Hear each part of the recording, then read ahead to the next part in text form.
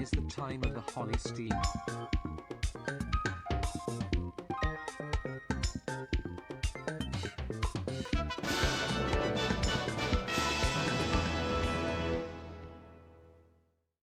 Socks table.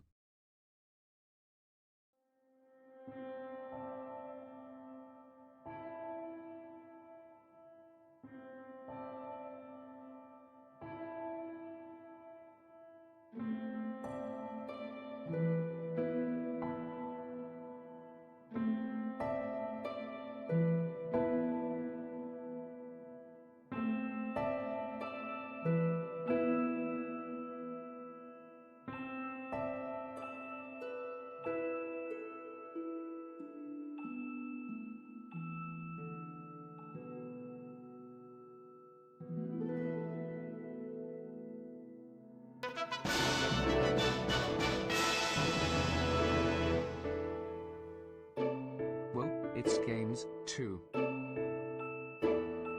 They finally did it. They finally made a second video game. And I'm gonna play both of them now.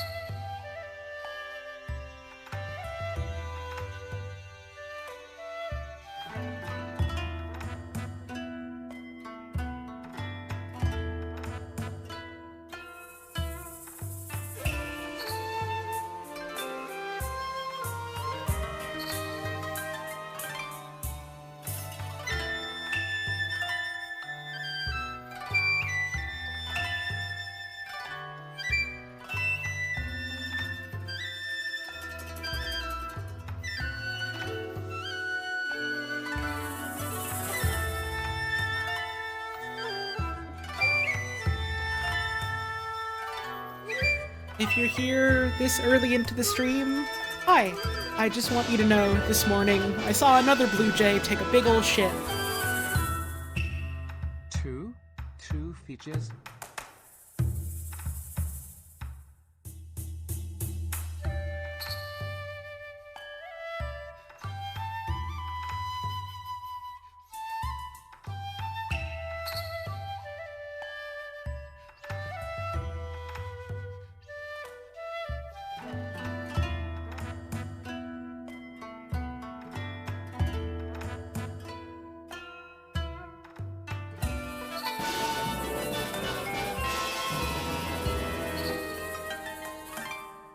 Smile. Yay. Yippee. Hooray. Huh?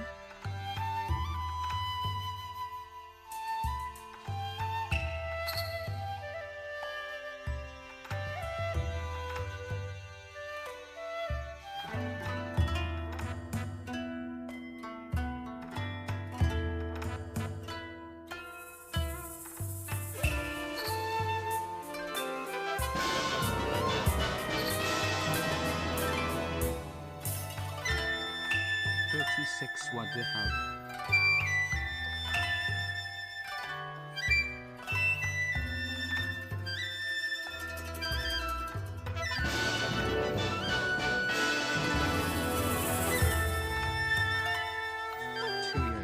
Well, it's been awesome tuning into all these streams. Holly tunes them.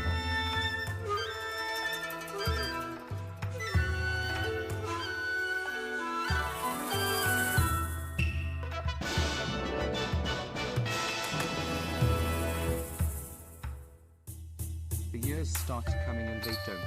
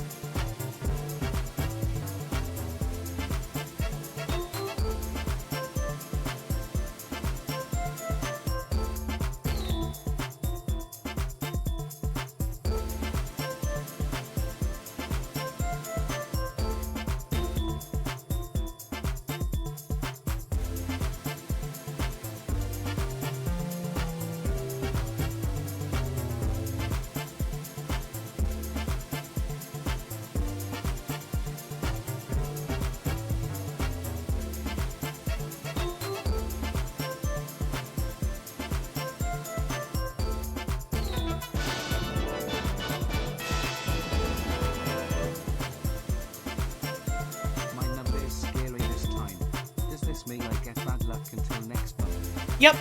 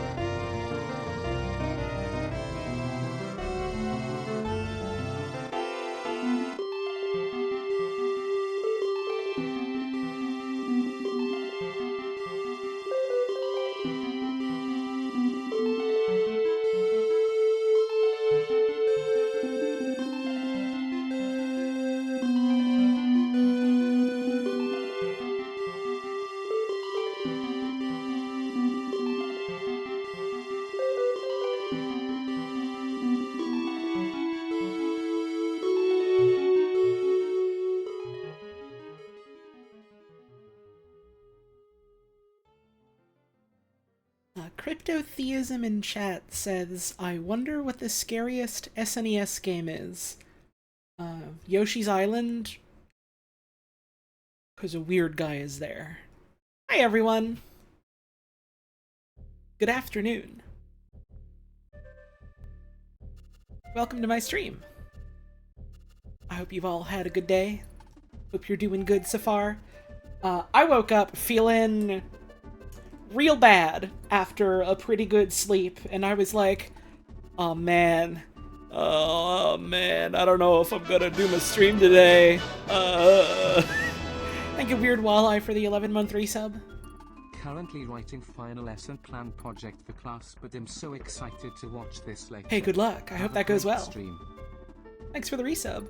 And I was like, I don't know, I'm feeling slick to my fucking griddle. I don't know if I'm gonna be able to do what I wanted to do today.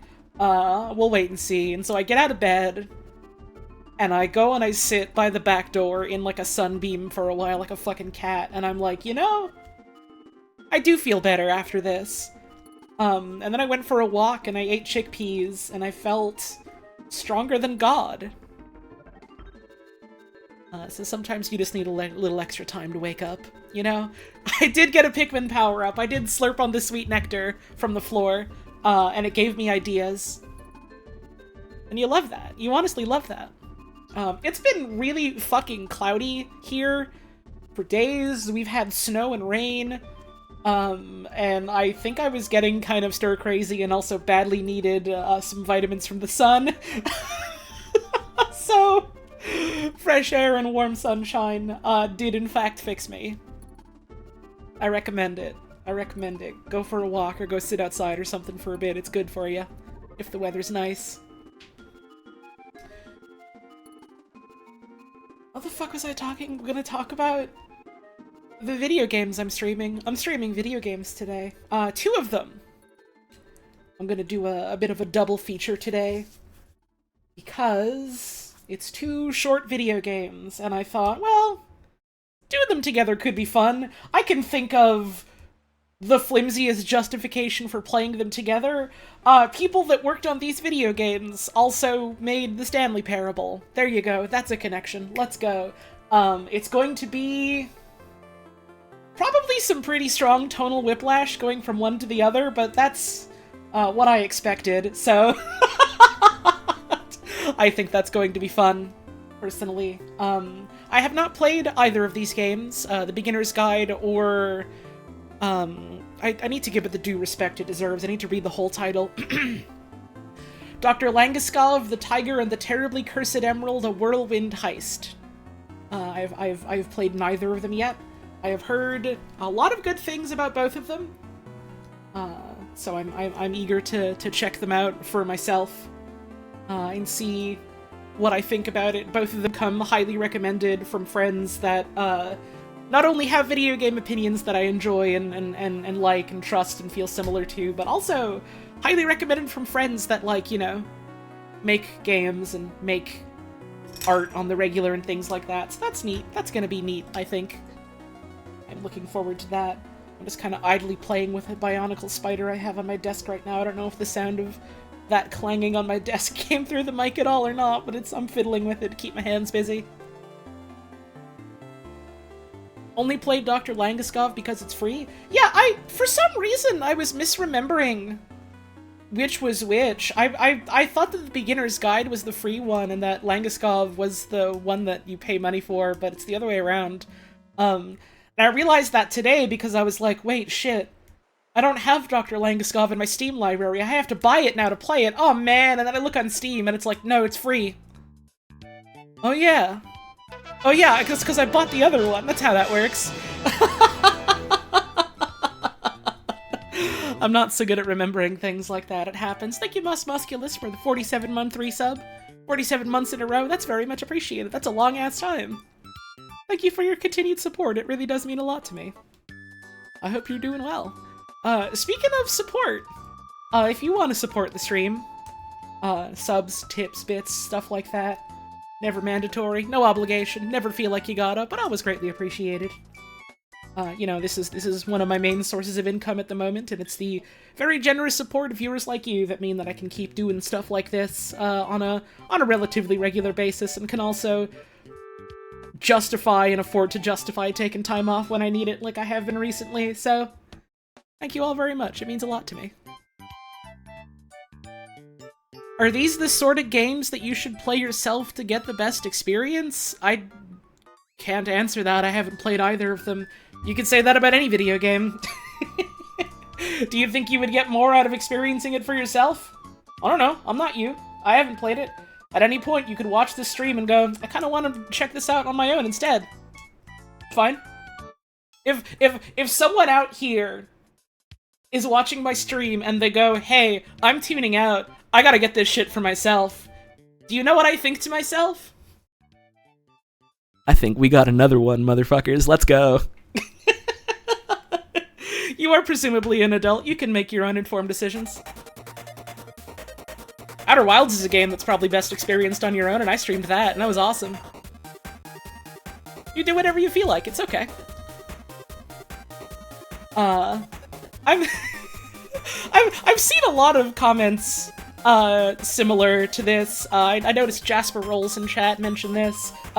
Shouts out to Jasper Rolls. I remember you from Psychonauts. That was a fun fight.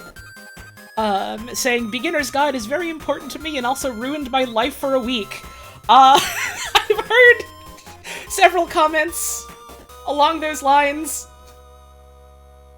That's exciting. that's exciting, and that's why I think that the much shorter and much more comedy-focused Dr. Langeskov immediately afterwards will be a very funny tonal shift and a good chaser. IMO. That'll be a good time. Hopefully. Presumably it'll be a good time. I'm anticipating I'm gonna like both of these, but... Yay. Enjoy games. Yay. Smile. Thank you, Neon Nostalgia, for the 7-month resub. Very much appreciated. Did I have any more intro stuff I wanted to say? I had a weird dream last night, which is a little funny given the weird dream I talked about yesterday's stream, but I had another weird dream, where I was at my old college, and they were deploying drones, like video game robot drones that were somehow stealing your money. Don't ask me how, it was a dream, I don't know. And I had to use my powers. Oh, Floppy. Oh, Floppy! Thank you, Gibson, for the 36 months, much appreciated. I had to use my powers to blow them up, because I don't want them to take money. And it set off alarms, and that was not good. And so Handsome Jack from Borderlands, Handsome Jack, came, because I guess he is my college's security officer, reprimand officer, chief, whatever, and was like, okay, you're in trouble. We're gonna take you to this bookstore that you used to work at. We're gonna take you to this bookstore. And we're gonna have a big long talk about, how you shouldn't be going and you shouldn't be destroying private property like this. It's no good. Now, I'm just gonna give you a warning this time, or something along those lines. I don't remember exactly what he said. There was some shit like that. And then my boss told me he had to leave because he wasn't allowed in the back room like that. He doesn't work there. And then I had to go home on the metro, on the Montreal subway.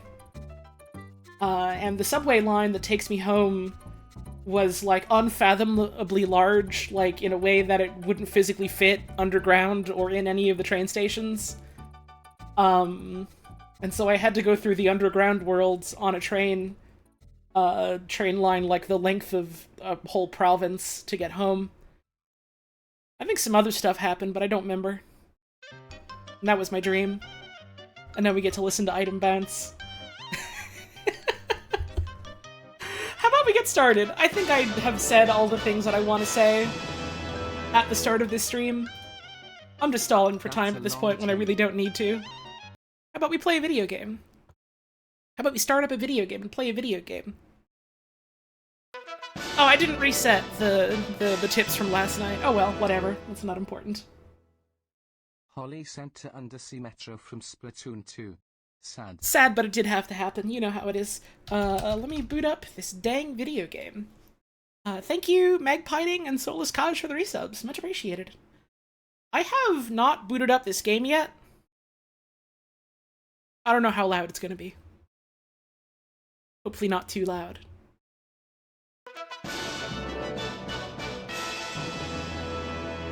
Hopefully not too loud. Salmone. Game capture, there we go. Would you like to show up on stream? OBS, would you like to capture the video game and show it on stream?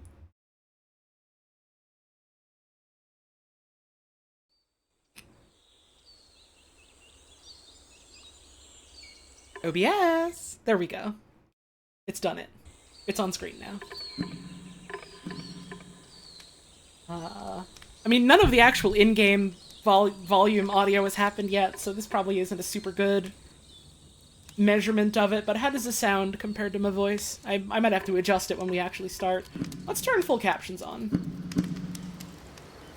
Your choice is none or all, so I pick all.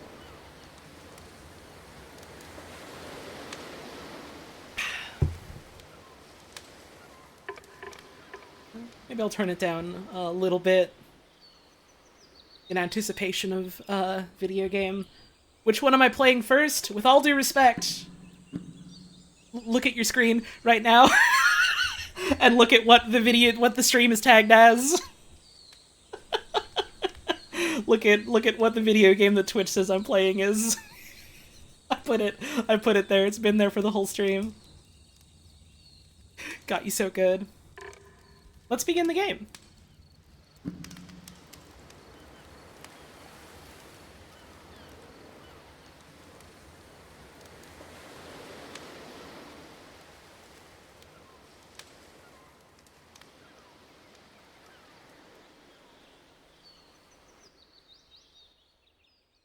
Hi there. Hi. Thank you very much for playing The Beginner's Guide. You're welcome. My name is Davey Reedon. I wrote The Stanley Parable, and while that game tells a pretty absurd story, today I'm going to tell you about a series of events that happened between 2008 and 2011. We're going to look at the games made by a friend of mine named Coda. Now, these games mean a lot to me. I met Coda in early 2009 at a time when I was really struggling with some personal stuff, and his work pointed me in a very powerful direction. I found it to be a good reference point for the kinds of creative works that I wanted to make. So just to start you off, this is, I think, the first game he ever made. Yo. It's a level for Counter-Strike. You can walk around here, by the way. And mostly it's just... This video game is lying to me. This motherfucker lied to me. They said the controls was WASD and left mouse button. I can jump in this. I can fucking jump in this. I'm not gonna trust anything this motherfucker says to me anymore. Coda learning the basics of building a 3D environment. But what I like is that even though he starts from the simple aesthetic of a desert town, he then scatters these colorful abstract blobs and impossible floating crates around the level. Oh, that's and fun. Of course, it destroys the illusion that this actually is a desert town, and instead this level becomes a kind of calling card from its creator. It's like a reminder that this video game was constructed by a real person. Yeah! And it kind of makes you wonder, what was going through his head as he was building this? This is what I like about all of Coda's games. I mean, not that they're all fascinating as games, but that they are all going to give us access to their creator. I want us to see past the games themselves. I want to get to know who this human being really is. And that's exactly what we're going to do here. Alright, that's a neat premise. So, it's 2008, Coda starts making these games, and he never releases any of them. He doesn't put them onto the internet, he just makes them and then immediately abandons them, and they sit on his computer. Oh yeah, the stream captions are right up there where the subtitles are. I can scoot that around, but I don't know where things are going to be on the screen. Hang on a tick. I can put that down here. And that's at least not in the way then of other stuff. Where do I have my alerts and shit? See, I'm used to video games putting subtitles at the fucking bottom. That's why I have mine at the top. And I have like my entire layout like built to accommodate for that, and so when I have to move something around, suddenly everything else is overlapping.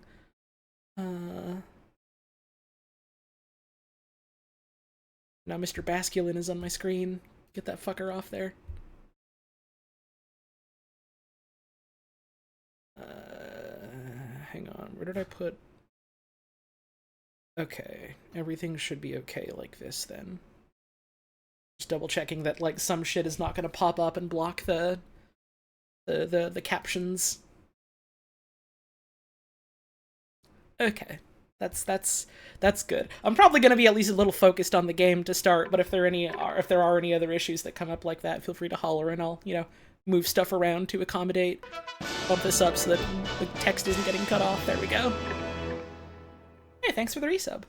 Basculin Forever. less than 3. And I think he really understood this image of himself as a recluse. At one point, he jokingly renamed his computer's recycling bin to Important Games Folder. Aw. So, this was just how he worked. He tended to crank them out one after the other without even really pausing to try to understand what he had just made, until suddenly one day, he just stopped. In 2011, that was it. He made his last game, and then he hasn't made another one since. And that's why I've taken this opportunity to gather all of his work together, is because I find his games powerful and interesting, and I'd like this collection to reach him, to maybe encourage him to start creating again. And if the people like you who play this also happen to find his work interesting, then I'm sure it'll just send that much stronger of a message of encouragement to Coda.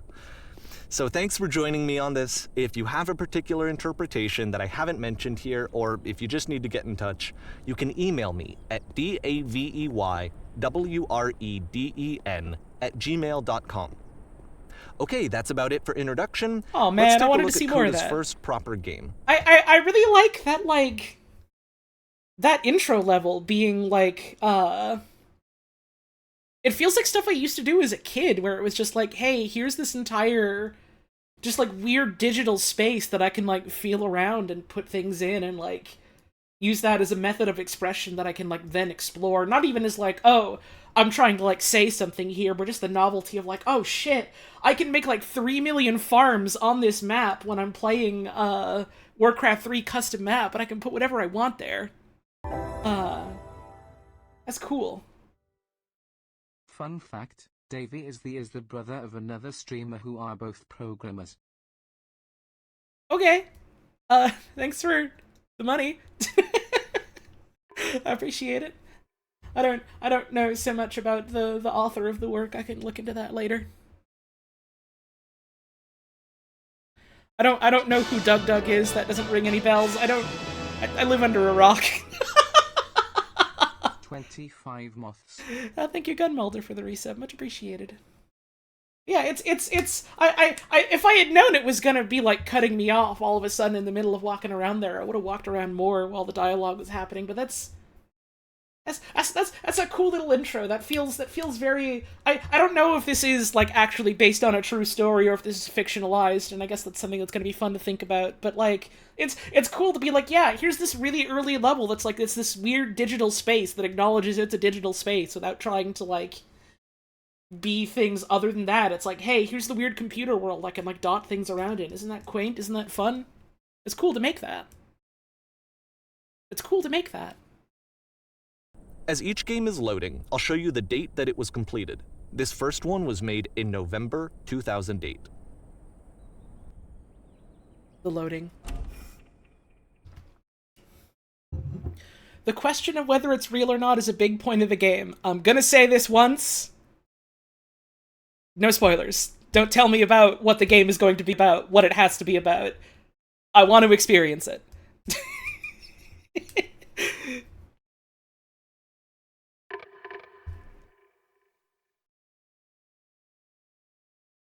This video game does contain themes.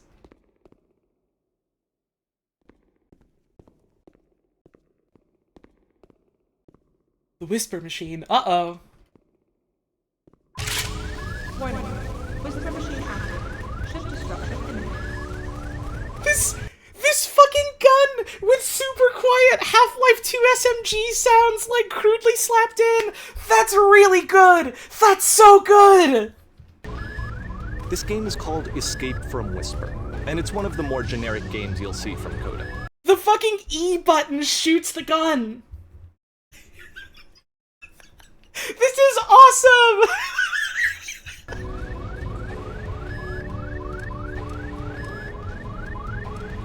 I'm out of bullets. I can't shoot no more.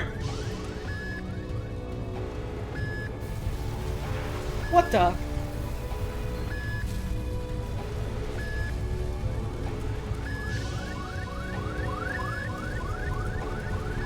God, I love the, like, super angular, very early 3D modeling experience type of shapes here. This is like the kind of shit I would make. This is great.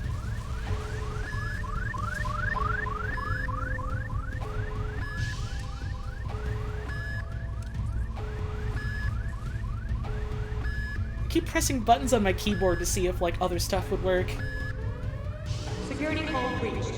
Hostile alien life forms inbound. Oh no! It kinda looks like this game was abandoned mid-development.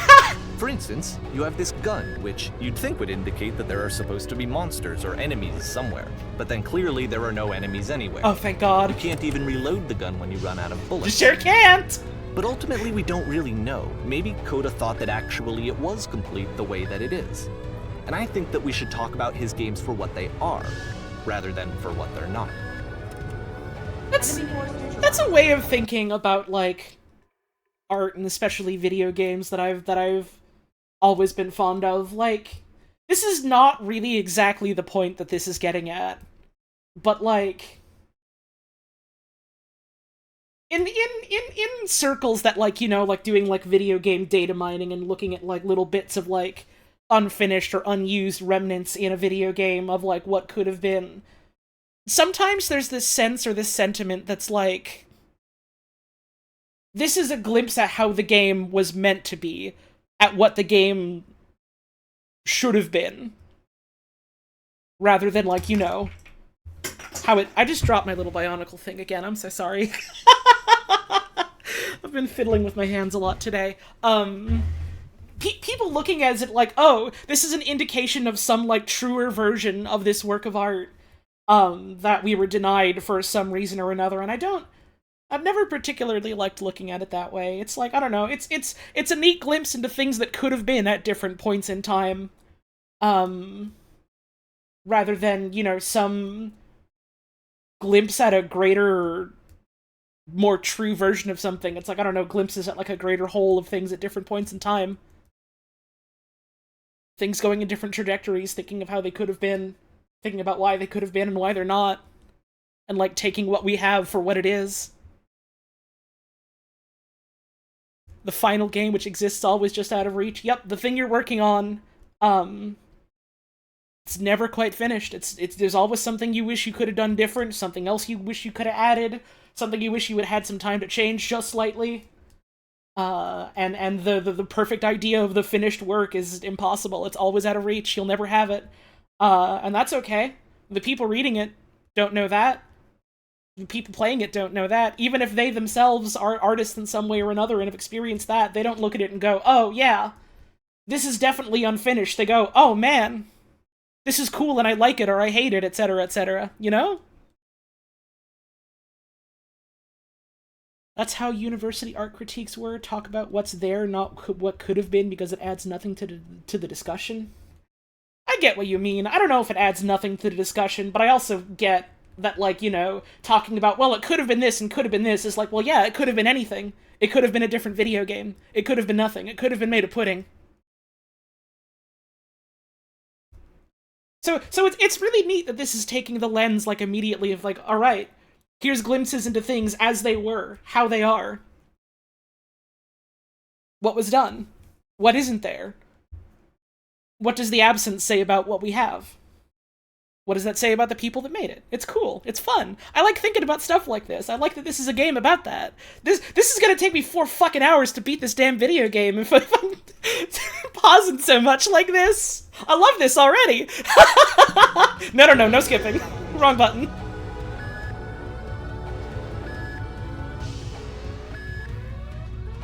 Hang on. Oh, this is a pane of glass. I'm stupider than a bird. Let's go.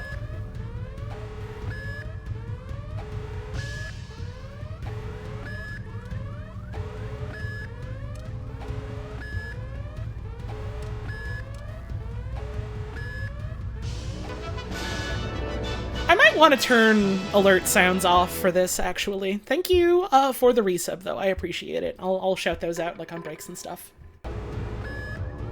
But thank you very much.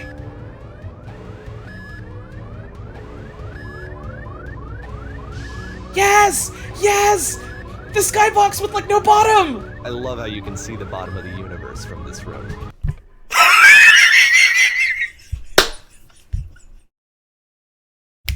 That's what I'm saying!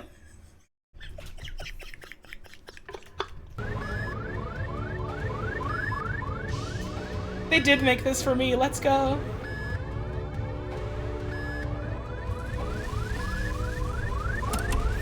I don't want to go there yet. What's over here? Holes.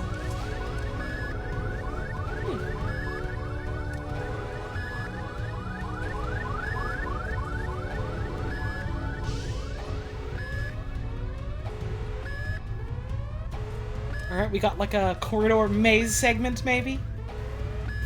Let's go. Apparently this space station has a labyrinth on it. Sure, I don't know. There's really no reason for it that I've ever been able to discern, so in the interest of time, I'm just gonna skip you on past it. You're the bastard of my life, and I can't stand you. Game is bad. I'm done. We're done. Stream's done. Thanks for watching, everyone.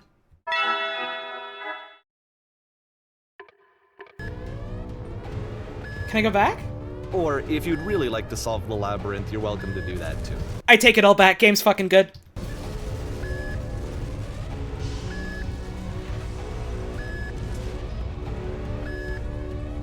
I feel like the way this is laid out is like... I don't think this physically makes sense.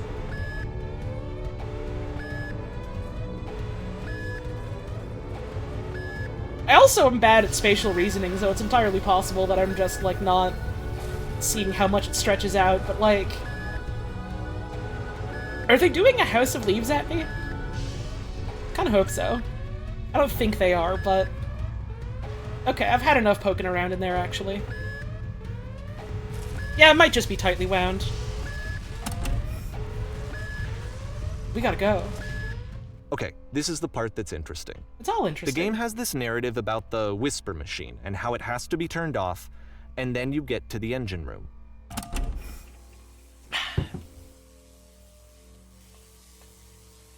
Hey, the beam. You there, in the engine room. You could save us all. That beam is powering the whisper machine. We could disrupt it by introducing a great enough heat signature.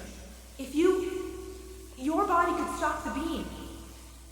It's so much to ask, but for all of our lives, would you do it? Could you give yourself? I wonder if that means anything. Hang on, I feel like this could make for a cool screenshot. There we go. This is not a branching point, unfortunately. The only option is to step into the beam. Ah. You have to give yourself up for other people.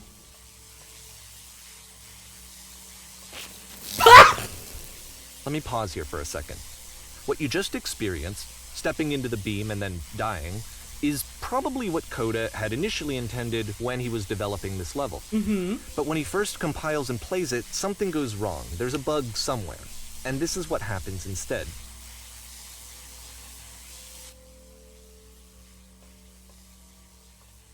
Alright, what happens?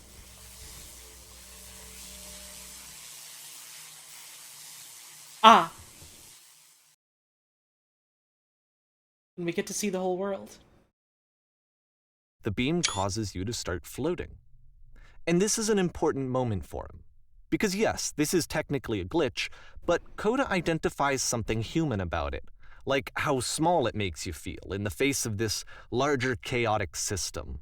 Or this floating could be the afterlife, a peaceful place, juxtaposed against all of the hysteria that you've just had to traverse. I don't even know. I have no idea what he was thinking, but what's clear is that after making this, something lodges itself in his brain. He wants to do more of these really weird and experimental designs. So he stops work on this and moves on to a stream of tiny little games that go in all sorts of directions. Let's go ahead and take a look at the first game he made after leaving this one behind.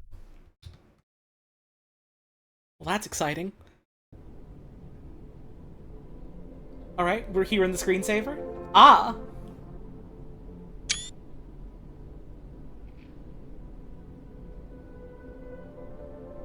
I can't move.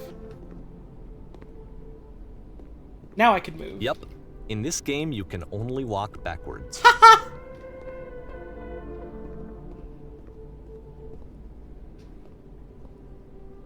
Can I fall into one of these holes? Probably not, but... There's a hope and a dream there, isn't there?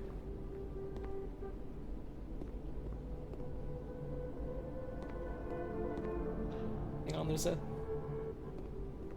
a bit of collision I think that I'm getting stuck on. Let's go. Let's go. That's awesome. But only one way. That's so strange. That's awesome. I'm enamored with that.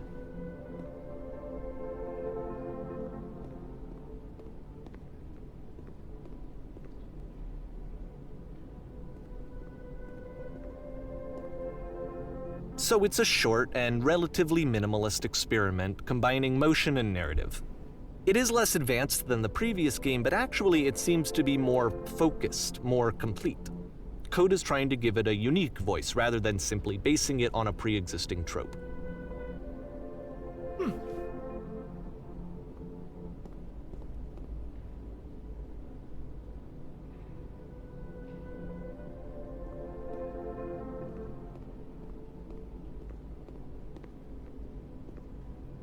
This is a neat way of doing this kind of exploration. You know, what does it mean to move backwards? Very simplified environment for doing this in, because the detail of the environment and the nature of it isn't really what matters. It's the movement of it, it's the meaning of it. That looks cool as fuck, though.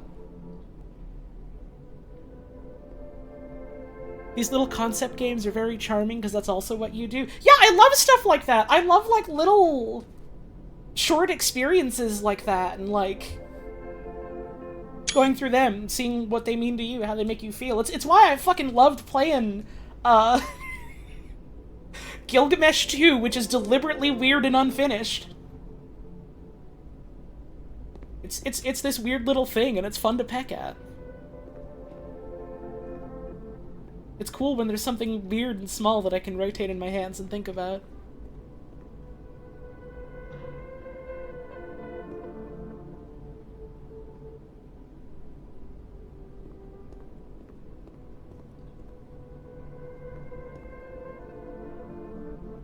Ah.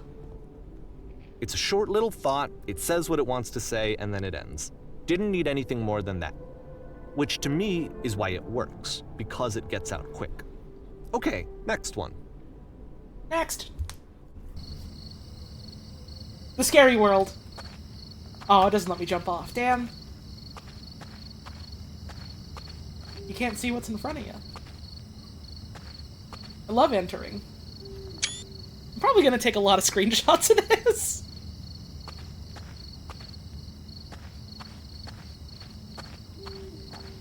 This game in general, not this specific one.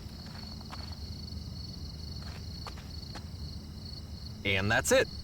Okay, the meaning of this game won't be clear just yet. Please be patient with me for a few more games, and I promise you'll see what makes it interesting.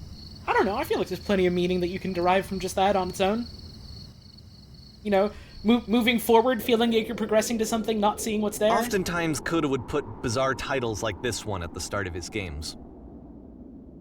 Yo, this is a fun shot to start at. I wish I'd known him at the time that he was making these early games. He would really only talk to me about his work as he was making it. Once he stopped work on a game, like, that was it. It was dead to him. And I don't agree with that at all, but what are you gonna do? I mean, I imagine what you're gonna do is give me more to peck at, so... I know it's tempting, but there's actually nothing over here. Sorry. Yeah, but the nothing is part of the excitement. That's why I look at it.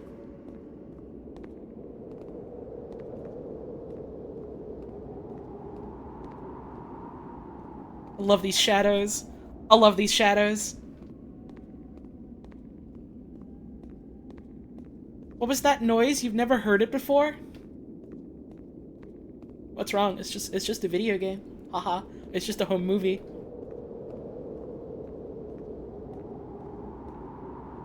I have always been so delighted by, like, the weird angular, stretched out, like, source and gold source early shadows like that. At least I think those are in, like, lower graphic setting source and gold source stuff.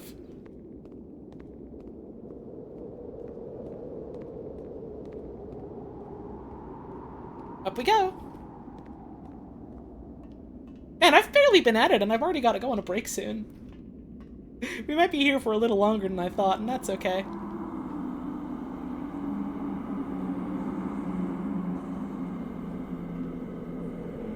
It's getting harder to get up the stairs. Once you've been slowed to an absolute crawl, the door at the top of the stairs opens. So why, if Coda's not showing these games to anyone, why bother opening the door at all? Because it means something well, to him. To show you, I'm modifying the game here so that when you press enter, it'll bring you back up to full speed so you can enter the door for yourself. This motherfucker is hacking my game while I'm streaming it. Can someone report this guy? Can someone ban this guy? Uncalled for. Huh.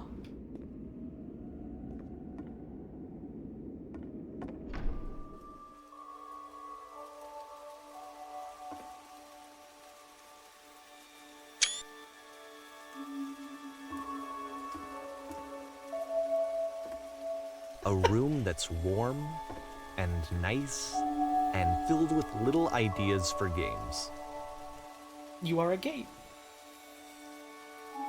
A series of lavish manuals come with the Coda game? would often tell me that he didn't mind if people thought of him as cold or distant. He said that he knew that he was actually a vibrant and compassionate person, but that it takes time to really see that. It can be a very slow climb to get there.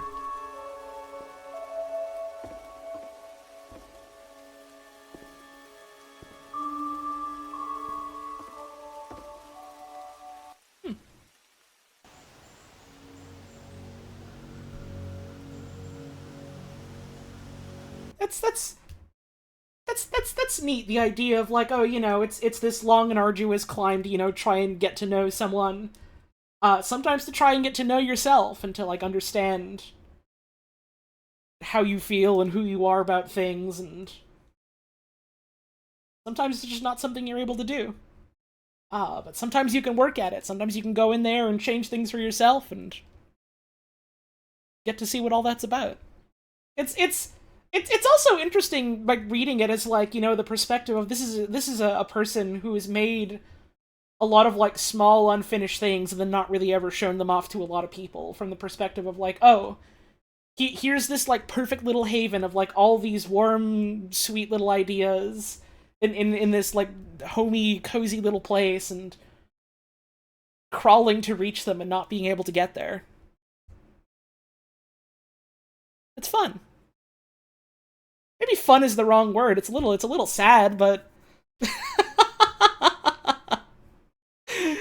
you know what I mean when I say things are fun on my stream. Yes, the seam here. Yes.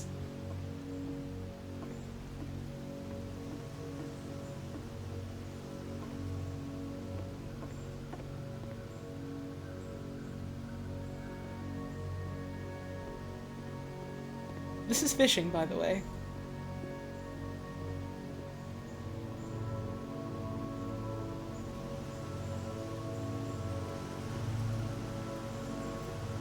The narrator breaking the rules so you can see them, changing the experience itself. Yeah. And you know, that says something about the narrator trying to understand people, trying to understand this person.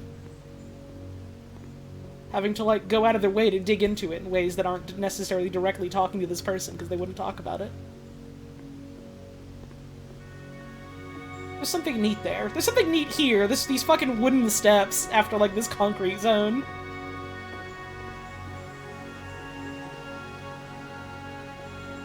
This Mario-ass door? Let's go? But if we fall down here, we can't go back, can we? Well, this is new for Coda. It's an actual puzzle. Go ahead and see if you can solve it. I love puzzle. That was pretty difficult. Let me guess.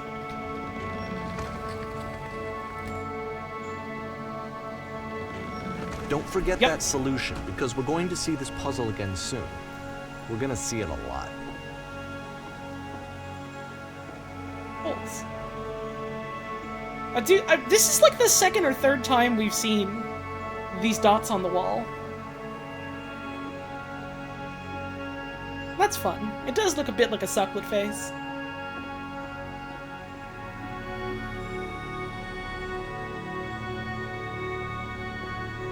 Once you've gone forward, you can never go back.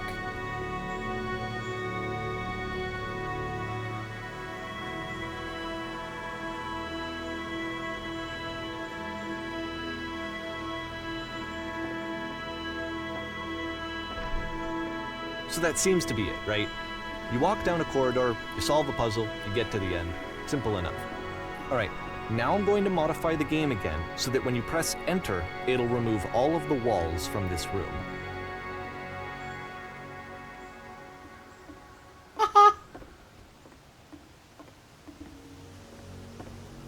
Okay.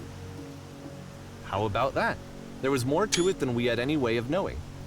I actually find it funny that this game comes after the Stairs game, since they essentially convey the opposite idea. So, in the Stairs game, A dull exterior concealed a rich interior, and then, in this level, a dull interior hides this fantastic outer world. Either way, I think that the point is the same, is that most of the time you don't get to know what you're missing, or even that you're missing anything. That's not your role as a player. So Yeah, I don't if think your they're that role different here at is all. not to understand, then what is it? To experience it, to play it, to see it through, to see what happens. Even if you don't get to know the whole breadth and scope of it, you've seen something. You have some perspective. That's life, baby. Alright, we're leaving. Aha. So, this, combined with the entering game from earlier, tells us that Coda believes his games are connected somehow. It could even be that the stairs game and the puzzle game are literally connected in between this and the entering game. There's a bigger picture that all of his games are meant to play a role in, some larger meaning that we won't be able to grasp until we've seen all of them. And once we have, we can step back and start to understand what exactly that bigger picture is.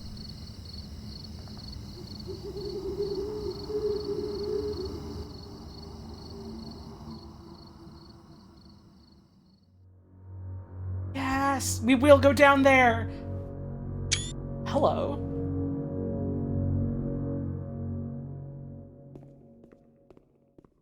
How backwards can we go? Okay, there are bounds to this. We can only go so backwards. Okay.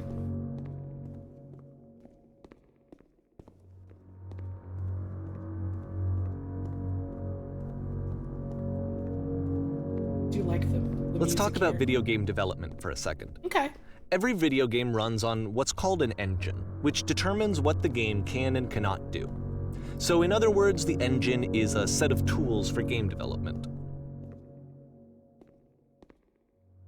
The streetwise fool. To make all of these games, Coda is using an engine called Source. Sure is. Like all engines, Source has certain things that it does well, and it has certain things that it does poorly. One of the things that it does very well is boxy linear corridors. Sure does! That's why so many of Coda's games are set in these large, flat, empty rooms, is just because he's working with what the engine does well. Can I get on top of this umbrella? The tools available to the creator shape what kinds of creative work they're going to end up making. You might consider paying attention to the architecture in Coda's games, to notice how they seem to stem from an engine that's very good at producing linear, boxy corridors. Mm-hmm. I know you motherfuckers in chat want to say it, and I've seen you say it already. Get it out of your system.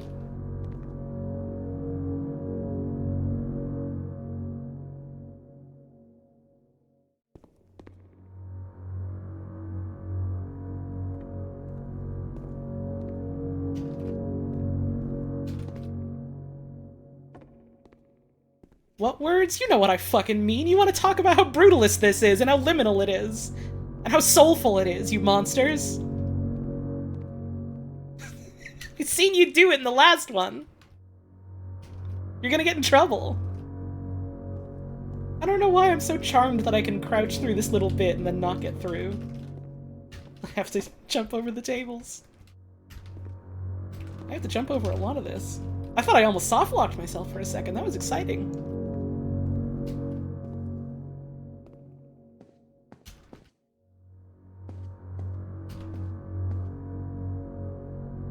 That's some stock photo-ass photos. Let's go. I do always like when restaurants just have those.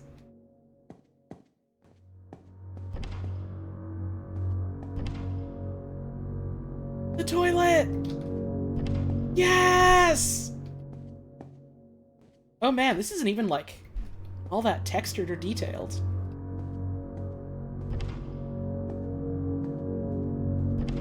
That's fun.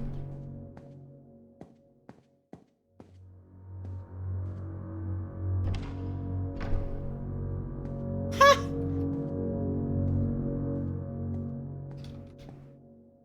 This is a really cool shot. Can I get over here? Yes, but nothing is there for me. That's okay. The fact that I got there is good enough.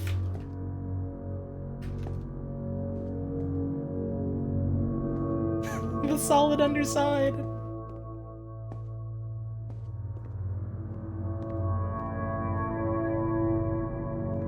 Whoa. I wonder if I can fall off the stairs here, but I kind of don't want to try, because I would just have to restart the level.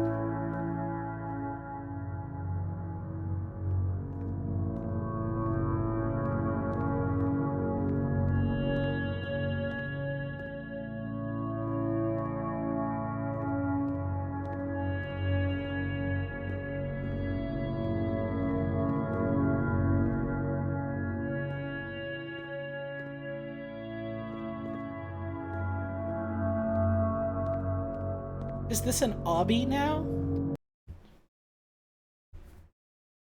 What is an obby? Genuine question. Because I see people say it, and I thought it just meant Roblox game, but a Roblox game can be a lot of things. What does obby mean? Obstacle course. I mean, this is just a platformer. This is just a platforming segment. There's not really that many obstacles. It's just jumping. Mario is an obby? Well, Mario is a guy. You know, I guess you could probably say some Mario levels are obbies. Is that just how the language has shifted now for, like, younger folks, as platformers are obbies now? That's interesting.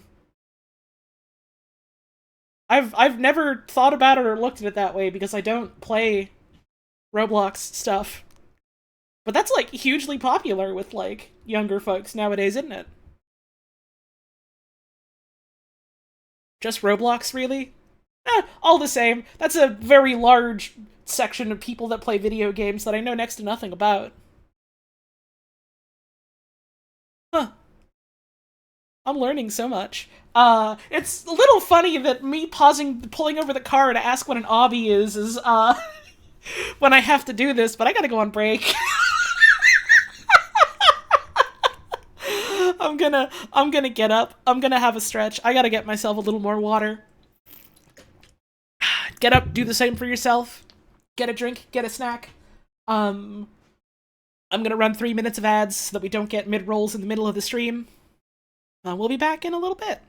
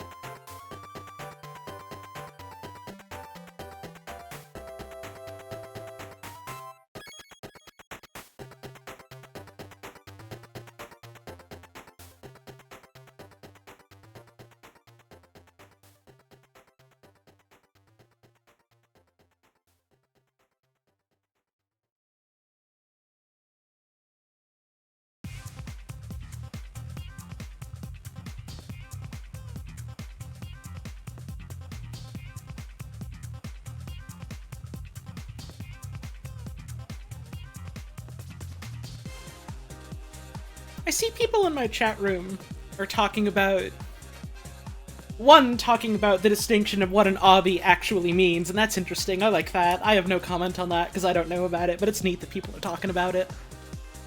I also see people are talking about what video games the dad pig from Peppa Pig would like.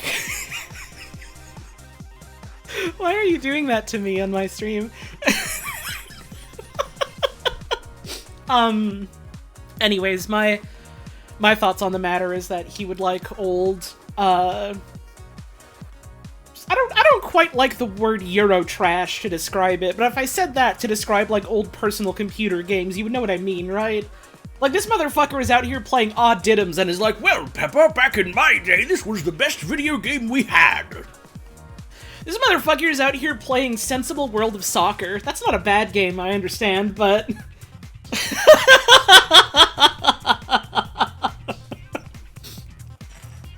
So Daddy Pig is Guru Larry? Exactly.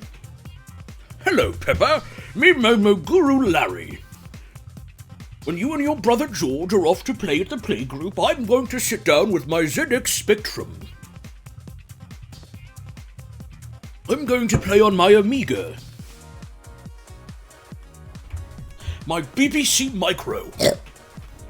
That's my, Peppa Pig impressions for the day. I hope you liked them, or didn't. But I hope you felt something about it. I'm gonna... My Acorn Electron. $1,000 for more? Sure, if you have $1,000 burning a hole in your pocket, I suppose I won't say no.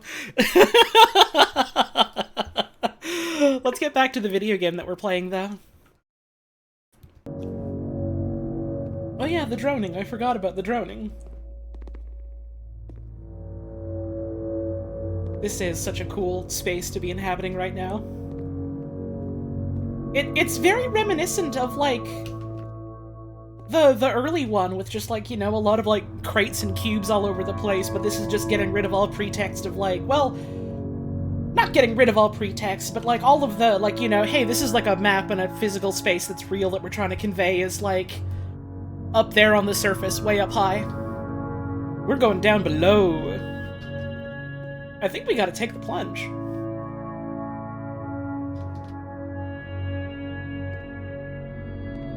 Slopes. I apologize if anyone has any fears of heights. I don't, but I try to be sensitive about it because I know my partner has issues with it sometimes when we're playing games together. Yep, this sure is the descent. Ooh, what is that down there? Hello? This is... I know this is gonna sound a little bit person who's only ever watched Boss Baby. This reminds me of some of the stuff that Star put into Can Punter.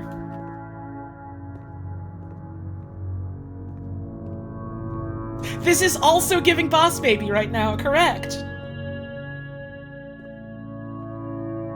Hang on, this whole section here? I want it? I want to go? I don't think I can make that jump, though. Damn.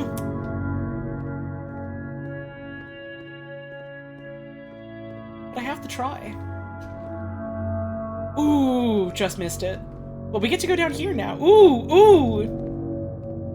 It all flows back down into here, so it's okay. I probably totally could have fallen off the stairs at the beginning there, then, if I wanted to. How far out does this stretch? Probably a fair bit, but also this is a slope that I slide back down, so I can't go.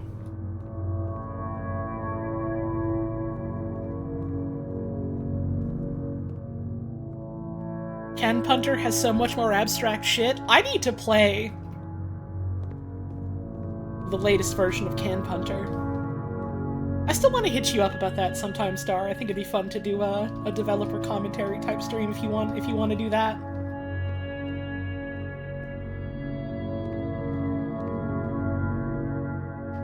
It's comfortable here.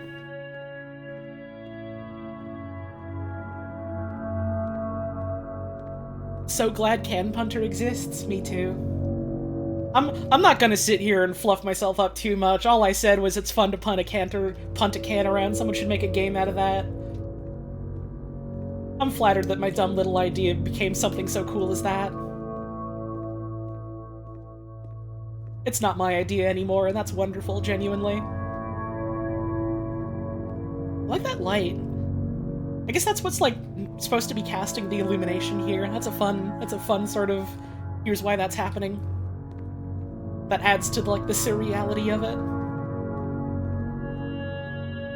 Update it just for me and release the true bad update? Let's fucking go.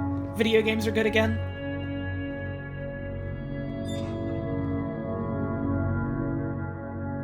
I wonder what made that sound. I was too busy looking at the hole.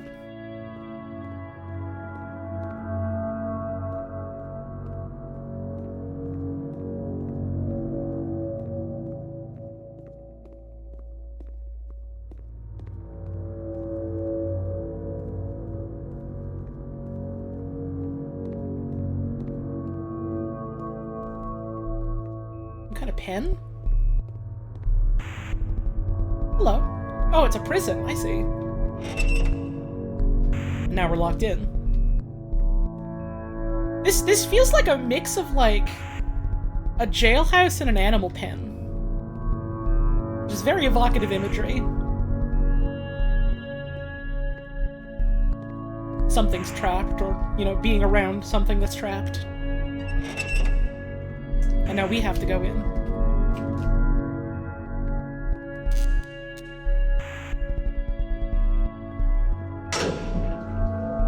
We go.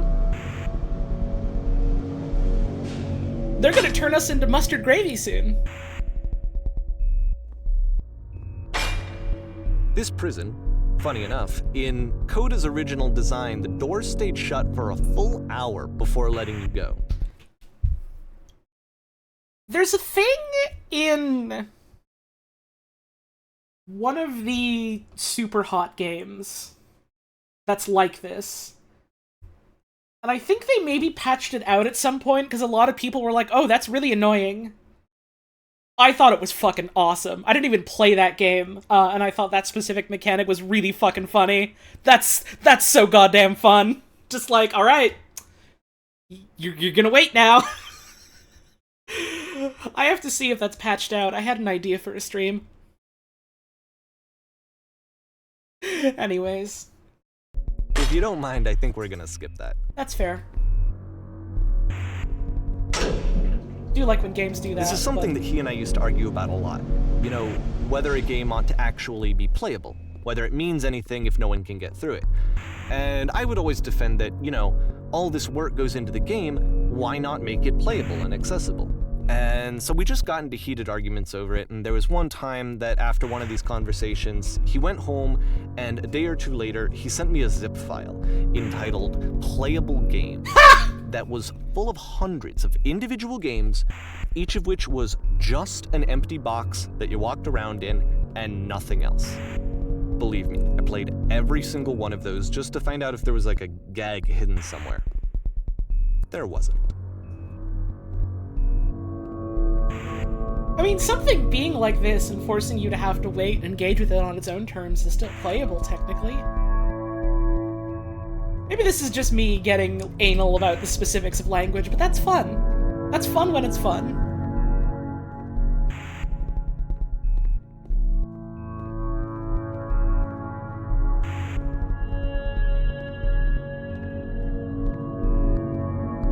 Another one of these big, bright holes.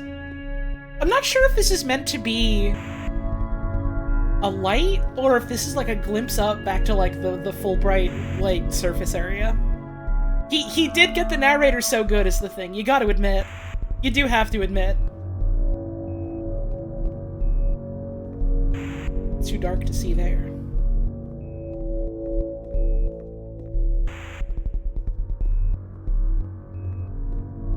Too dark to see there. That hanging light I thought was like a security camera at first. That would look cool if it was a security camera, but the author's going for something else here.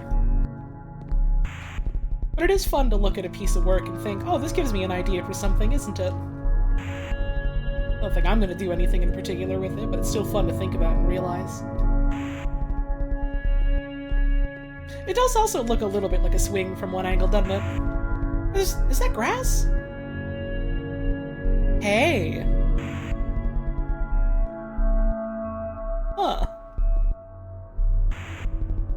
This game was in Jacob Geller's latest video. I don't know who that is, I'm afraid.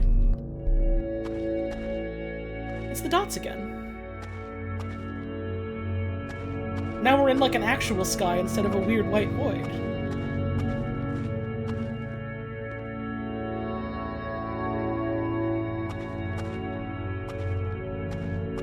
It's that door again.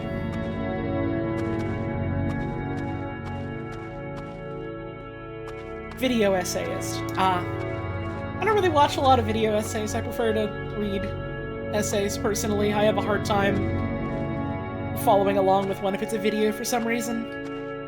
I don't know why. It's the puzzle again, with the exact same solution as the last time. There are a couple I've still been meaning to give a watch sometime, though.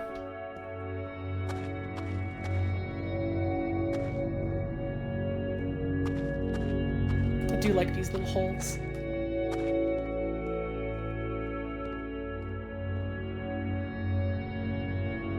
It just hit you that this is kind of a playable video essay. I don't... No, sorry, I'm pausing just so I can talk without the music distracting me. I don't know if I would call it a video essay, but I mean... I think you could certainly argue that a lot of digital experiences in some way are like, you know, an essay and that they're trying to tell you something. Alright, here's my thoughts, let's explore it together like that. I don't know if I'd call it a video essay specifically. Maybe just an essay.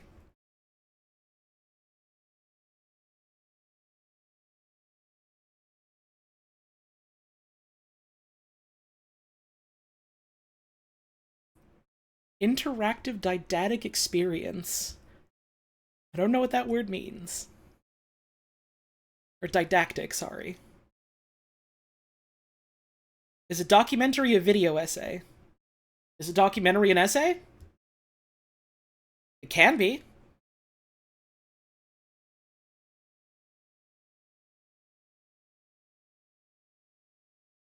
It's a video game, you think? I hope so. That's what they told me it was. They wouldn't just lie to me, would they? People get real persnickety about whether or not something is or isn't a video game. I guess I'm doing that for someone saying that this is like a video essay, though, so... Pot calling the kettle black, you know? I'm not doing this to try and get your ass or anything. I just like talking about language like this. I hope it doesn't come off that way. My apologies if it does, not my intention.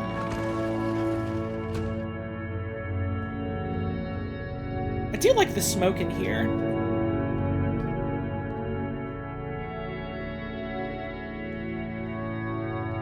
It is a crime to call something video games. Sorry, I'm pausing again. Unrelated. This just reminded me. I had a fucking idea. It's all good, just wasn't expecting the focus. Sorry, sometimes I see someone say something and it makes me think. I want to talk about it. I know, I always feel a little bit bad singling someone out when I've got like an audience in front of me like this, but it's like, wait, you said something, I want to talk about it. I had a fucking idea the other day of like one of those fake like video game piracy warning things for like Metal Gear Solid 1, and you get like a codec call and no one's on the other end, and Snake is like, oh, it looks like you're playing a pirated copy of the video game. If you made this pirated copy, shame on you. If you got this from someone else, you should call the local authorities and have them arrested. And I've been thinking about this for days, and I haven't like shared it anywhere in any sort of way. So I just want to put that out into the world, I suppose. You should be ashamed of yourself. Snake wouldn't say that? Well, no, because he didn't say that, but it's funny to think about. Oh, I didn't squeeze myself in there in time. I wondered if I could, like, crush myself in the door. There's still no clear indication of what makes this puzzle so special that Coda is going to return to it over and over. But I promise I'll share with you my interpretation very shortly. I don't know, man. I think there's something very evocative about, like, hey, you have to inherently close one door to be able to open up another. That's a little blatant, my friend. I'm calling you friend, I don't know you, narrator, I'm sorry. Fictionalized version of, the developer whose name I've forgotten because I'm bad with video games. Video games? Names. I'm also bad at speaking, evidently, but that's okay. There are so many portions of these games so far that have moments of like, hey, you can't go back, you can never go back, you can look back, but that doesn't mean you can go back there. What's past is past, it's gone now. Davey Reedon, thank you. I'm gonna try and remember and fail. I love these vents, though. Is a name an essay? Could be. Could you make it one? Will you make it one? Can you submit a 500-word essay that is a name on my desk by this time next week? It's no problem if you don't, but I'm curious now.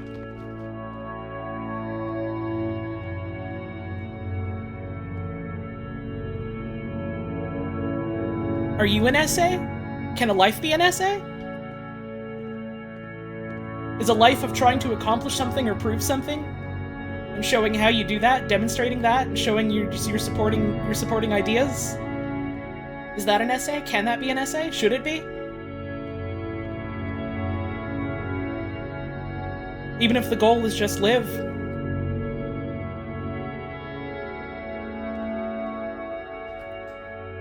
Does that make an obituary a thesis statement? I think it makes an obituary quite sad. Is what it makes it. Is Badlands Booker a professional chugsman? No fucking question. Yes, easily. Ooh, what's down here?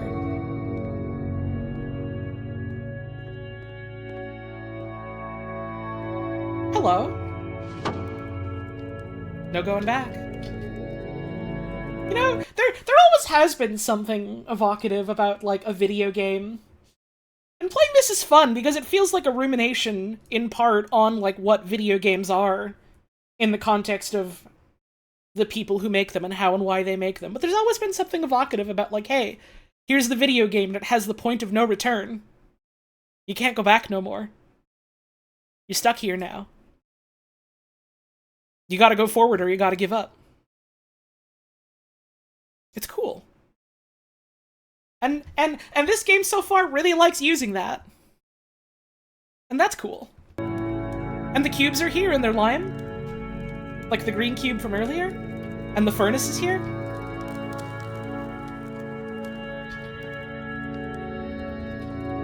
I suppose the point is that Coda is not an author interested in doing things like this, but I do wish I could open this up. Goes to show you.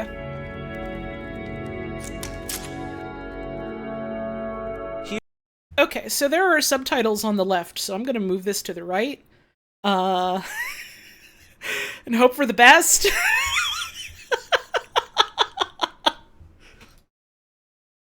Go back to the video game. Here, Coda begins using a kind of dialogue system that he fashioned out of the engine's chat capabilities. Oh, that's fun. Use the 1, 2, 3 buttons on your keyboard to respond. What was up there? All of these are true. But what do I want to say? What was the most important in the context of what I want to tell them?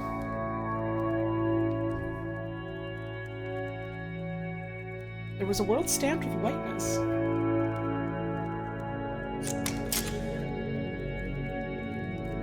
Oh, that's fun, the way the heads switch. Did you have to get through a puzzle with 2 doors and switches? I'd prefer not to tell you, we've only just met. I don't feel like I have much of a choice here. Like, I can't exactly just get out of here anytime soon, as far as I know. I did. How did you solve it? Tell us the solution. Tell us how to get to the other side.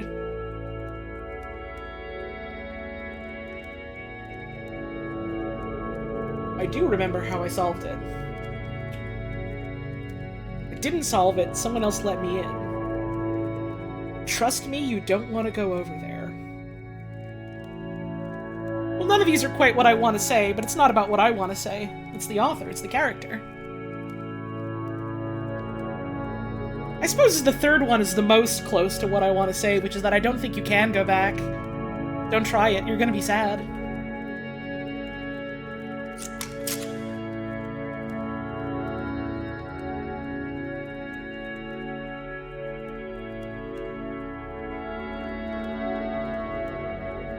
Promise you there is nothing I want more.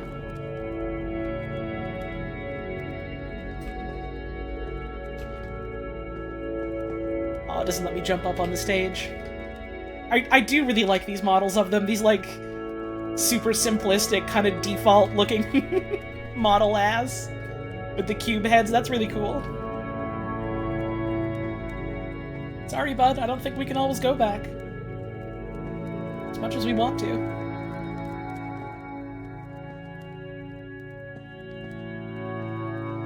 You know, I do wonder, given the context of this game being made, like, immediately after, and not immediately after, but after the Stanley Parable, and, like, the success of that. And I know to some degree there was, like, the fellow what made this game talked about, like, you know, that came out, and then for a while he, like, fell into a depression. I wonder if that in any way is, like, informing what this game is and what it's saying. Something to think about as I go through this, I suppose. If you know, if you have ideas because you played through this, you keep your mouth shut. We'll talk about that later, once it's all done, then we can talk spoilers. I'm still going through it. Also, when I pause, this one line here is still visible. And that's fun. Hey, we're going back to them. Also, please don't do the just posting a smile in chat after the thing where I say, hey, don't tell me about this. And then you all just go, haha, I'm smiling at you. It's like, you're still doing that. You realize that? You realize that's still what you're doing? You're just going, oh, but I'm not saying words about it. You're still saying something about it. What part about we'll talk about this later did you not understand? You can smile to yourself. You can message your friends if you're watching this together and send a smile to each other. It's kind of a little annoying if you do it to me.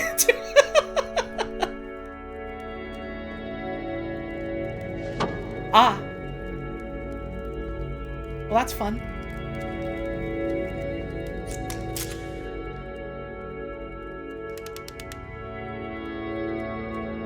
There was. Do you want to know how to solve it?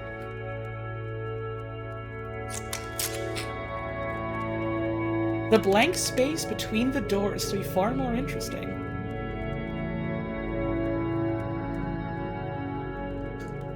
I remember feeling strange as I also did really like it. I liked the smoke there. It was cool. You're right. Okay, I'll try not to think too hard. Well, that's exciting. Let's go. They're actually awesome.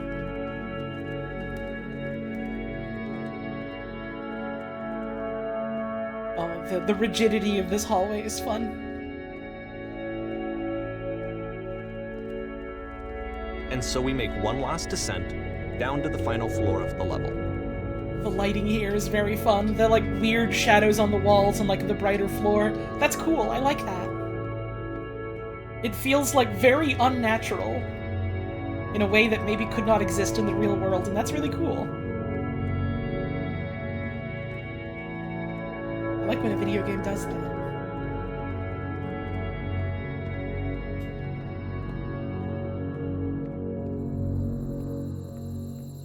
I saw you on the title screen.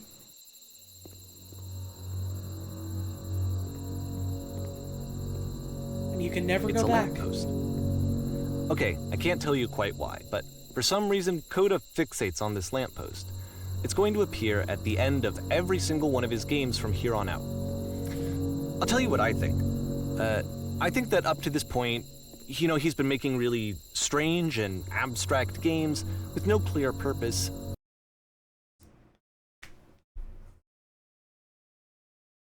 Listen, I've read a story before. I've played a video game before. I have to imagine this is the point. But man, it's so fucking funny. The narrator just being like, I don't know, man. I don't think this means anything. I don't know what this means. It's a very fun way to get you, the player, to think about what's going on around you. And it's a very fun character being established here. Just like, I don't know, man, it's so weird, I definitely think I have this understanding of this person, but all this stuff, I don't know why he made it, who knows? Huh? What the? And maybe you can only float around in that headspace for so long. Because now he wants something to hold on to. He wants a reference point. He wants the work to be leading to something. He wants a destination. Which is what this lamppost is. It's a destination. Mm-hmm. We're gonna see it in the work as well. His games are just gonna become a lot more cohesive, a lot more fully developed, with more of a clear idea behind them. And as we go, that idea will get clearer and clearer and clearer. Like a light in the darkness, like a lamppost at night.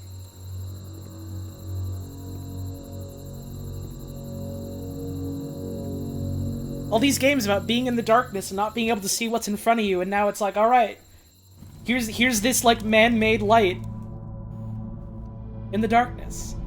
Now we're playing Dark Souls.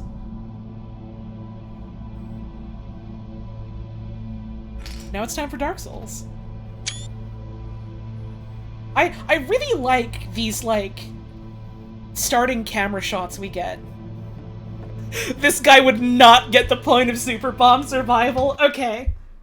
I genuinely hope that someone, someday, and maybe it'll fucking be me if I give up, that someone someday comes at Super Bomb Survival with the intention of, like, analyzing and critiquing it through the lens of, like, art and literary analysis.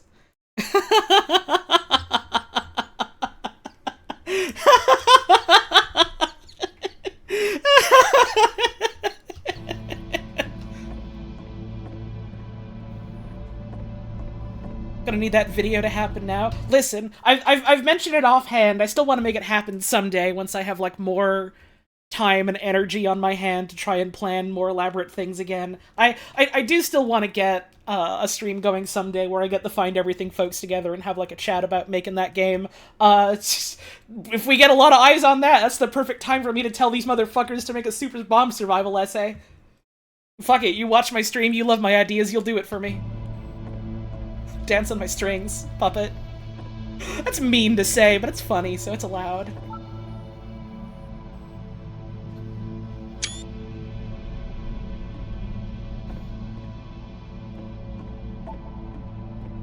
It's a fun little bloop sound it makes. So first off, I'm sure you can deduce this, but this game is not connected to the internet.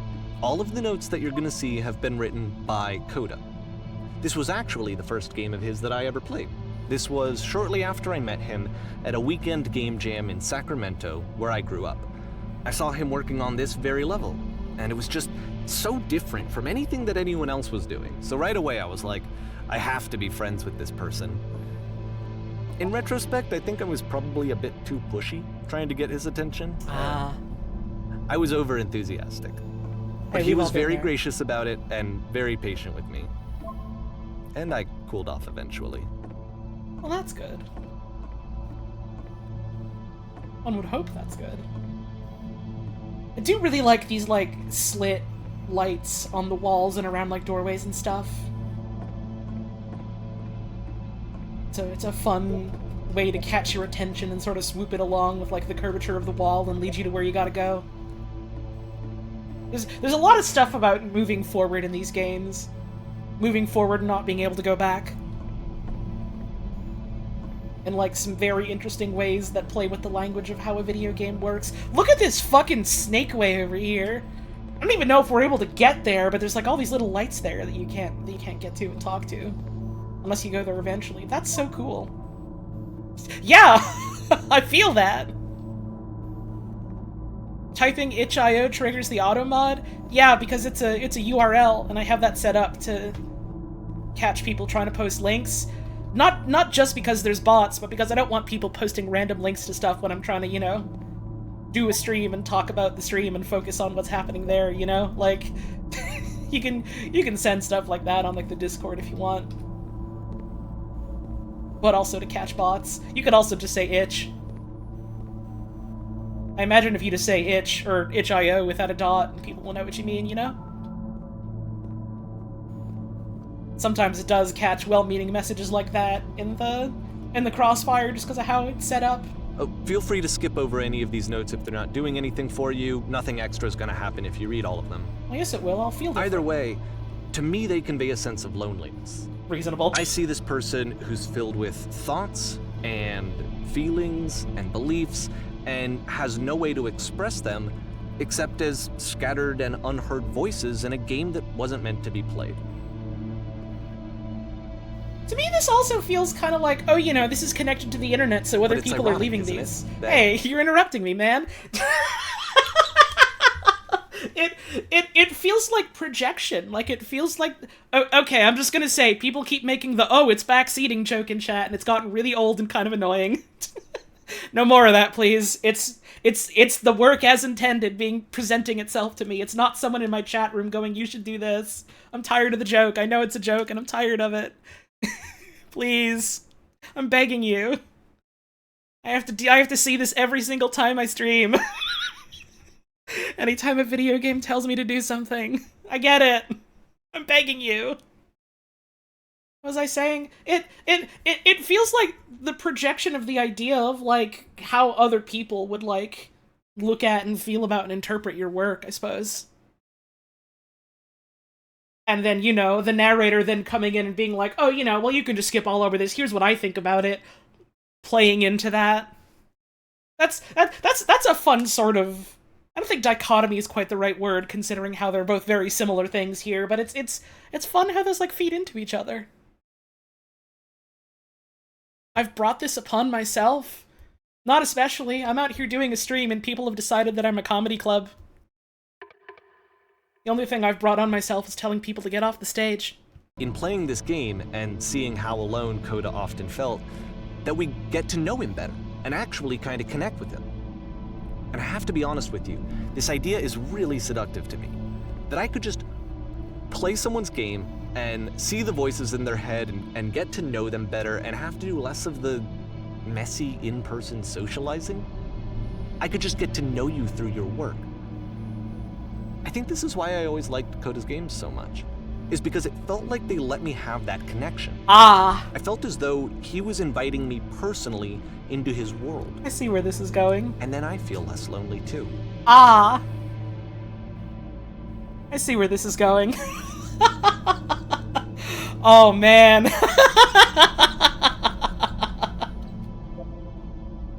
Yeah, I read this.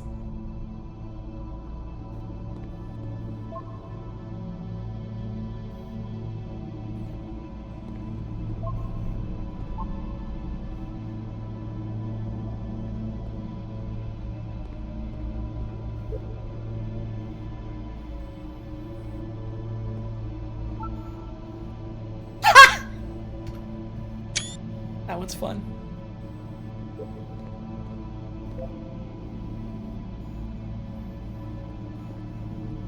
Imagine if you opened one of these and it said "slick to my fucking griddle."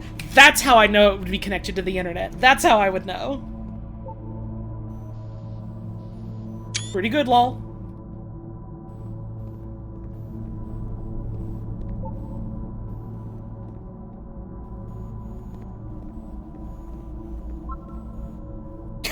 That one's awesome.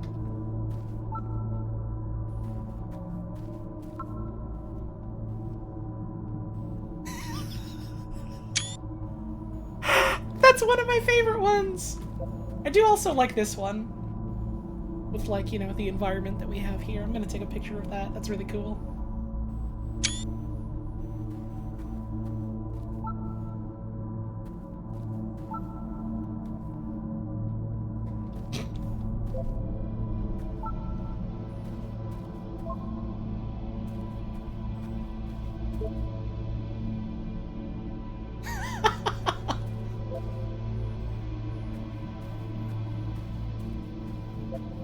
This section's really cool.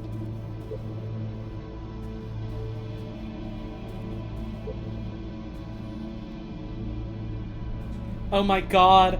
You can make the text so long! Oh, buddy! You didn't sanitize your inputs very well, did you? That's awesome! I love that!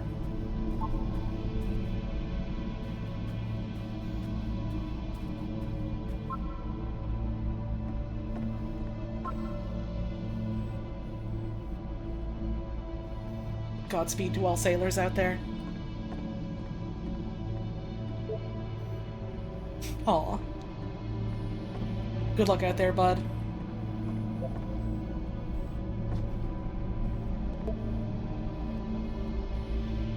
You know, I did the Dungeons & Dreadmore character something like this once, and it was the character I beat the game with for the first time on the hardest difficulty.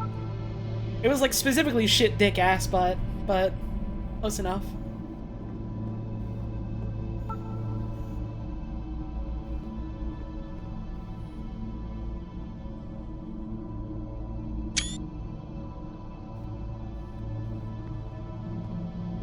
This feels a certain way, given how the narrator has been talking about Coda.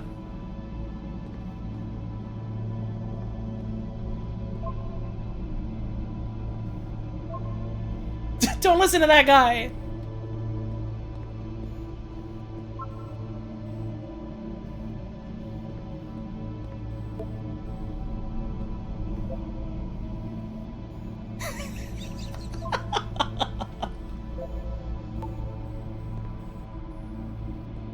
This feels so real. A fake door that you can't open in a video game and people being like, can you open the door? How do you get past the door? How does the door work? That's real. Whoa. New room!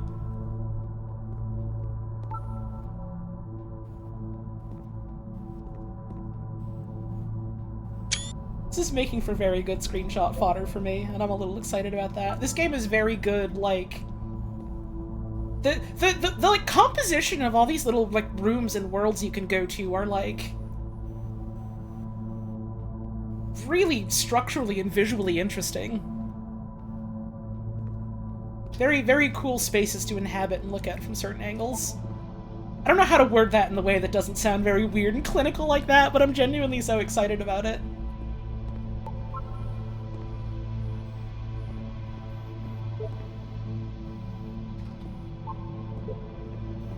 I don't need to read all of these, and that's why I want to read all of these and need to. Like the G-Man! Like the G-Man! G-Man Rev Live! No fucking way!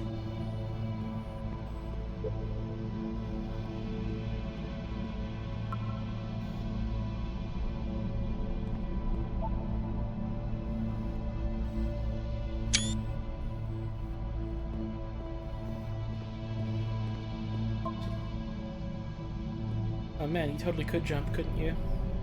I don't know if I want to. What's the problem? It's cool is what it is.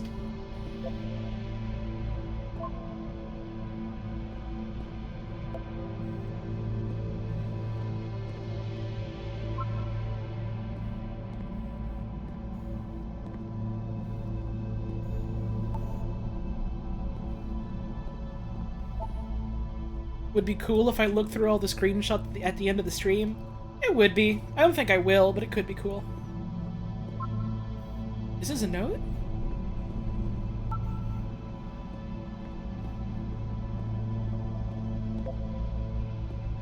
Yeah, I do like contextualizing a lot of these in the context of, like, the narrator talking about Coda the way he does. It's making me feel some kind of way, it sure is. This one's nudged in the ground. Oh my god, you can't fall off. Ah!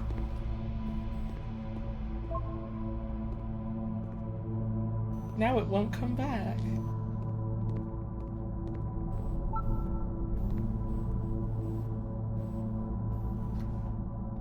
Awesome.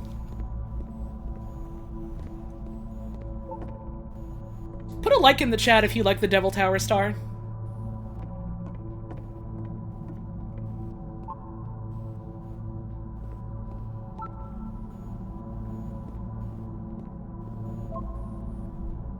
Who are all of you?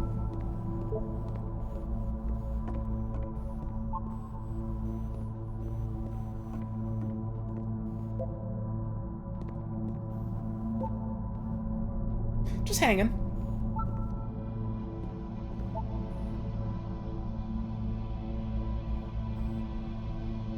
I don't know, I think it looks perfect up here too.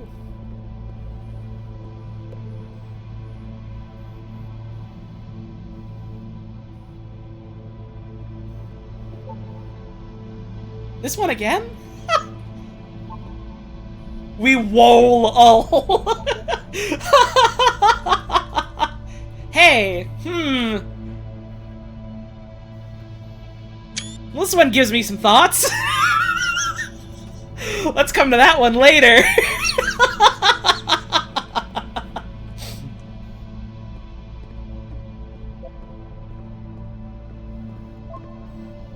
Devil Tower Star is a tarot reading? I hadn't even thought about it that way. I just like the verbiage of Devil Tower Star.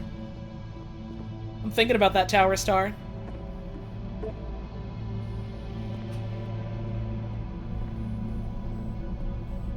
I don't know enough about tarot to know what that would be in the context of a tarot deck. Damn. I forgot to mute the alerts again, but thank you for the resub. Appreciate it. I unmuted them when I went on break.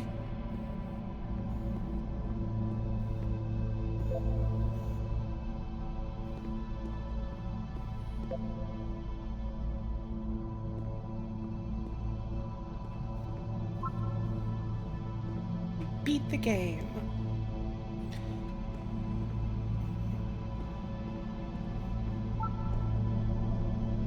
At the end of this level, we're going to see the puzzle again. And here, I'll tell you what I think the puzzle means. Each of these games represents an idea that was on Coda's mind at the time that he was making it. Just whispering? And the puzzle is a way of closing the door on a previous chapter of his life before moving on to the next one.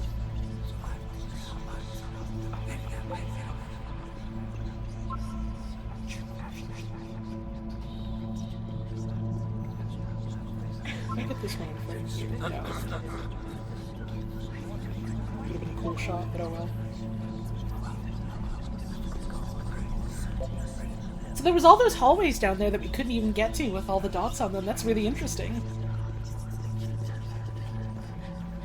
All these thoughts and conversations we can't get to. In each of his games, after exploring a theme that, he might find difficult, Coda can then place this puzzle that he knows has a reliable solution, he understands exactly how it works, and so it gives him a simple mechanism for moving on.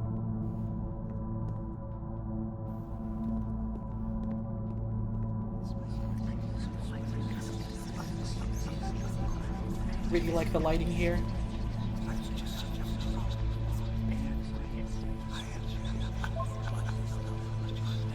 Does this puzzle have a solution? Help.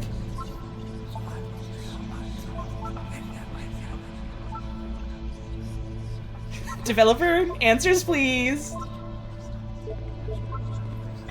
And because there's this dark area between the doors, a space between spaces, before you move on, you get to pause. Just for a moment, a few seconds to reflect on and let go of the events that led you here.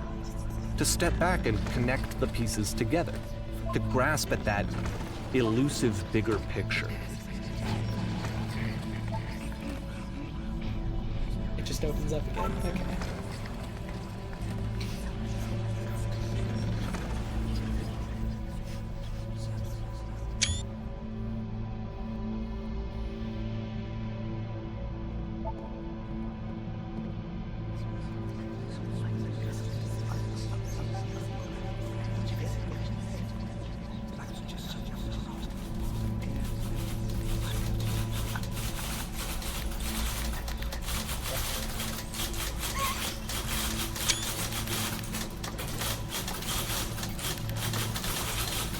The light in the darkness.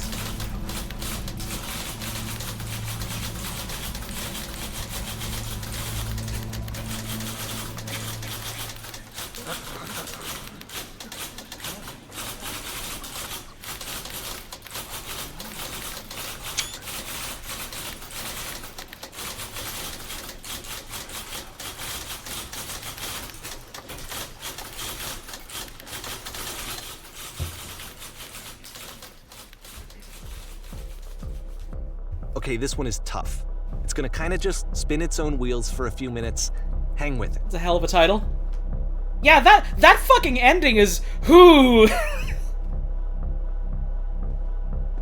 I really liked that whole scene. What a cool way to end it. Also, man, this fucking title, huh?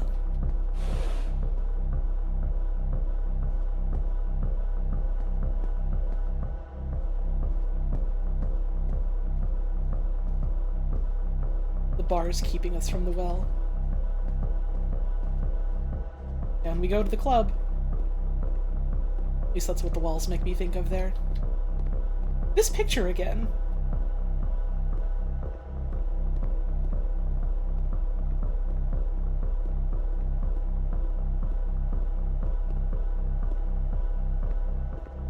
Coda should be in the club? Maybe he was.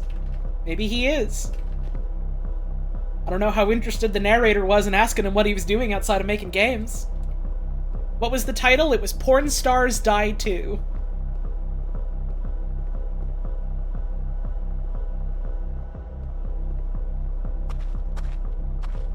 See, like, Now we're in this the well. is it. The whole game. And there's nothing that's particularly interesting about it. You just walk to the end of a hallway.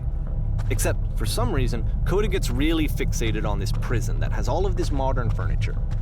And I don't know why, but he decides he needs to revisit this prison. He's gonna start over, use the same assets, turn it into something else. Okay, cool. Here's version 2. There's the well again.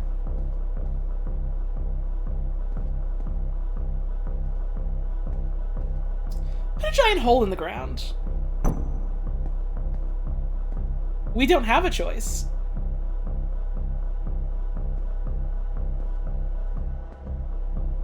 Put a huge picture of a horse. We don't get to decide. Huh.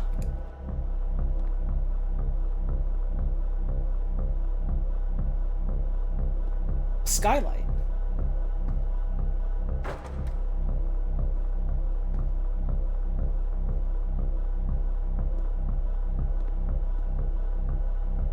Tables were invented in 1935. None of my choices are making any difference.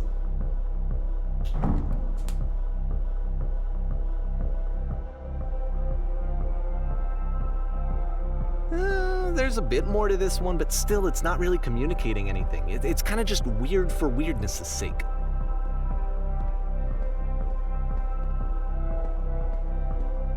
So, okay, he throws it out and starts over. This time he comes at the prison idea from a different direction.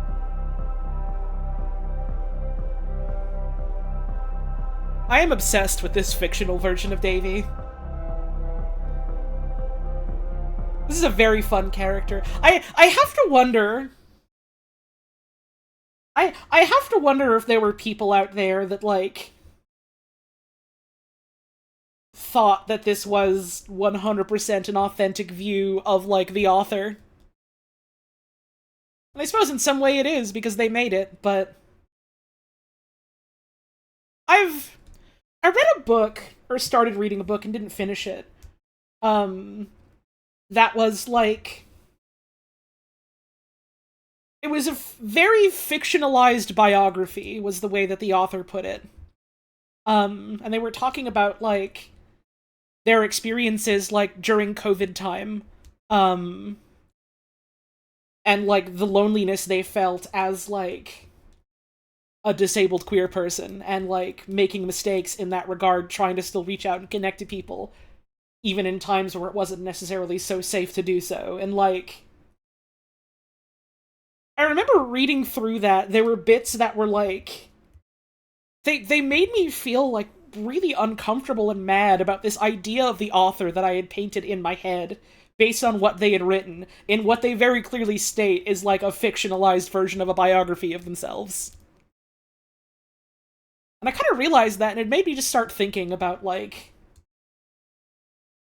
how and why that was written, and how they specify that it was, like, an autobiography and a work of fiction, I suppose. What was the title of it? Let me fish it out. I think I still have it in my backpack.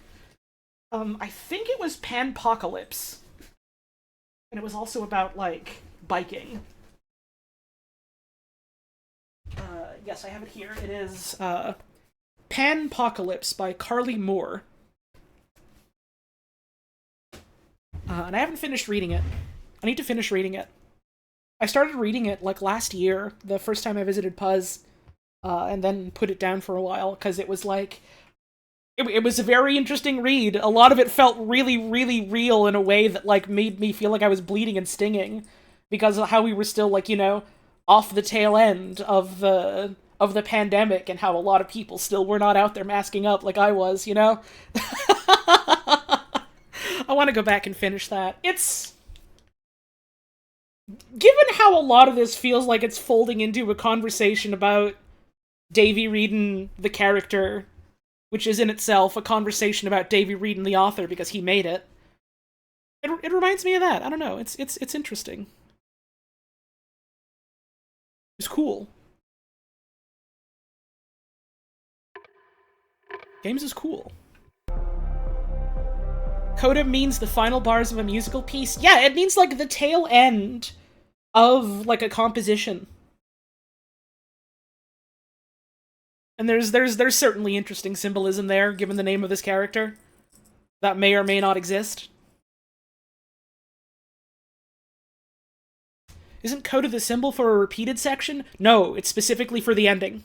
It's specifically for something at the end of a work, like the tail end of something. It is the cap to a piece. It does also sound like coder, yes. Oh, Coda, I'm holding iced tea. This guide will enable you to escape any prison environment. Can't believe you forgot music? It's okay, it happens to me all the time. The main reason I remember what coda means is because of fucking Elder Scrolls, and that's a whole can of worms I'm not going into. Someone in chat says there's a comic called Coda that's the story after the end of a fantasy world thingy. Again, that's a whole can of worms I'm not getting into. Oh. Follow the instructions carefully. Take care that you remember each step. Click on this table. Go over to the photo frame and click to turn it slightly. Turn the floor lamp in this room off. And turn it back on. Go to the left side sofa. Move it over a little. Touch the shelves. In a real prison, the escape will now open. Return to the start to be taken back to your prison. Sure thing, boss. Whatever you say.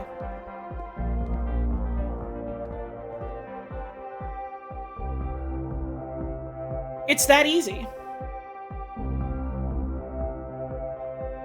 And of course, now the table is gone and you can't begin the chain of events to escape. Here's a version where there are no bars, but you can't actually get to the well. And then a version where the inside of the prison is the outside and the outside is the inside. Let me just blink you real quick through a few more of these. I mean, he really unloaded on this prison idea. There's In the well? nearly a dozen of them. Personally, I think it's awful to watch this. To see a person basically unraveling through their work. The door again, you And can't get to what? it. Like, at what point do you just go, maybe there are game ideas other than this prison that I could be working on?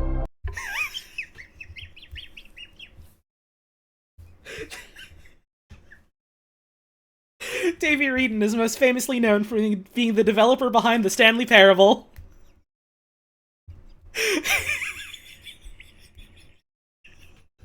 Smile. I just thought that was interesting. But Coda doesn't have that voice telling you to stop. that particular mechanism of defense against yourself. Without it, you just spiral. And so he keeps going and going and going and going and going, and then he hits on something. And he likes it. And that's it. He's done. He stops making prisons. This is the very last version of the prison game that he created. And the reason I think it works is that the prison is not actually in it.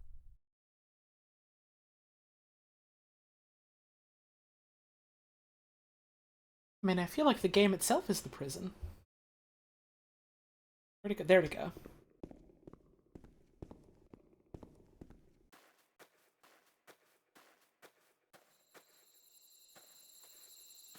Can I go back? I can still go back here. Not there.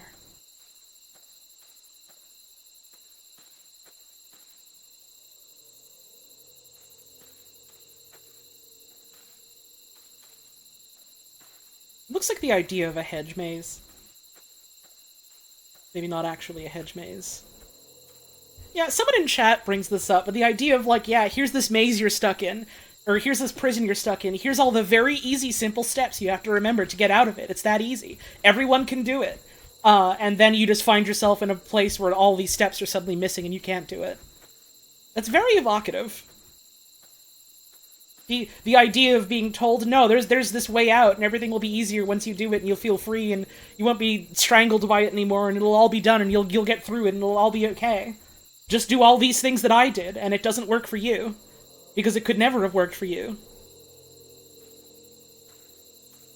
The true executive dysfunction experience. I mean, it can apply to a lot of things that aren't just executive dysfunction. That's certainly one of them, isn't it? Makes you think, doesn't it? I always feel a little dopey just being like, hey, you know, this is saying something to me. I'm feeling some certain kind of way about this, and then just kind of going, huh, kind of makes a fella wonder. But, you know, I don't know. I always feel a little bit insecure about the language that I know and know how to use to explain my thoughts about something, what it's saying to me, what I'm saying to it. I'm always a little insecure that I feel like my vocabulary for that isn't as developed as I want it to be to express exactly how I'm feeling, but I mean, that's language, I suppose. That's expression. That's talking to people. It's hard.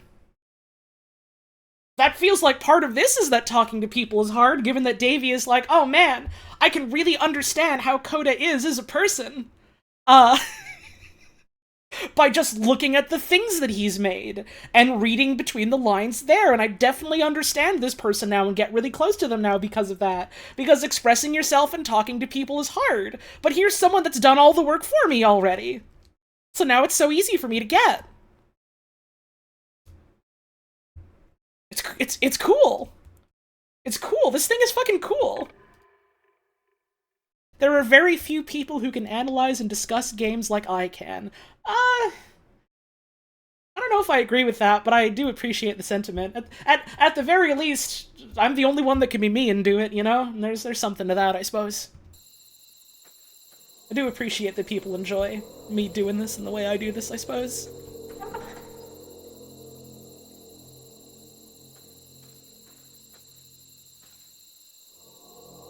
Oh, hang on. It's about to make me go to an ad break, and I don't want that to happen while I'm still finishing this level. So I'm gonna finish this and then go on break.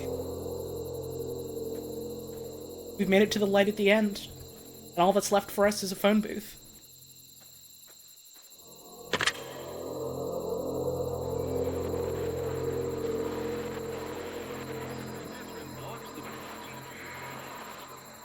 I'm you from after you escaped the... Ah!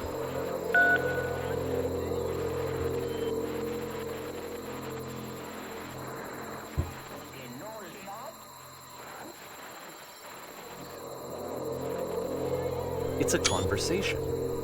And so this is what Coda wants, is to be able to talk to someone, to share what's on his mind, and to get some good advice from someone who knows. No, you motherfucker! Art is a conversation! You're still talking to yourself. You know, all of these games so far are Coda talking to himself. That's art, baby! And then you share it with other people, and it's a conversation with the world!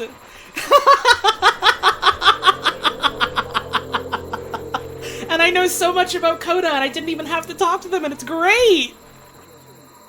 This story's awesome!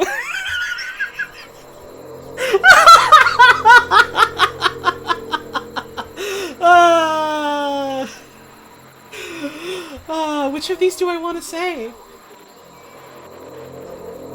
I guess I was in all of these. I was in the furniture maze.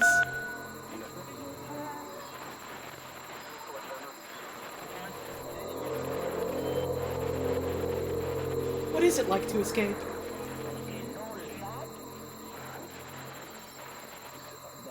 It feels like being completely still and wildly in motion at the same time. That's how I feel whenever I get something that's bogging me down done. Do I feel any different?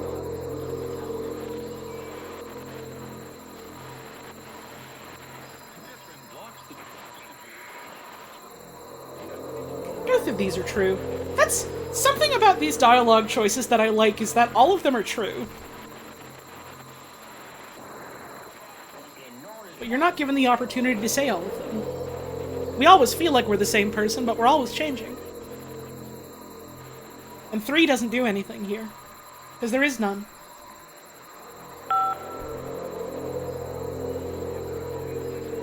Let's give them some hope, at least.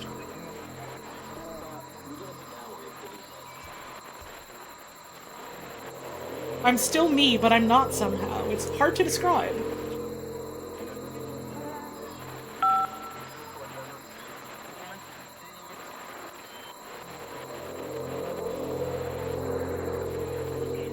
I think I'm the first person to call back.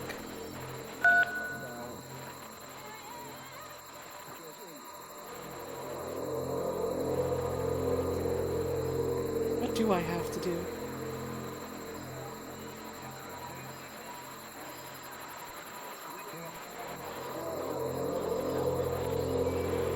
This is a really hard choice! Oh, man! Oh, man! It's not all you have to do, but just try to be sincere.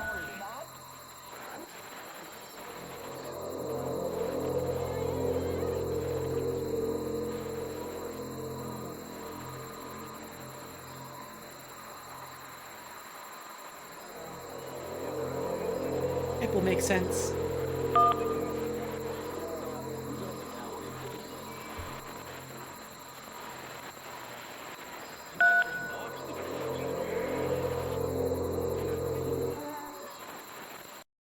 It's time for a break.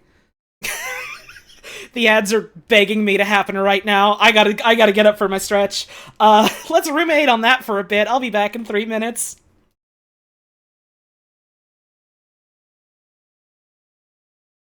Whew!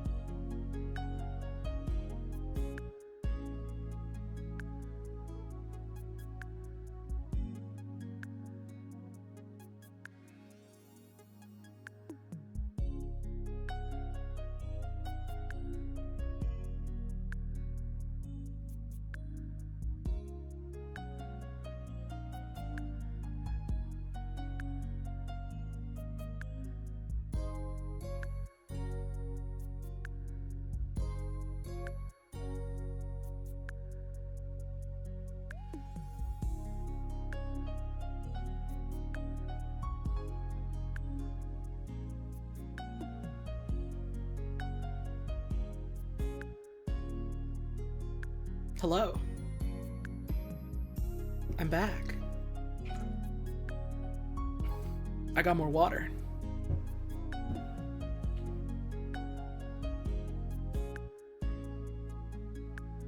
What's up?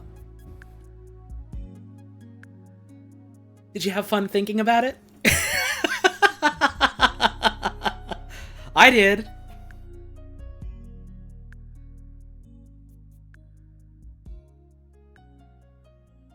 I'm really liking this so far. I understand why so many people were like, man, this game is something fucking special.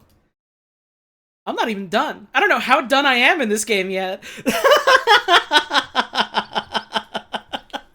That's awesome.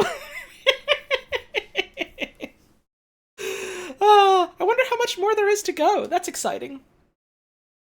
It's been fun going through this slow like. Let's get back to it.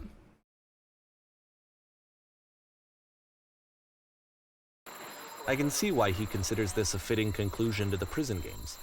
After all of the obsession and frustration, just to be told by someone you can trust that things are going to be okay. Wouldn't that be nice?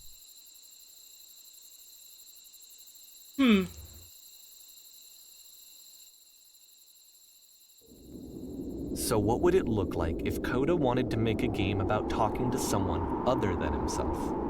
Well, he has. And the door is here. And there's no going back. I'm glad you can see the door, capital D door there, if you turn around there. It's very dark and hard to see, but...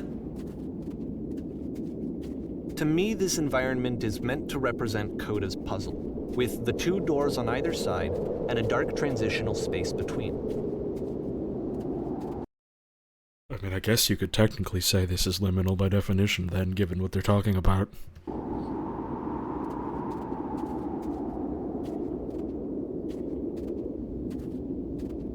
I do like, Coda's enjoyment and use of, like, big glass houses and glass windows. Being in the enclosed space, but still being, you know, on the outside of it. Or the inside looking out. Not being able to touch it, but being able to look at what's there. Being stuck in it. And the birds are crying and it's beautiful. And the cube head is there. Oh, this is a fucking fireplace. I thought it was a shitty TV.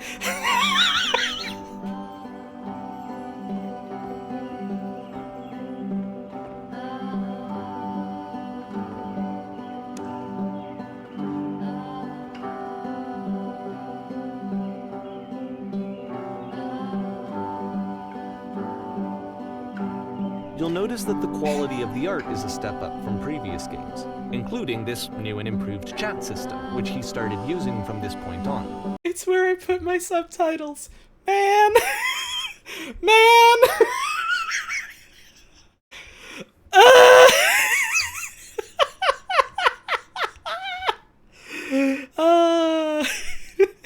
Why did the people making this video game not simply consider the weird way that I would be playing this video game when they made it?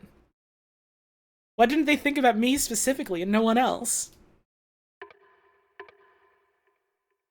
From here on out, he begins putting much more effort into the visual polish of his work, and this particular game took 2 months to create as a result. Place like this, I'll be glad to stay here all night.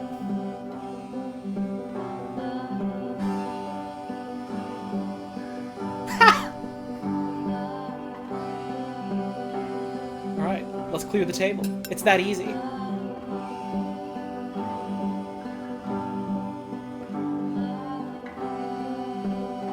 The music here is nice. The head only says clean.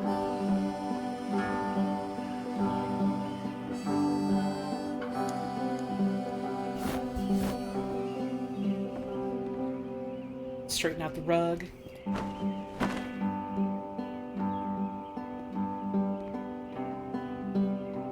How'd you end up doing this job? Ah.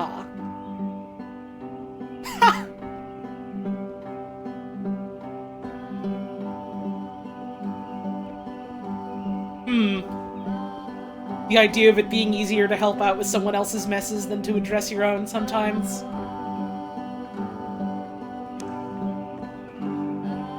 Here is a game about talking to someone else feels more like here is a game about struggling to come to terms with your own difficulties more than anything.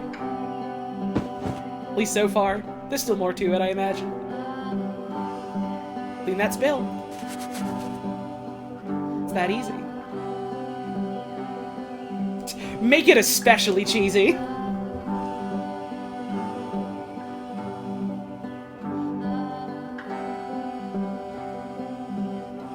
Oh, okay. Aww. Yup, there you go.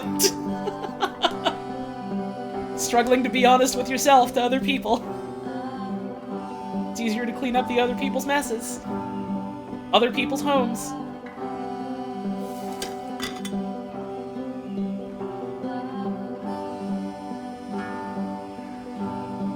No need to be perfect, we're all just human. Easier to see that in others than yourself sometimes. Lord knows I've been there. Imagine all of us have.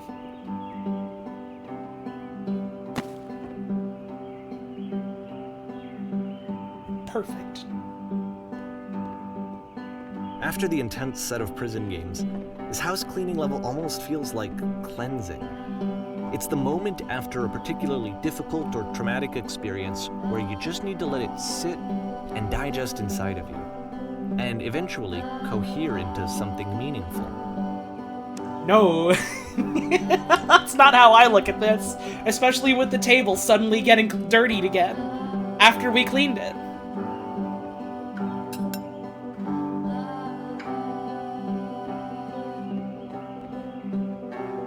How do you do it?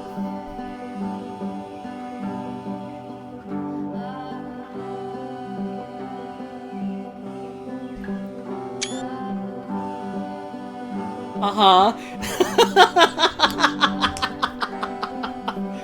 Just smooth out the rug in the bedroom again. I knew Kuda really liked this game. Of all of his work, actually, this was the only one that he called me up to ask me to come over and look at it. This was during a period of a few months where he was, like, grossly happy all the time. Just walked around with a constant smile on his face.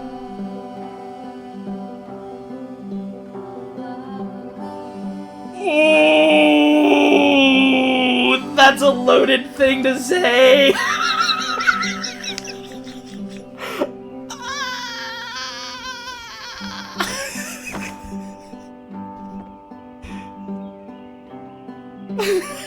Alright, let's go clean the tub again! Oh, no matter how much you do it, the mess always returns.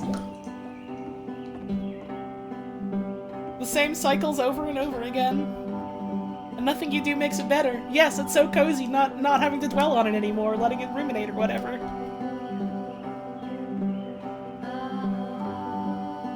You take care of it and it takes care of you. And yet the mess is always returning, and no matter what you do, it never goes away, and you have to keep redoing it even after you just did it. But yeah, this is the happy cozy game.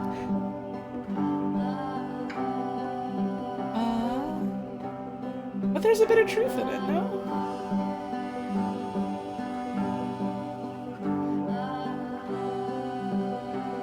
Anyway, so...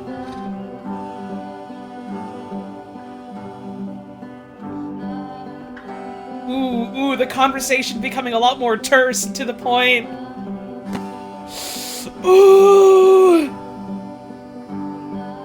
I'm glad he made this. I'm glad he found some peace.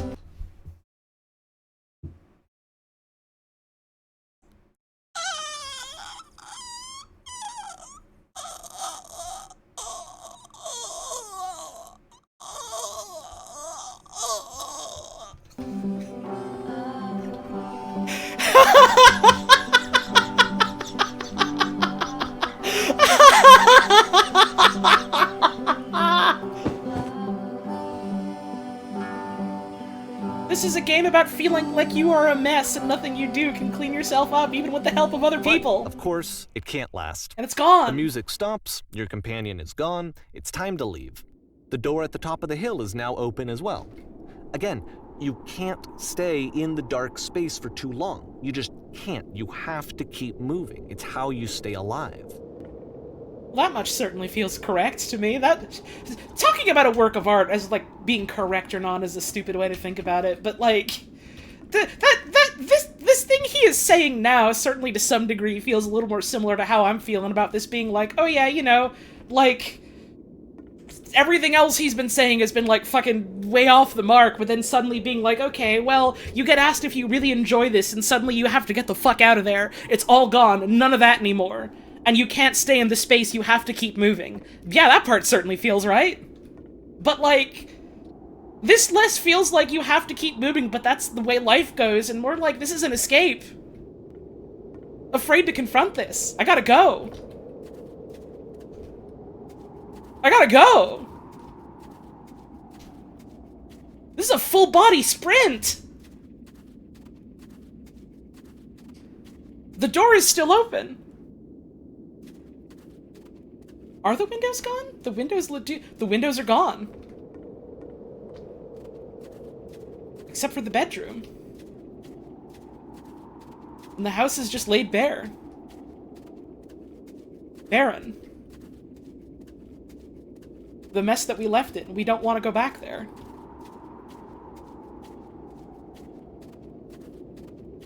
We have to go through the door and close it and keep moving forward.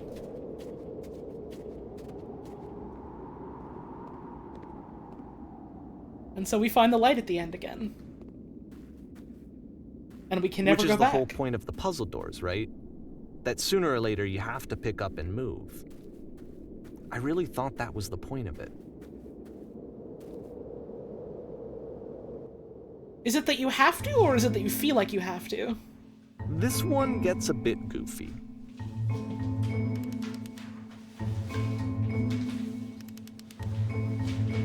I think I've seen a clip of this one.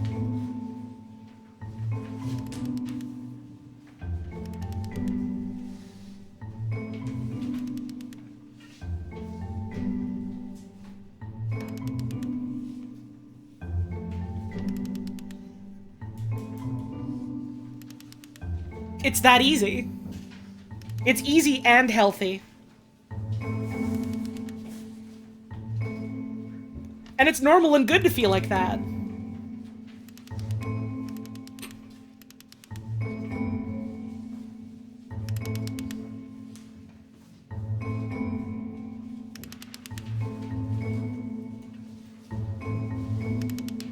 It's easy.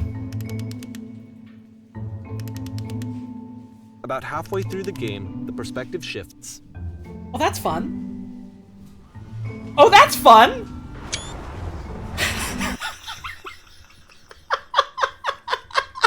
This one's a little silly, by the way.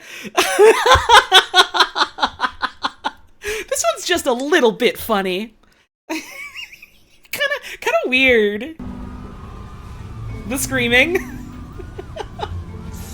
And you play as the teacher.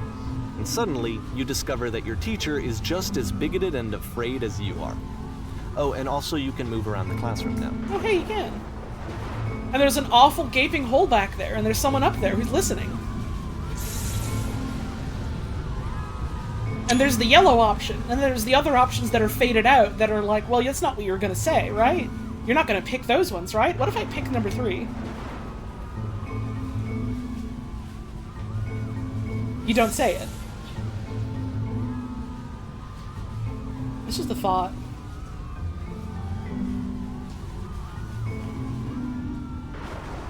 Thank goodness all of you perceive me as being wise and intelligent. Drinking is not hurting my life. Uh-oh.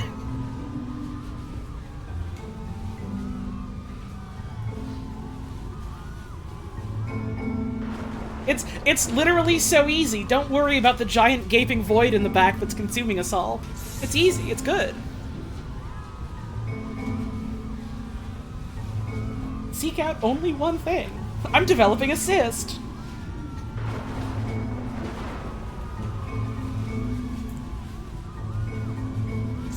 There is no truth, there is no path. Anyone want to do E after this?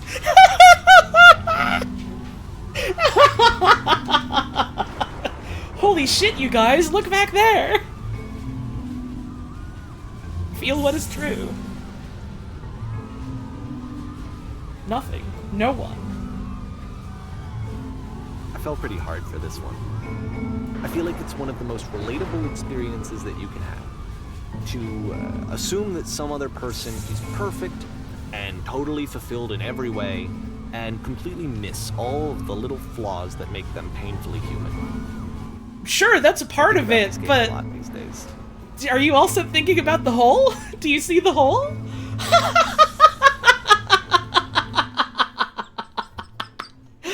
Oh, we're back in the prison. This one took a lot longer than all the others for Coda to make. It was 4 months between this and the last one. That's twice as long as it took him to make any other game before this, and it's not like it's particularly complex, so I remember I found that a little strange at the time. This table has no visible top to it. Oh wait, no it does, it's just really, really difficult to see. Just the idea of Coda going to Davey and being like, hey, here's this game about, like, you know, this person who is presenting themselves as, like, you know, you're better. That is in some ways just a person like you. And also sitting there and listening and having this expectation of, oh, this person is the person, you know, telling me the way things have to be and how easy it is and how you have this awesome understanding of them in the world and how that's devouring you and destroying you and crushing you in an awful swirling maelstrom. And the lamppost is there.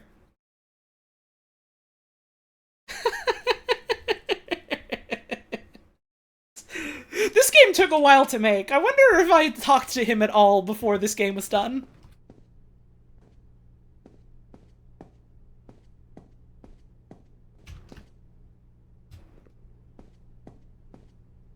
Stage.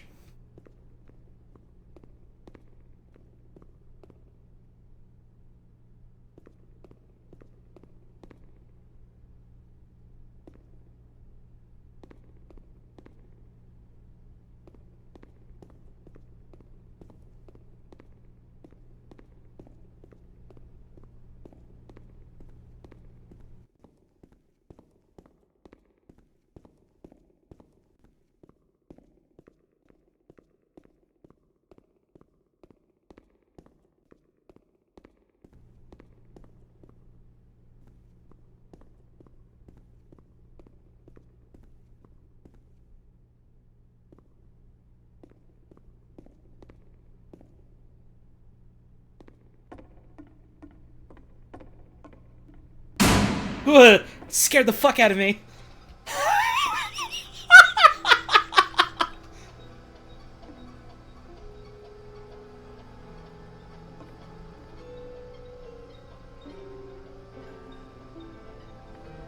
Okay. Okay.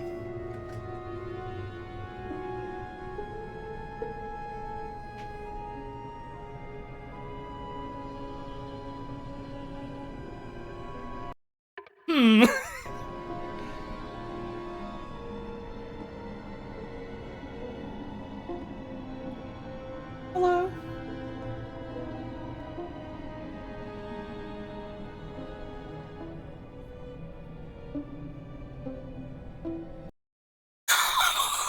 You need to actually talk to her. You need to be a person and you need to treat her like a person.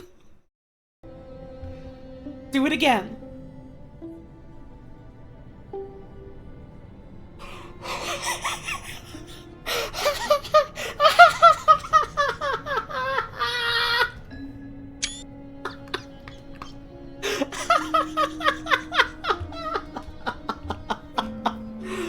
Oh, man. This is a loaded gun. What bullet do I fire? Here are all of my hopes and dreams.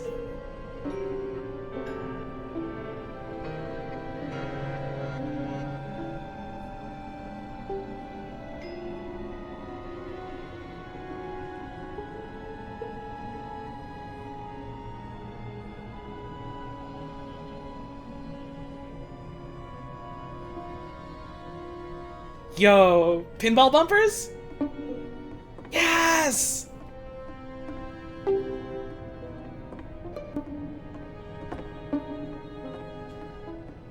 It makes a musical note when I bump them. You must have worked really hard to get where you are. I bet you've learned to lean into the pain. What are some sacrifices you've had to make?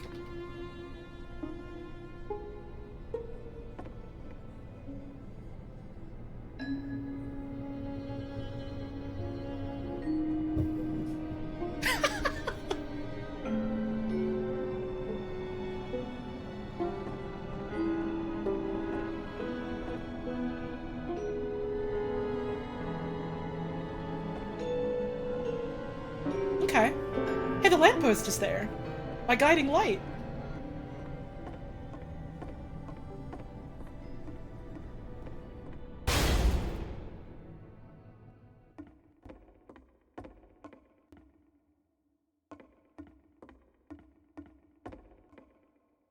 And we can never go back.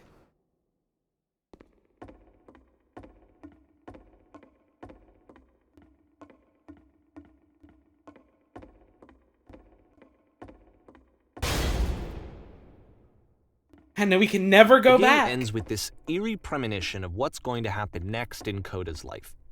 The solution to social anxiety, to fears of having to perform and having to chase success, the answer for Coda is to withdraw, to hide himself away.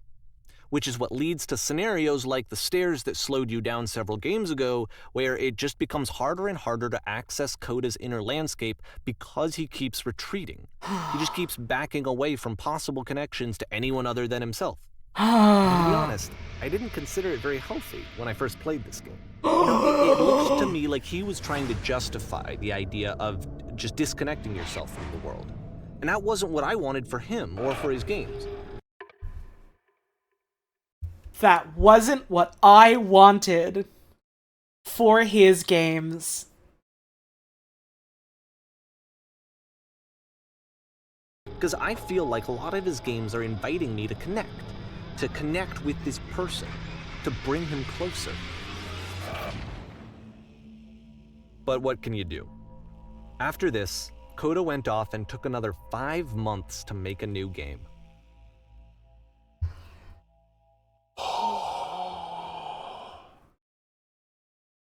You must keep your eyes closed. Okay, chat, close your eyes.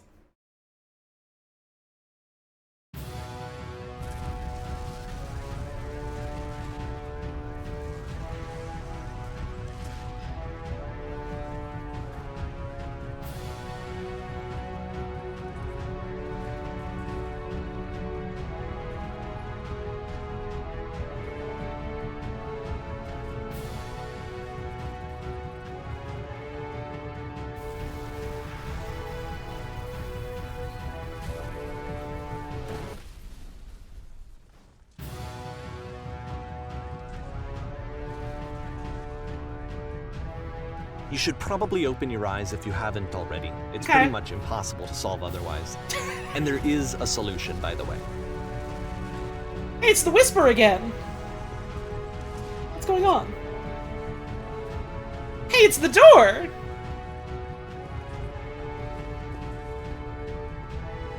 Please, someone talk to me! Don't let this be forever! Jesus!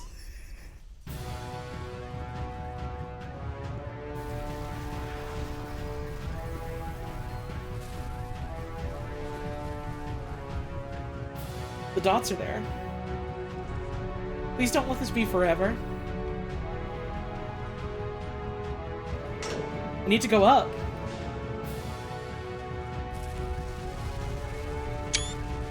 Ooh. I took a screenshot so I couldn't see what option 3 is. Hang on, we're gonna have to go back to that one. I did myself dirty a little.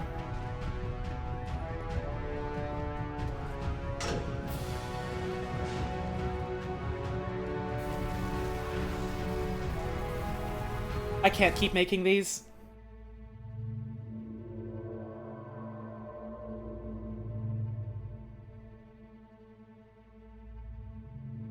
Like I said, I was getting concerned. First off, He's never been this explicit in his work about exactly what he's thinking. So where's that coming from? But then even weirder, his work has potentially stopped being an outlet for him.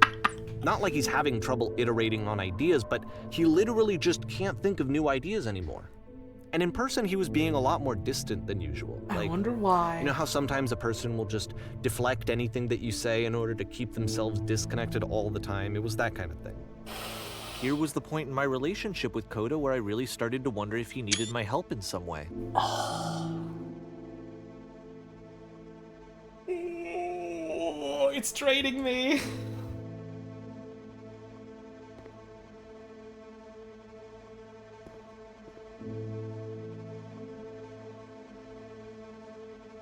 I can't figure out how to say the thing.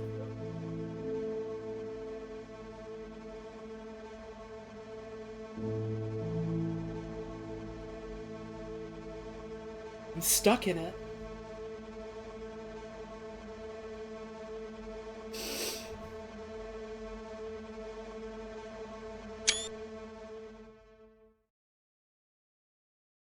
His games are going to get more desperate from here on out.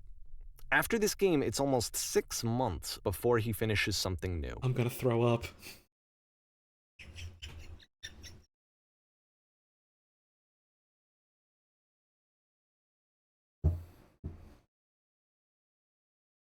What is this?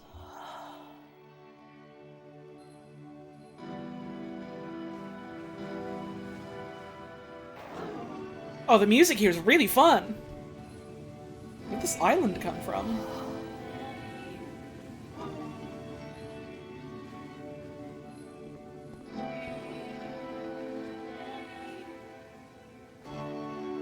Someone else is there.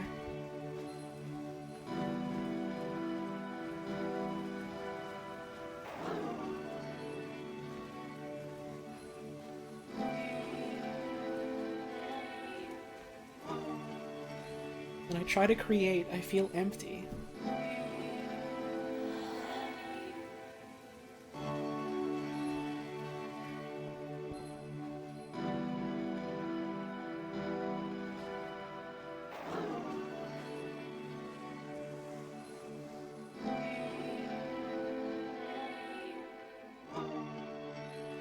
Poof.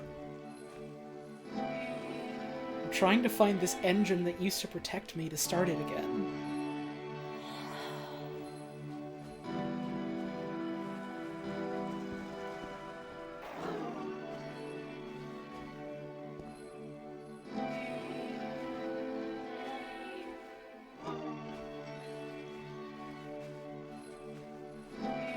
I need to see it to know why it stopped.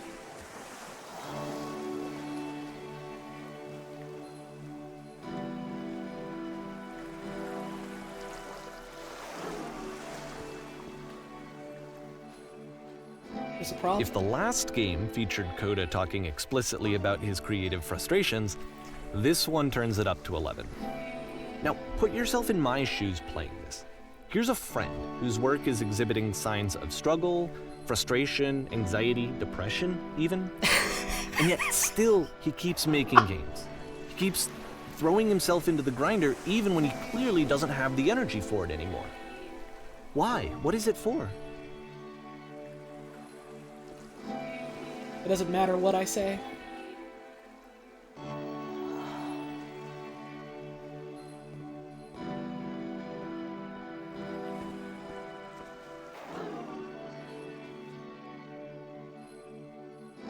Put yourself in poor Davy's shoes for a moment, though. Have you considered how Davy felt about this? Why aren't you thinking about how Davy feels about all this?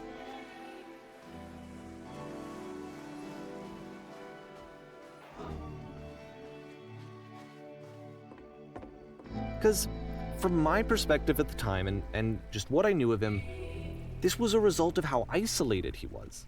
He was in his own little bubble, just sitting at his computer all day, not really showing these games to anyone, not releasing them onto the internet, and so he didn't have anyone outside of himself to connect with.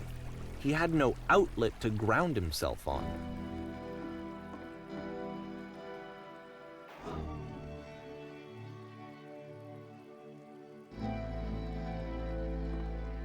solved this puzzle before.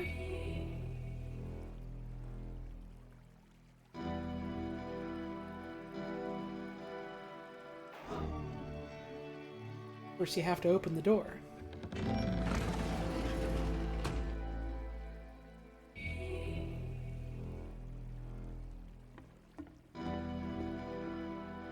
Now you have to close the first door.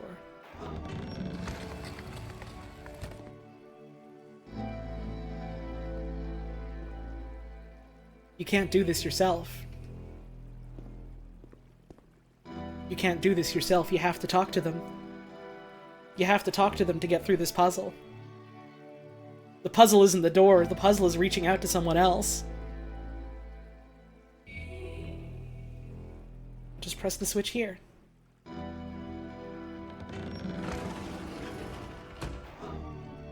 You can't talk yourself out of loneliness. It doesn't work that way. You can't be the one writing both the questions and the answers. Then there's no movement.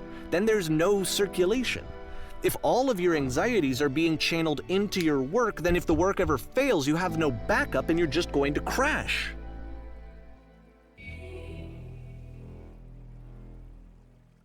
The character writing in this is really strong. The character writing for Coda, a character that doesn't really ever get to speak for themselves, which, man, that's an artistic choice, huh? But that's really fucking strong, the way that Coda is written as a person. Davey too! I really like it when a work does really strong sort of character writing without necessarily having any actual writing for that character.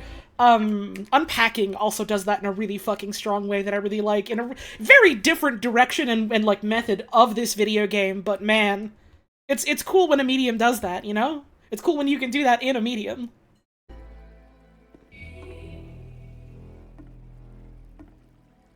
Such strong characterization of an off-screen character. I get what you mean, but... Actually, no, now that I say that and think that to myself, in a sense, Coda is on screen in that we're seeing their work and their expression through their work, but in another sense, they are off screen, you're right, because we don't get to fucking talk to them directly.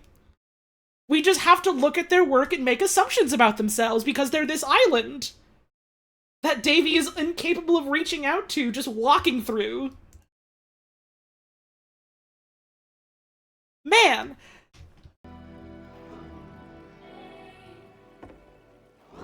We never get to know Coda.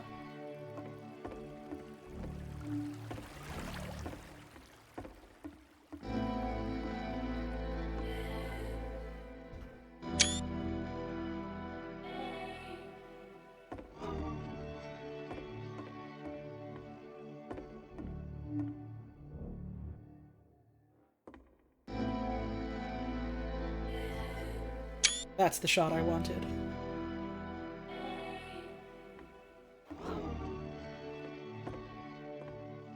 Is this game based on real events? That's a loaded question that we can maybe talk about when we get to the end of this. Yes, but probably not in the way you mean. In the pushing up my nerd glasses, well, actually, any art is a reflection of the people that made it, and based on their life and their lived experience, but anything further than that is, you know, that's up for interpretation.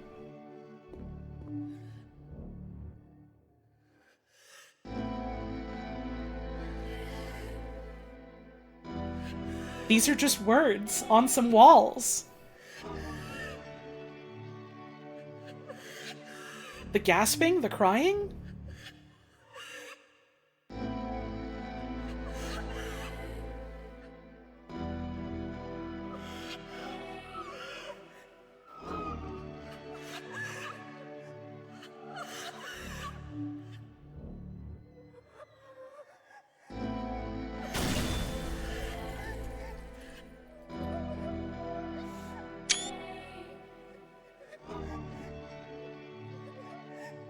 You just have to be sincere. You just have to be sincere and it'll get you out of the prison. You just have to believe me. Why did I feel so awful?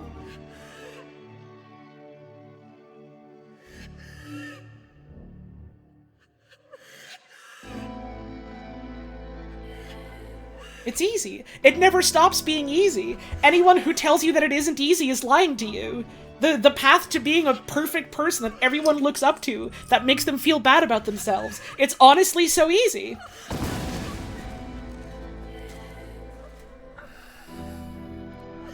Seeing this game at the time that he made it, it looked really unhealthy to me.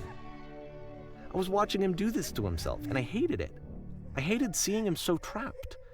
It's like, video games are not worth this amount of suffering. It was never about video games, man. It was never about video games.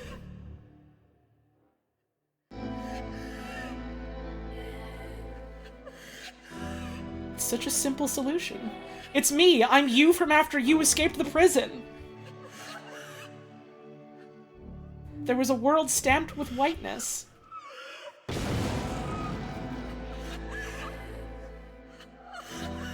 This is I someone can't I figure really out how to cared say the about. thing. And I used to get so much joy out of seeing him create.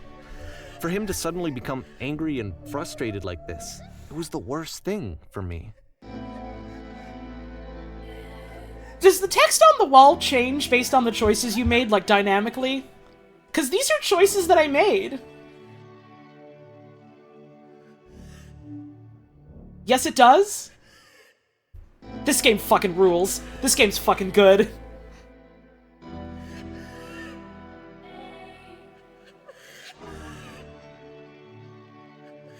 No, I don't think I brought up the sacrifices, yeah.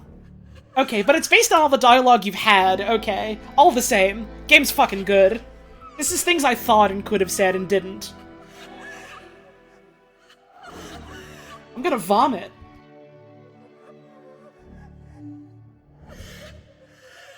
I promise this will work, you just have to trust me. You just have to be earnest and honest with yourself. Pain breezes effortlessly off of me.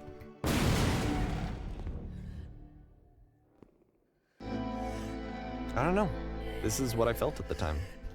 I don't know how else to explain it. I wanted it to stop more than anything. I had never felt so rotten. I needed more than I had ever needed anything for this to stop. Do you understand that you won't be happy until you love me? This is for you. What happens if I solve this? I've been right here this entire time. How do I achieve it with no effort? Who are you? Why would I care about the space between the doors? Why would I care about what happens in between the things you're making? The things you're making are you, aren't they? Someone talk to me. Be sincere. There's no shame, no fear, no guilt. That's it. I'm free. There's the lamppost. There's the prison bars. The light leading us forward. The prison.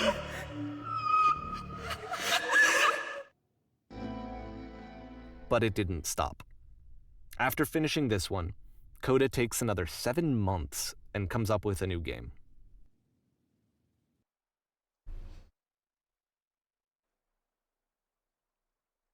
And it was a woman in there. Ah, the machine! Getting to the point, huh?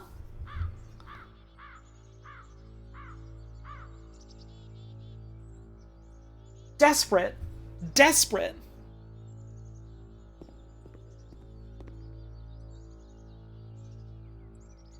It's waiting for you now. I intend to be brutal. Very good.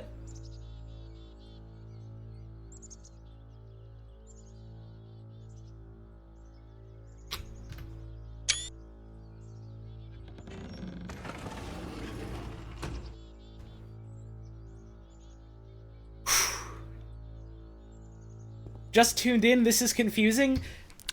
you should play the video game, and you should play it from the start so that you understand the preceding events. That's unfortunately how a story works.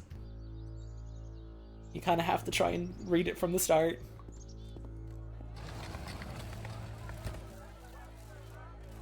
What will you do with it? How did you capture it? What is it? Will it ever explain itself? Could you take a minute? Have you got a minute? Give us answers. When will we get answers? Hello? Will it be punished?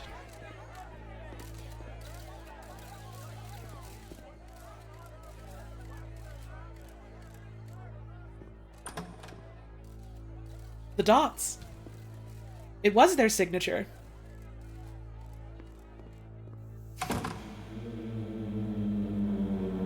And of course, it's the machine. It's groaning. You stopped.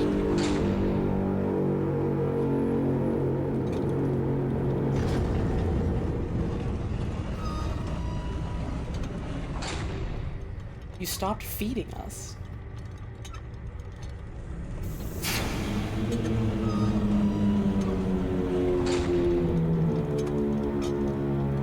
Those people out there, can you imagine what pain you've put them through?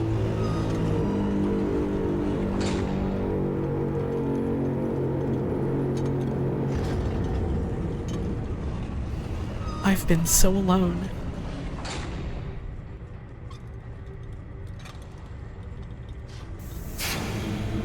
Apologize for leaving me.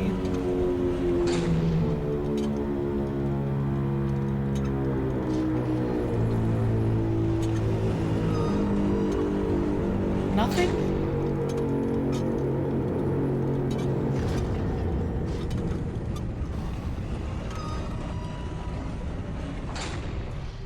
I will apologize to the people on your behalf. Completely dehumanizing themselves, seeing themselves as a machine instead of a person for the way they've been made to feel.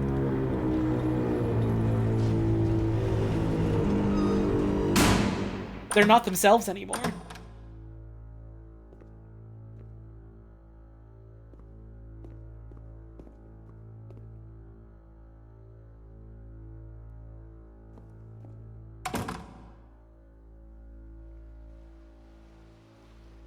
Followers!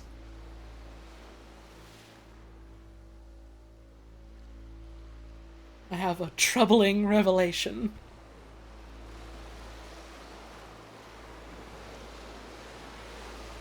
The machine refuses to admit that it deliberately hurt us.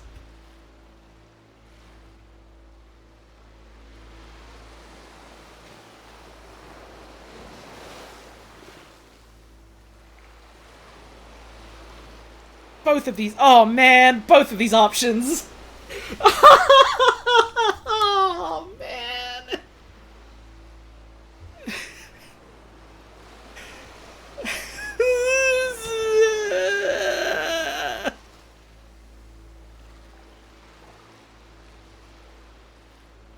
Let us show it that we are not failures. We will destroy everything the machine has created.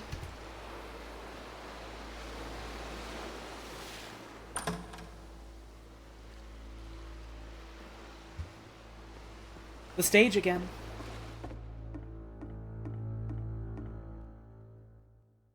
The door is gone. The gun is back.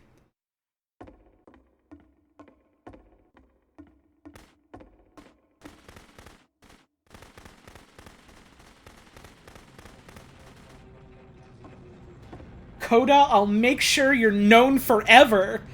Ooh! Isn't that what you're scared of? Exposed to the view of others every day forever, seen in naked clarity? So now the work is becoming self-destructive. And I'll tell I don't know if I'd say self, at least not at first. you, at the time that I first played this game, shortly after he made it, here's what I'm thinking to myself. I'm thinking that Code is stuck in his own head, and that it's having a very negative effect on him.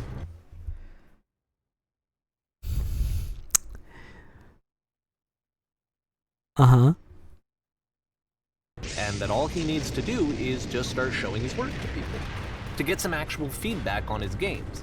It might get him out of isolation. And so, as I'm thinking this, The typewriters. I realized that I could be the one to initiate it. Because it would never occur to Coda to start actively soliciting feedback, so what if I did it for him? If he could see the difference it would make to have more actual conversations with other human beings, would that bring him out of his mental spiral? Would it give him confidence in himself? Would it bring meaning back into his work? I'm gonna hurl, dude! This fucking game! The little hideaway with all the ideas!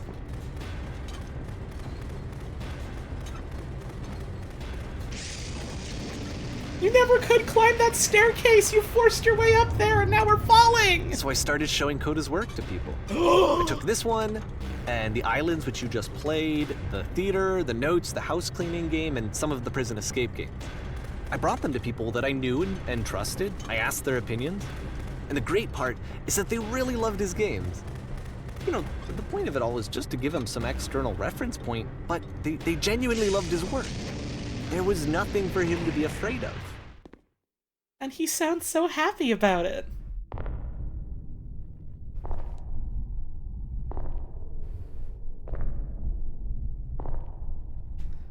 And he's so happy he got to share that with other people.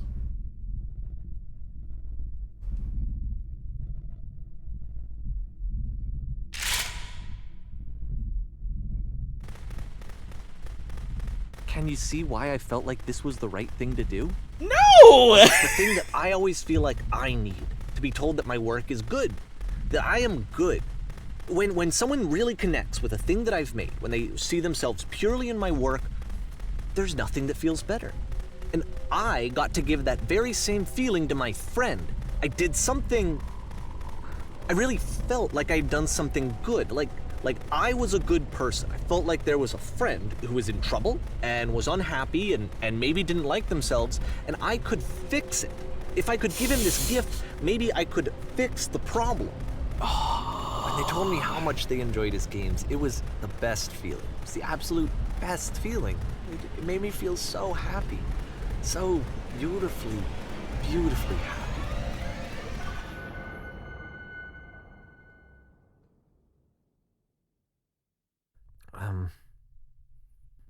So anyway, Coda finishes this game, and then really he just kind of takes off for a while. So this is June of 2011, and I didn't hear anything from him for several weeks, I guess. And so out of nowhere, one day I get an email, and it's got a private link to a new game of Coda's.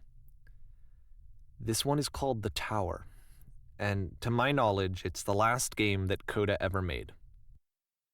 So let's take a look.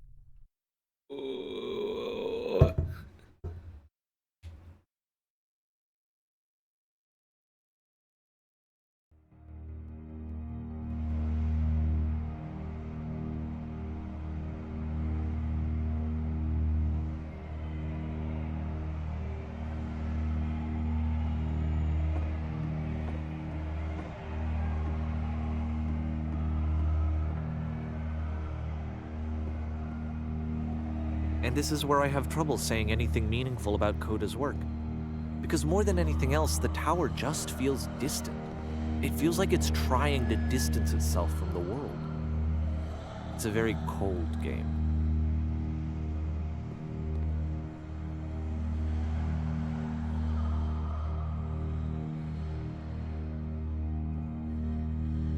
Holy shit. Hey, hang the fuck on. Sorry, I have to check something really quick. I have to tab out really quick.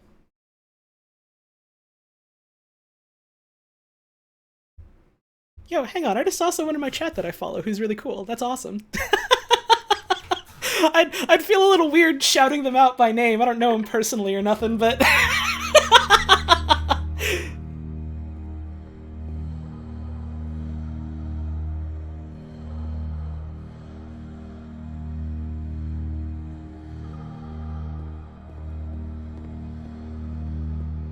Oh, the crying in the distance. Ooh.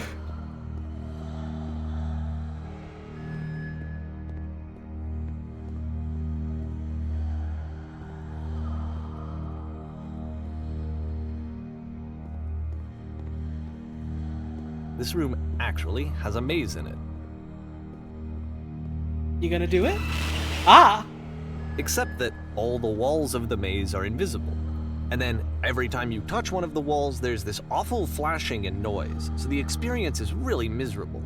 The game goes beyond not being meant to be played, it actually seems to despise the player for trying to play it at all. But I do want to show you the rest of the levels, so when you're ready to continue, press enter and I'll put a bridge over the maze. Here's this thing that you can't get through, but it's okay, I'll just put a bridge over it so that you can keep going through it.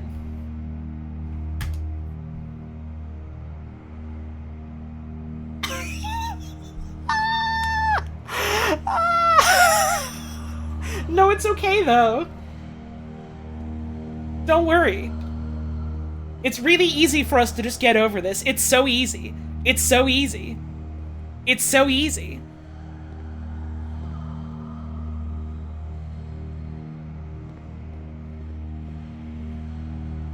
And to be fair, it's not like this is the first game that's needed some modification to be playable. Like the house cleaning game. You know, that one used to actually loop the cleaning chores and you just cleaned a house forever. I had to cut it off so that you could exit the house and the game would actually end. Oh my god. So it wasn't Coda not being able to acknowledge something and having to run away from it. It was Davy. Textually.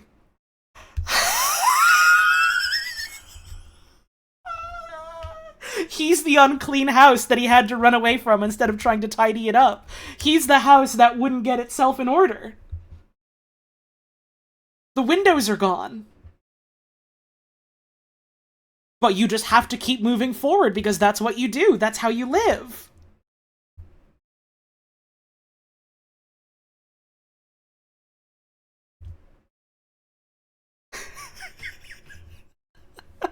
Aren't I being so helpful by helping your games and making them something you can beat? Can't you see that I'm trying to help you? Why is there this maze in front of me that I can't see and can't get through? Why can't I overcome this obstacle? Oh well, I can just make a bridge over it, that's fine. But that game had an idea that it was actually trying to communicate. What's the deeper idea behind the invisible maze? It's too bad that he can't see what's directly in front of them so that he can't try and discern some deeper meaning from it. It's so easy. It's so easy. It's so easy.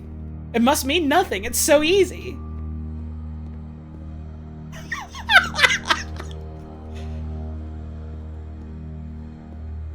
This game is awesome!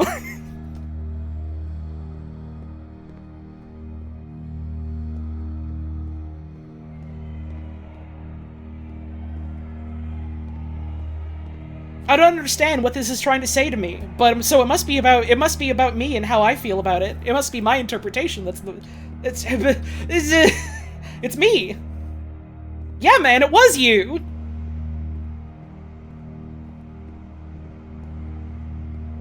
The only way past this challenge is to randomly guess the 6-digit code. Like the invisible maze, it's frustrating to me, because it's the opposite of everything else that Coda has made. It doesn't encourage thought or engagement. It doesn't ask anything of me, except a lot of my time. If I could have reached him during this time, then maybe I could have asked him, but I couldn't. I still don't really understand why this is here. I'll put the code on the ground for you here, though, so that we can move on. 15, 16, 17...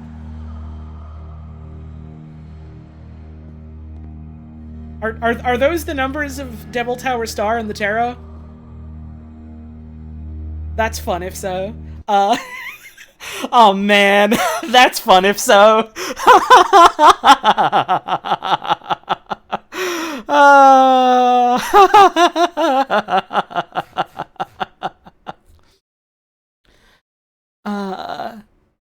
This game is the #1 incisive writing on misunderstanding works of art. I don't know if it's... I mean, that's certainly part of it.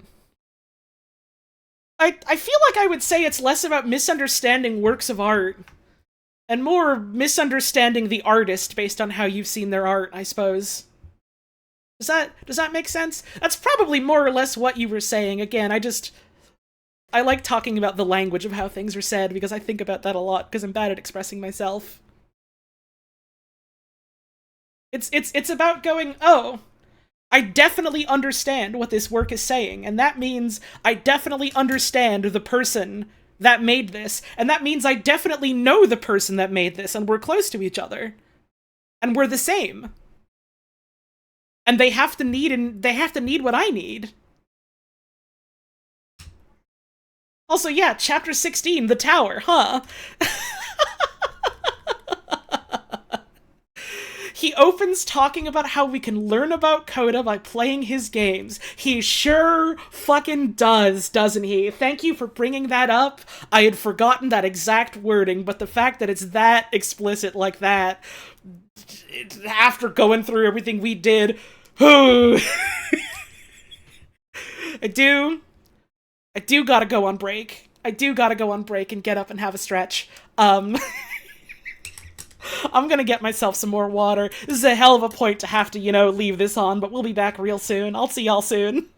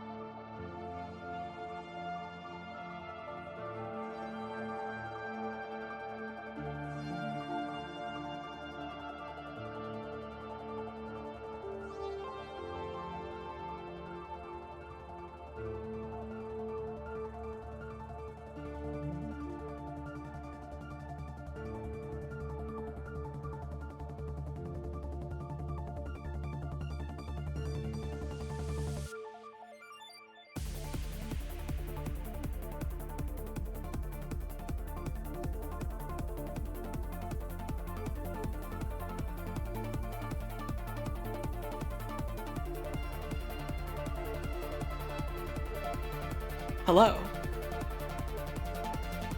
I have a Caesar salad. So I'm gonna take a couple bites of that, because I'm a little hungry. This is going on longer than I thought it would, which is awesome. 2 short video games, by the way. I have to imagine Dr. Langeskov is not going to be this long, because it's a much shorter experience, but,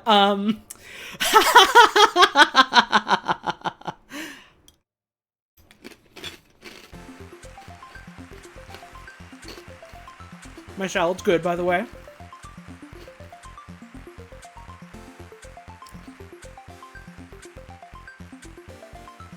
Someone in chat says, as an artist myself, I like to think I make work that is conversational with the viewer.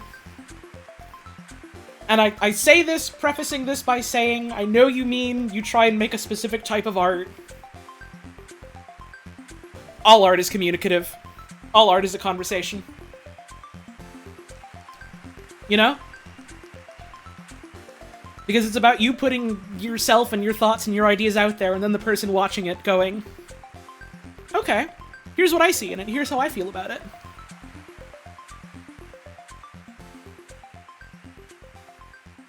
So I have good or bad news about questioning whether that's the thing you want to do with your art. Though I suppose I understand you mean the idea of, like, talking directly to the person experiencing it. Man!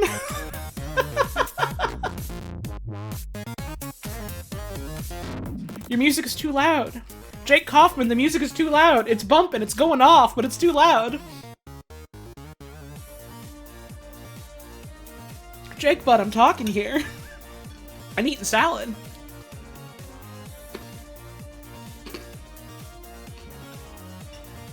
And again, it's possible I'm misunderstanding you. That's okay. You can tell me if so.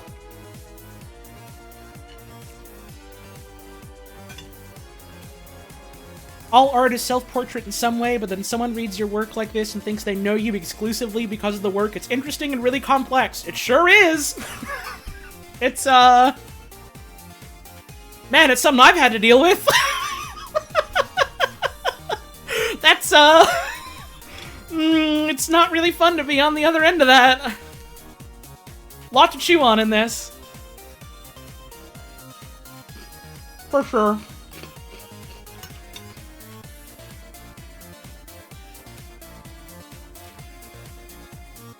Sorry, I'm eating some more salad.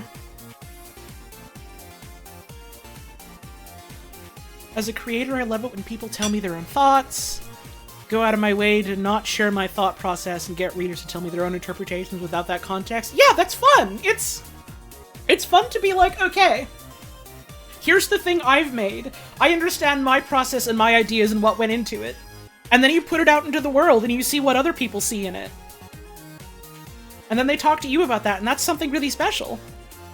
That's really cool. The game is about a little bit more than that, but that's certainly part about it, and that's something really special. And then sometimes people will go, well, this means that I have personal exclusive access to you, right?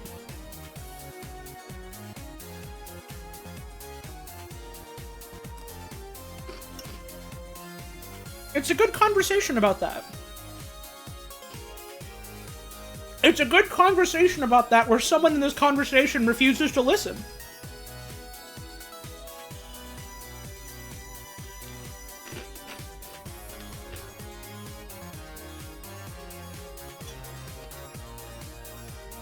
My salad's pretty good, by the way.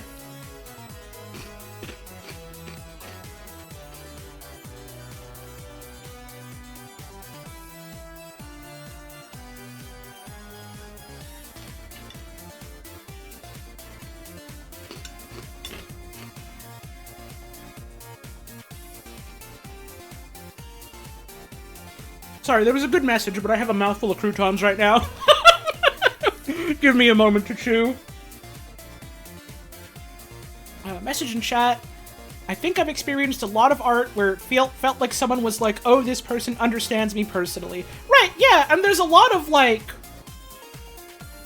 When you see a work of art, sometimes you see yourself reflected in that. Sometimes you see parts of you that are part of that. Sometimes you see parts of you in the people that made it. Yeah, and that's wonderful and beautiful. That's something that connects us all. But, you know, there's the difference between going, oh, I see myself in you and what you've made, and you are my friend now, and I am you. And so I know exactly who you are. You know?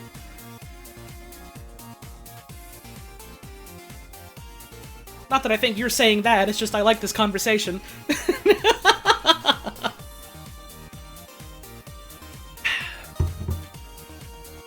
It's cool. It's cool, this game. It's very harrowing. It's cool.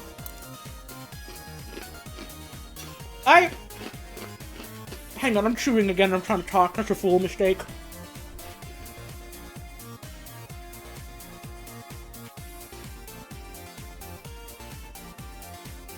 Appreciate the community you've curated here. It's rare to see a Twitch chat engaging with a text like this during a break. Oh, you flatter me. I appreciate that. I have certainly tried. There's been a lot of having to tell people, like, no, don't be like that. Don't talk to me like this. This is how I would like to do things, and people actually mostly understand it nowadays, which makes me happy. What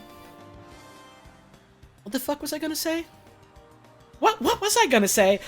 Help! Someone read my brain and tell me what my idea was! Someone get into the machine and fix it!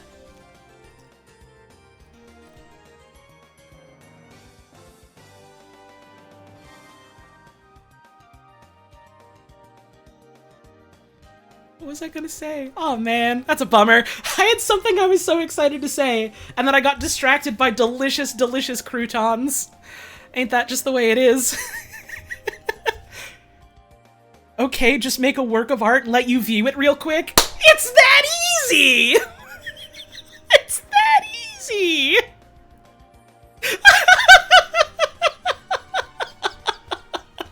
I do know how it is with croutons, unfortunately, right now.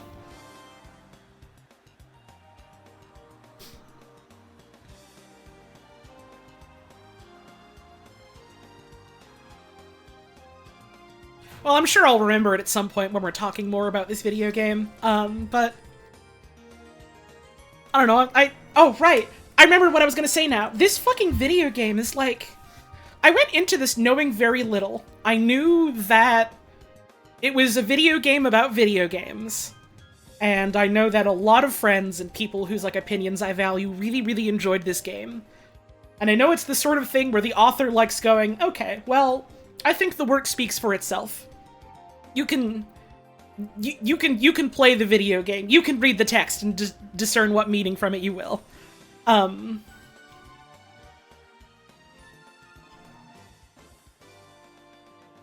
I didn't really have much expectation about what directions it would go in and how it would punch me. I'm really, really liking this. This is awesome. I'm just saying, this is cool, this is so cool, this is great a lot, and struggling to put it into words other than that, but I suppose I've been saying words other than that this entire stream, so maybe that's okay. Yeah, I suppose there is also, you can very easily read into this as like a type of transgender narrative, given, you know, Coda trying to present themselves, or not trying to, but like explicitly presenting themselves a couple times as a woman in their video games. And Davey just being like, well, this is how he is. This is what he's like. This is what he's doing. Thank you, Doc, for the raid. I'm about to get back to the game. I took a break because I had to get up and stretch, and I really needed to eat some fucking salad. You just did your taxes? Let's go. Godspeed. I still have to finish doing that.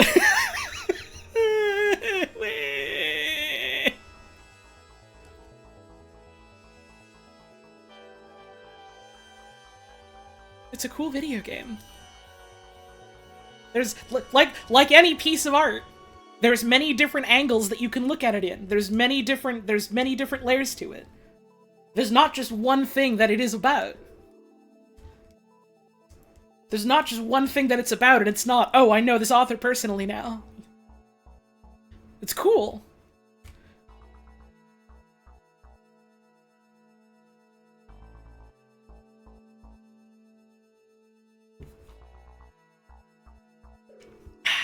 I love drinking water. You want to play play a video game? Want to get back to playing a video game and feeling really bad? Let's go.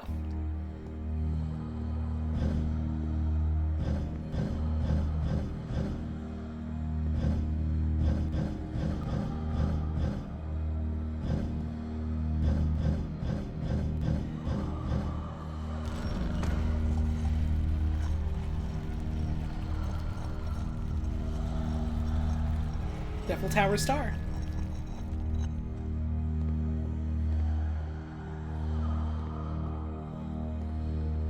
Can you fall down? You can't. It would be a little funny if you could fall down.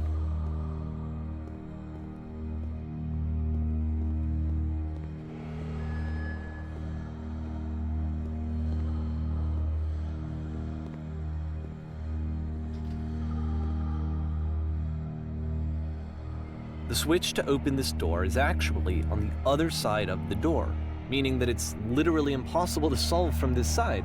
So even if you somehow brute forced your way through the first 2 challenges, and you got to this point, there's actually just no way to progress. But it's okay, I'll do it for you. And it's scary for me, the idea of Coda cutting himself off entirely. Just saying, that's it, that's the end of the conversation, not giving me any way to fix the problem. They gave you ways. I feel like a failure, I guess, when I can't fix the problem. But I can open this door for you, so let me do that.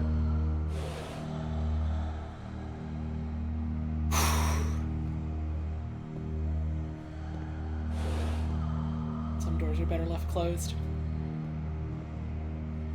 Was I a failure for not understanding this game? I don't know why I would be. It's not like everything needs to have a solution, but I feel it somehow. I feel like I failed, and I don't understand why. How am I liking Beginner's Guide? Oh, it fucking hurts a lot. I'm loving it. I fairly early on was like, oh, I see where this is going. Okay, I see the punch that's flying directly at my face, and I didn't move out of the way. I didn't want to move out of the way. It socked me clean in the jaw. This game is fucking great. And then they got me in the gut when I wasn't looking.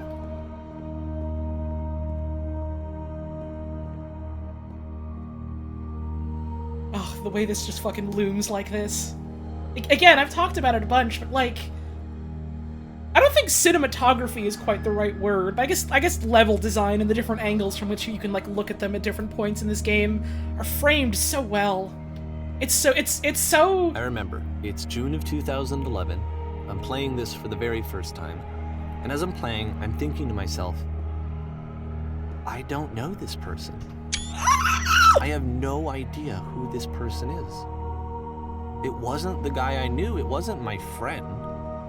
I had come to so many conclusions from looking at all of his work up to this point, and then suddenly none of them...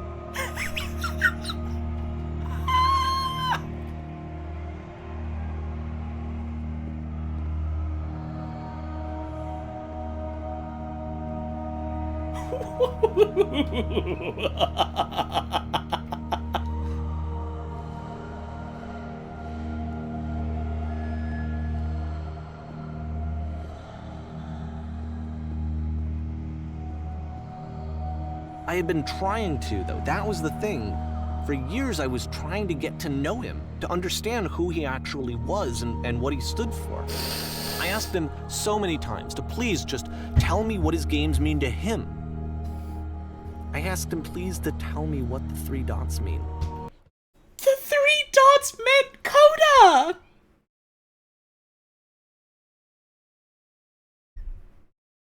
It all meant Coda, and you never talked to them about any of it! And he wouldn't.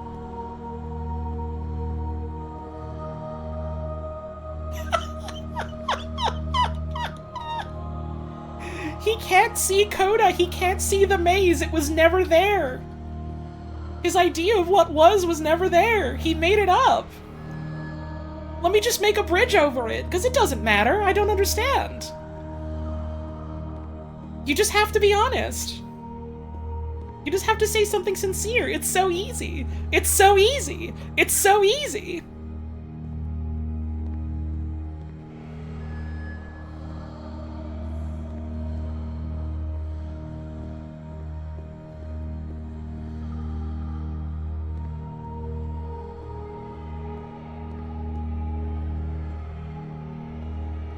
message in chat I saw. It's funny how we also cannot see Coda, but we understand Coda more than Davey ever knew, and still we don't know Coda. We, the viewer, understand that we don't understand Coda. We understand they were trying to talk to Davey. And it didn't work. And it never worked.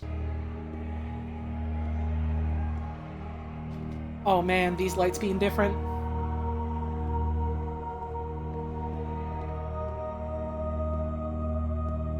I just felt so strongly that if I could have connected with him, that if I could have somehow made his work my own, that I would finally be once and for all happy.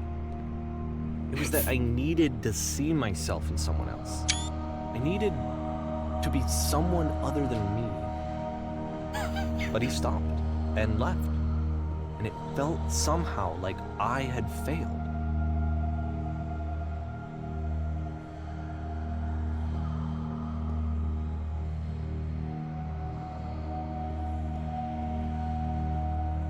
Well, at least he's saying it out loud now. Does that mean he gets it?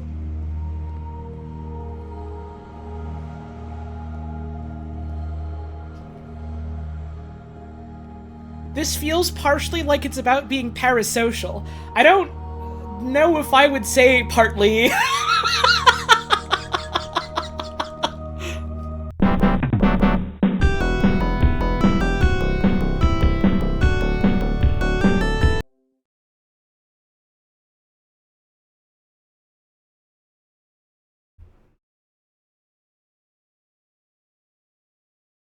Are we back?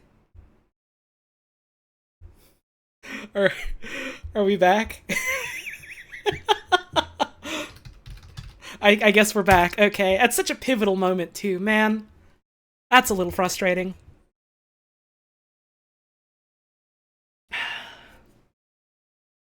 That's a little frustrating, but it is what it is, I suppose. So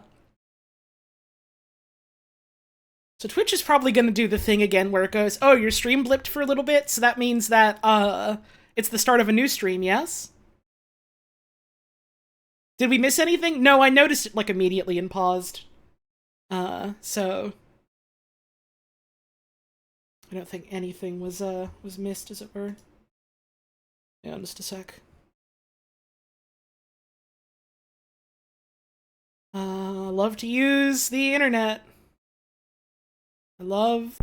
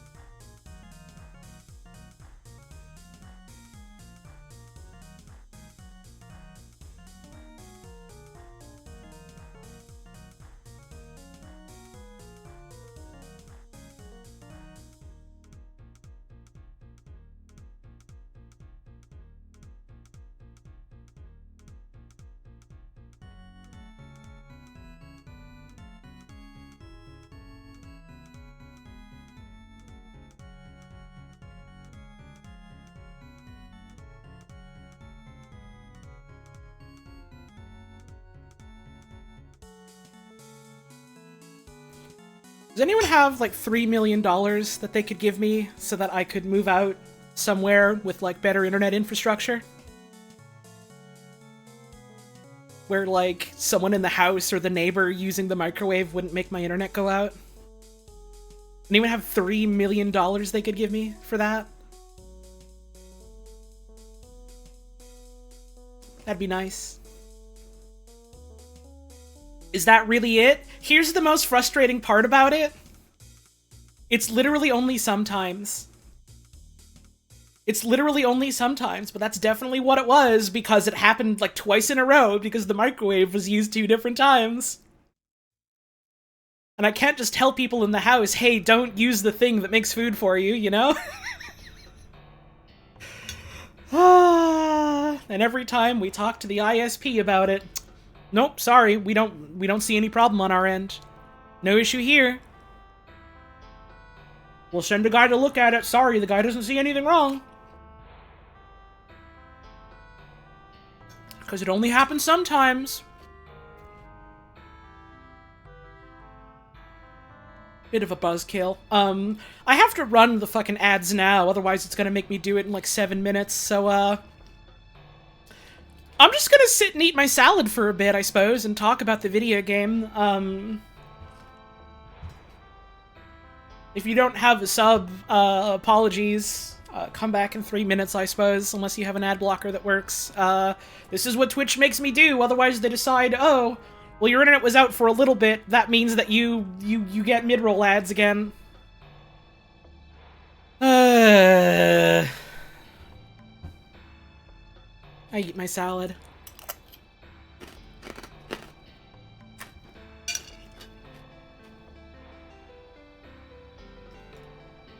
So how's everyone doing? Kind of salad is it? It's a Caesar salad. I guess you can turn the alerts back on. Well, it doesn't quite look like $30 million, but thank you for the tip. I appreciate it. Thank you, Fandria20, for that sub. Much appreciated.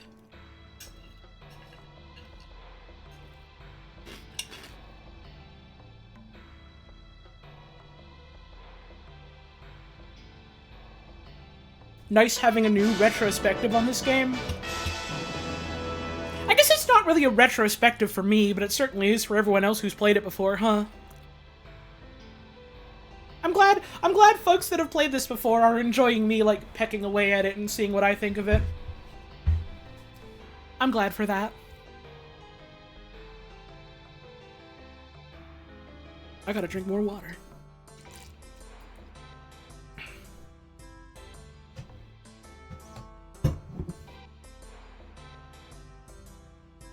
If a microwave is interfering with the internet, it sounds like it's not working or one isn't there. Here's the thing, though. This has happened to us multiple times for multiple different microwaves. So I feel like it's unlikely that every single microwave we've ever bought was faulty in that way.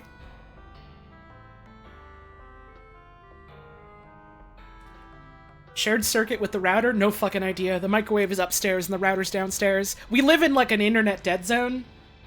Like, signal for internet and for, like, cellular is really, really spotty on a good day. For some reason, my fucking upload speeds have no problem at all, and that's why I'm able to stream. That's why I'm able to stream okay, is because our upload is really fucking solid.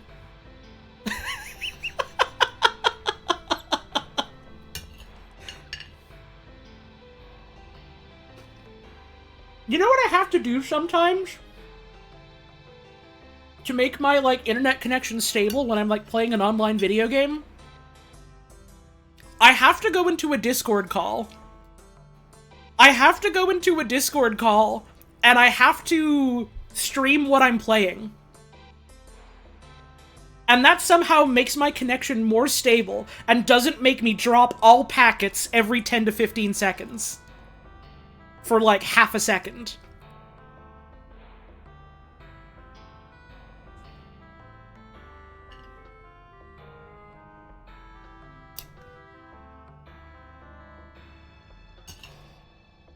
And again, every time we've had a technician here, sorry, don't see anything wrong with it.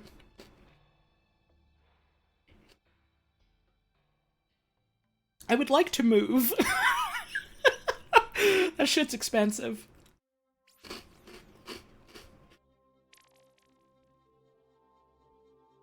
Would you believe me if I told you that my internet used to be a lot worse? And a lot less reliable. Money for the new microwave fund. Tissue cat for the tip, I appreciate it. It's not going towards a new microwave, but I appreciate it. There've been a couple years where winter hits. This hasn't happened in years and years, thankfully, but there were years in the past where winter hits, and our connection could be measured in bytes per second.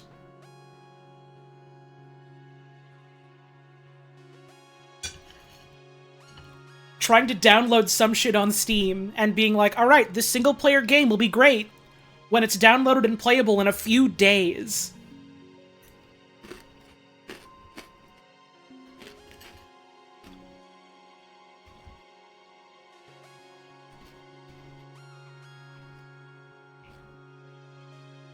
The place we live is just like this.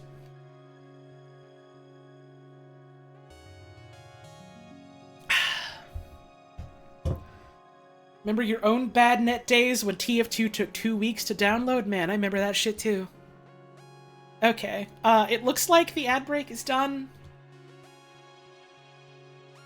It looks like I can play the video game again. People are done seeing advertisements, right? The video game is time for it. We can do it again. I'd like to do it again. I feel like we're close to the end here, so I'd like to wrap that up. Okay. Thank you for your patience. I'm sorry this happens. I wish I could control it. Money for the microwave, plus put it in there. No. I don't think you should put money in your microwave. And now the little bar that I have as like a Twitch web widget that tells me when it wants to play another ad, is not working right, so that's fun. I'll worry about that later, I suppose. If I miss it somehow and it starts auto-playing an ad, send like 3 million messages in chat so I see. Because it's, doesn't want to play nice tonight, I suppose, which is unfortunate. Anyways, you have your full permission to be annoying about this thing if it happens. Computers were a mistake. This is... Literally, I imagine there are probably several people who have worked with computers or in the tech industry before. But this is why I don't work in the tech industry anymore. Well, I mean, insofar as I suppose streaming is still technically the tech industry, but you know what I fucking mean, I hope.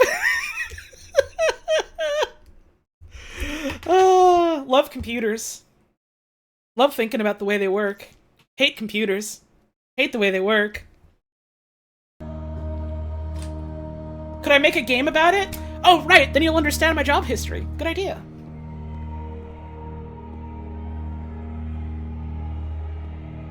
Okay, back to the video game that I'm having serious emotions about.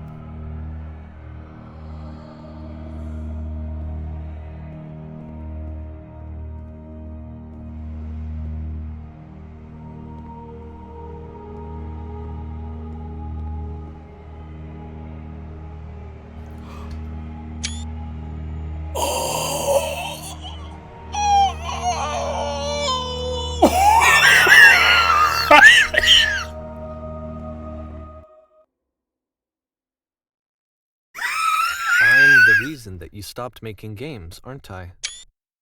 It's because of what I did. I poisoned it for you.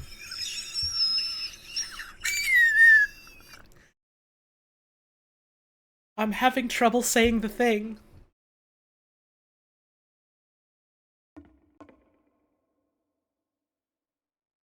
It's easy, it's easy, it's easy.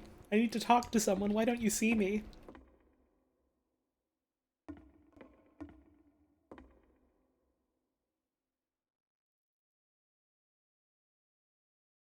And it's all just props in a warehouse.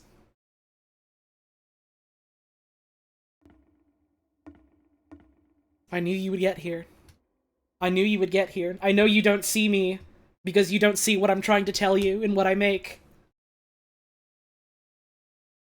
I'm going to be brutal about it.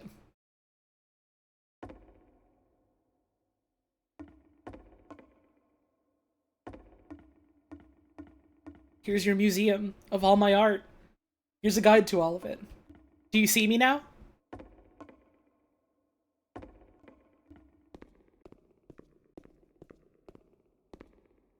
I don't think I ever told you this, but when I took your work and I was showing it to people, it actually felt... it felt as though I were responsible for something important and valuable.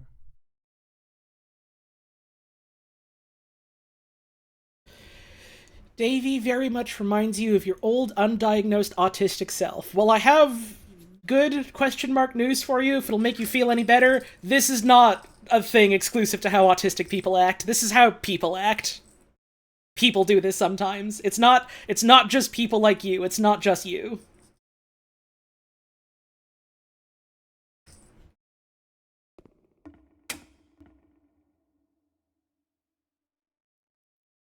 There are probably a lot of people who in some way have been able to look at this game and see parts of themselves in it and go, oh no.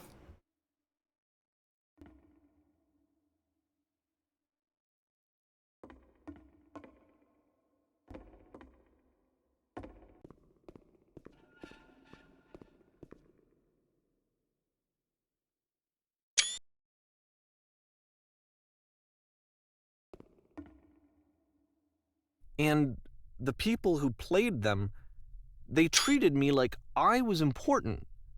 They really listened and cared about what I had to say. Even though I was showing your work, I felt good about myself. Finally.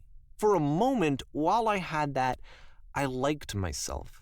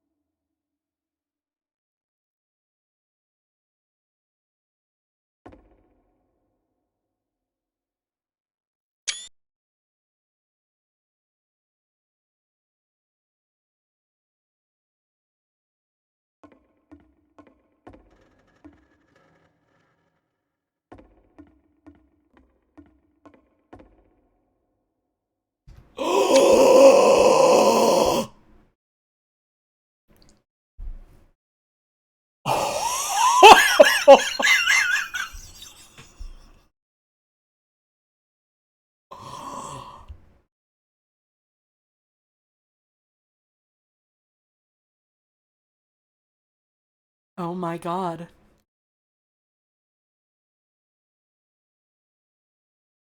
Oh my god.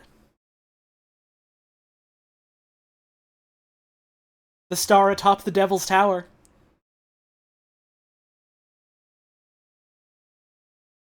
The lamppost.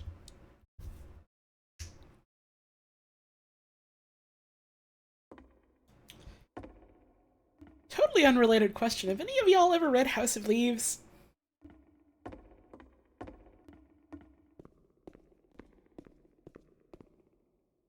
And then you stopped, and I didn't have anything left to show people. I just had to be with myself. And as soon as that happened, there was no feeling at all. Nothing. Less than nothing. What does that mean?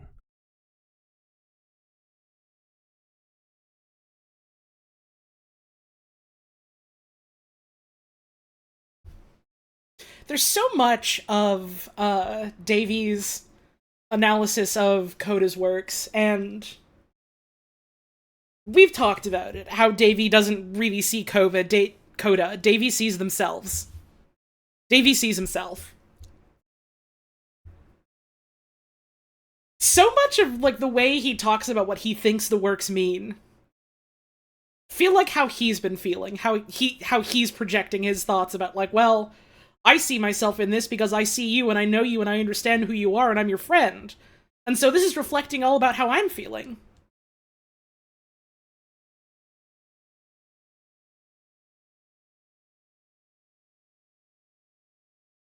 Your work was always about me, right?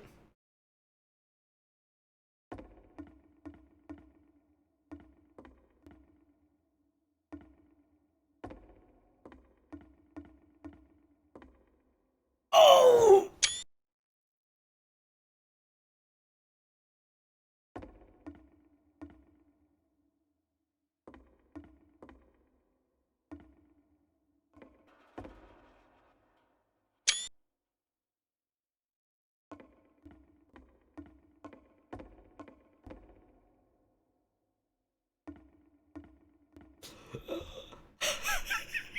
You don't get it. I need to spell it out for you because you don't get it. Oh my god.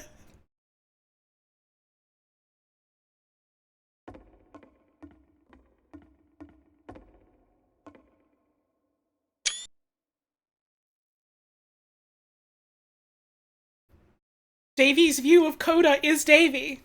Coda is Davy. The Coda that we see, the Coda that is presented to us is Davy. And the Coda that we learn to understand needs to leave. Needs to get out. I intend to be brutal.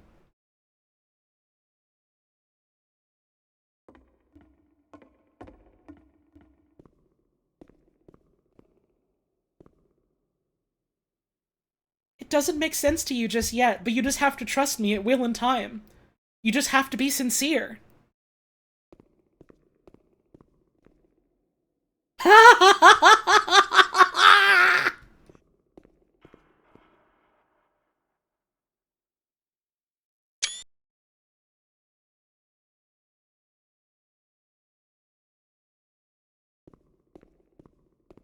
I'm afraid that I did something really stupid because I don't like myself.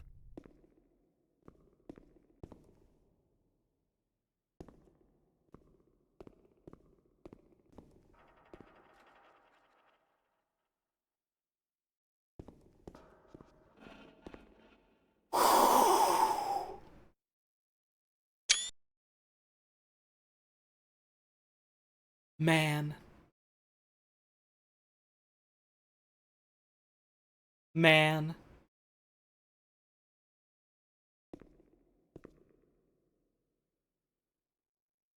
No sound.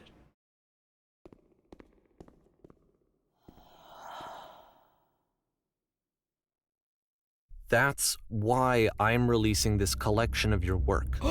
Is because I haven't been able to find any other way to reach you.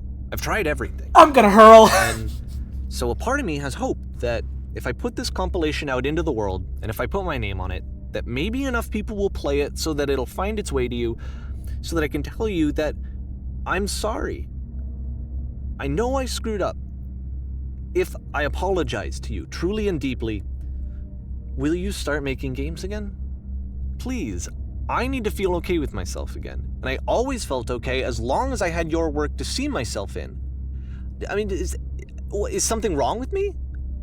Because I know that I did an awful thing, and I'm doing it again right now. The room is getting smaller. I'm showing people your work, but I can't stop myself from doing it. That's how badly I need to feel something again, like I'm an addict. There has to be something wrong with me. Can I apologize? What if I tell you I was wrong? Will that work? Will that fix it? I don't know. I don't think it will, but there's nothing else that I can do. Just tell me what you want. I'm sorry. I'm sorry. Please, start making games again. Please help me. Please give me some of whatever it is that makes you complete. I want whatever that wholeness is that you just summoned out of nothing and you put into your work. You were complete in some way that I never was. And I want to know how to be a good person. I want to know how not to hate myself. Please. I'm fading, and all I want is to know that I'm going to be okay.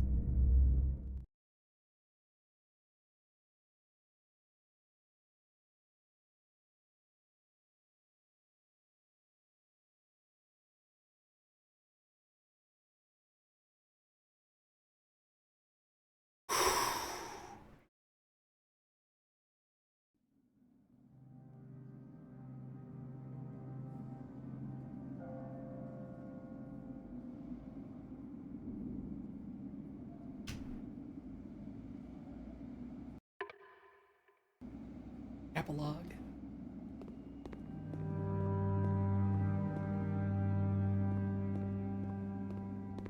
More love, more praise, more people telling me that I'm good. Always more. It's like a disease.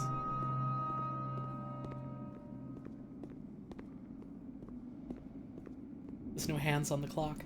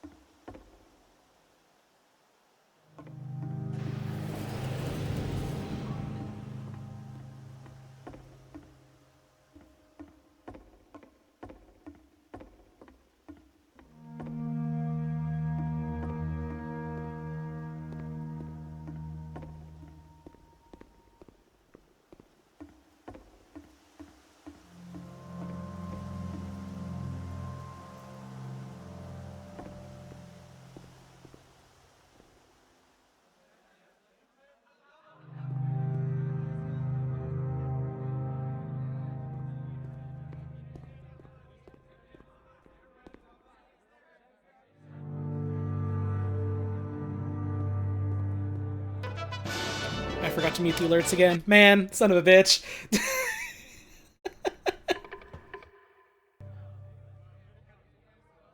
Solution. Solution. Solution.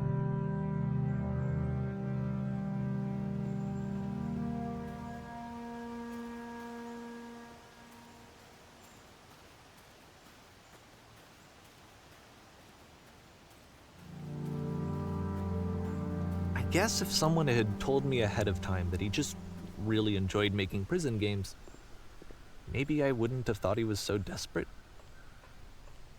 I wouldn't have told so many people that he was depressed.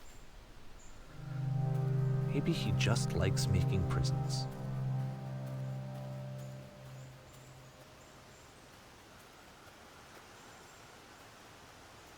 Yeah, I do like the way the train is framed, is like it's standing completely still, but you're walking through it to get somewhere.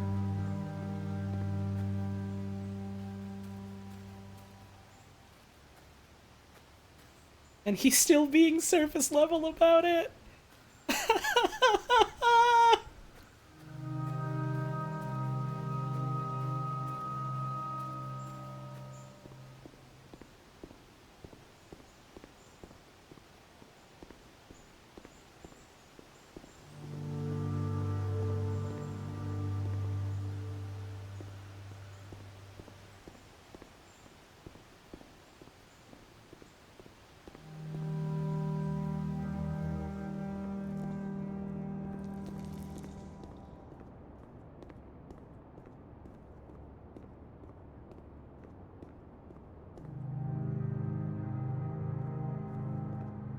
Even now, the disease is telling me to stop. Don't show people what a shitty person you are. They'll hate you.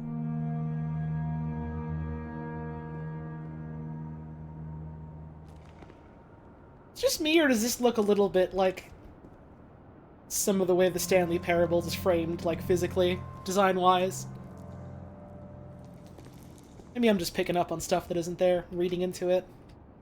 But, like, walking into this room with, like, the lights and the stark doorways, and that's about it. Source is just good at making rooms like that, yeah.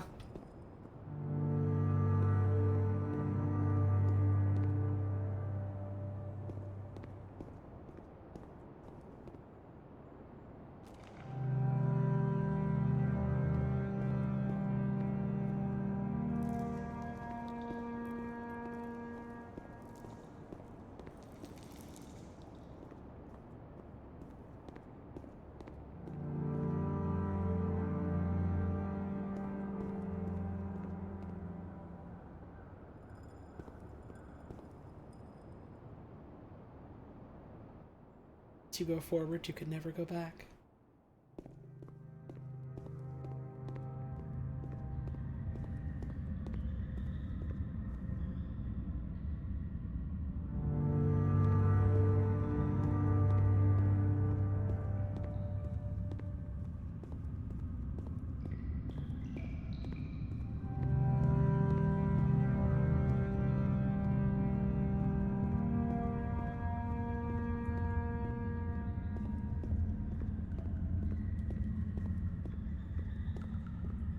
If I knew that my life depended on finding something to be driven by other than validation, what would that even be?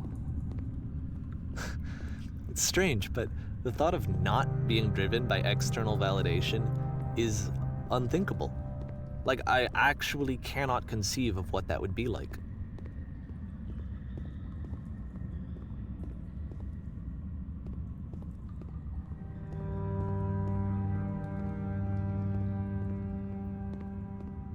Prison.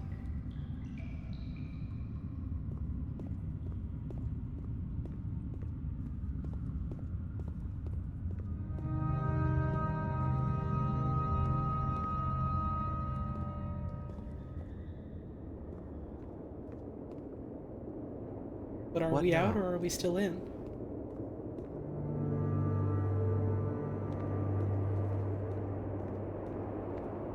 Just be sincere. I don't know if that makes sense yet, but you have to trust me.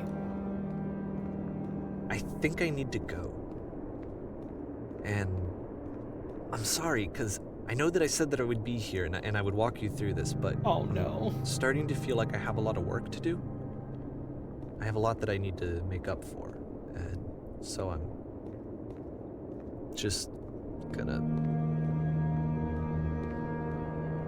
Okay. They made this for Coda, didn't they?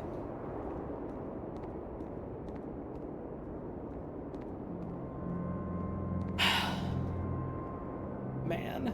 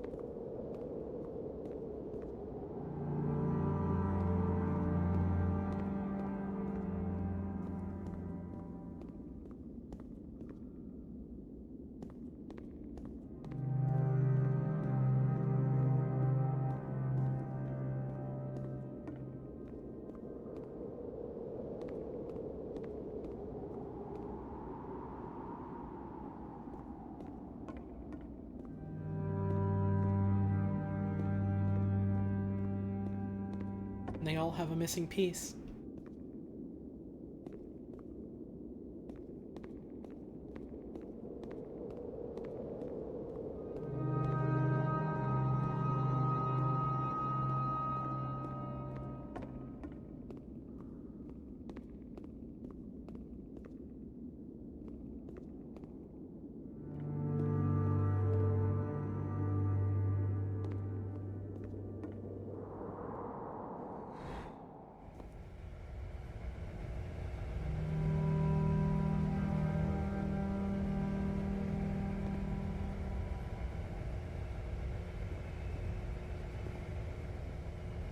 It's like the well.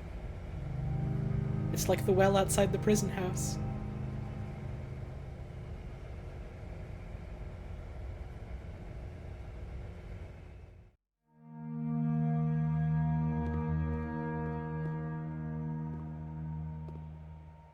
Someone in chat says, it's so tempting to commit its cardinal sin to try and understand something about the real Davy Reedon through this work.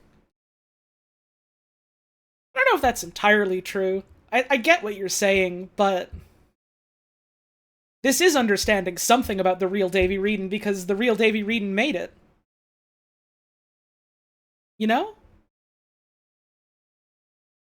In that, you know, the version of Davy in this video game is a fictional character. Based on themselves. But that's still informed by themselves and talking about their experiences, you know?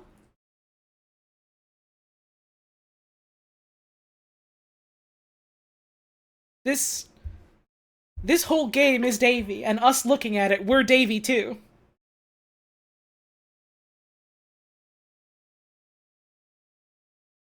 It's just not ours. You know? There's so many bits of this that I saw parts of myself in. Old me, new me. It speaks to me. That's mine. But the game isn't. You know? Again, I hope it doesn't sound like I'm putting you specifically personally on blast. Again, I see people say some things and it gives me ideas and I like talking about it.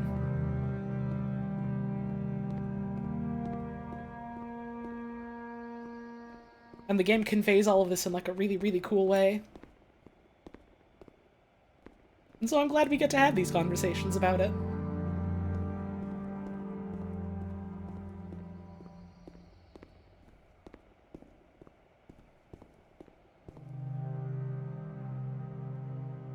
And there's the light at the end of the tunnel.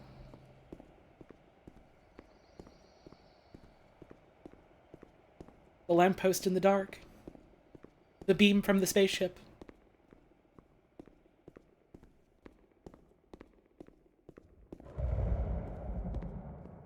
And you know what happens when you step in the beam, right?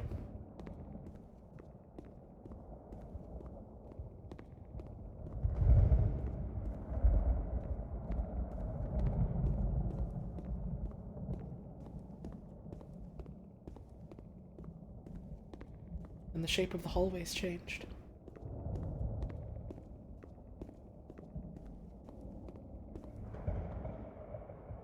Up we go.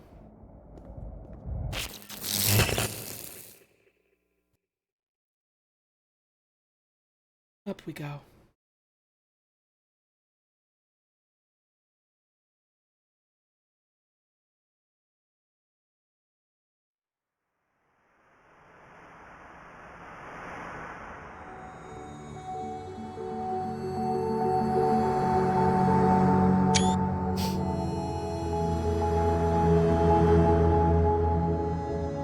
Man.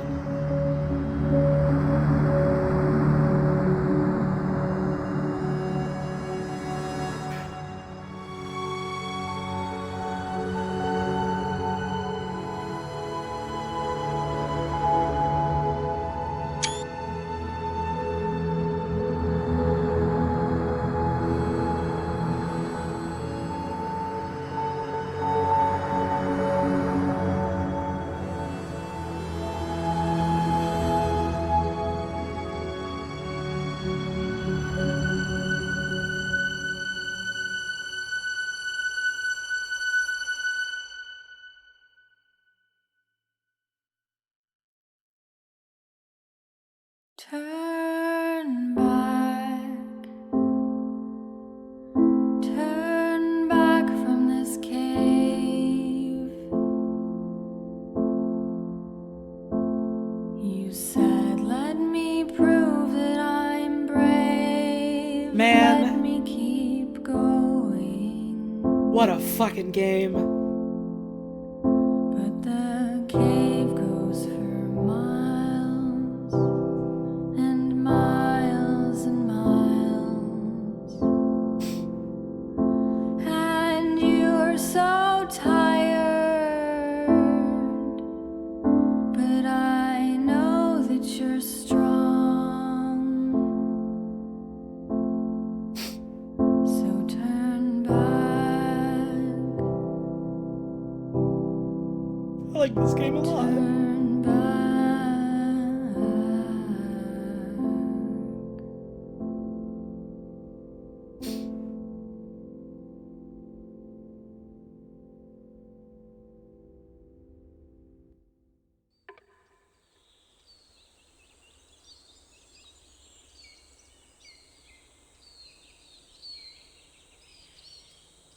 That damn lamppost.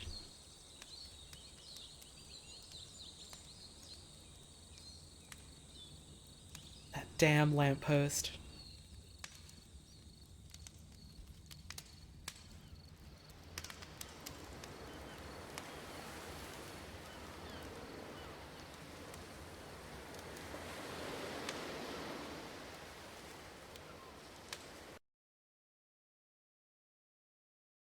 I saw a message in chat.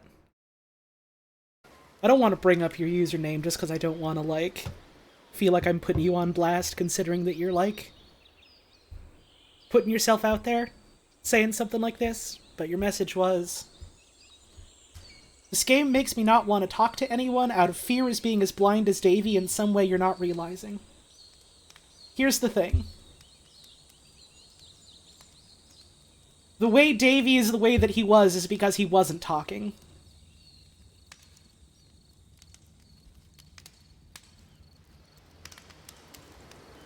I hope that makes sense.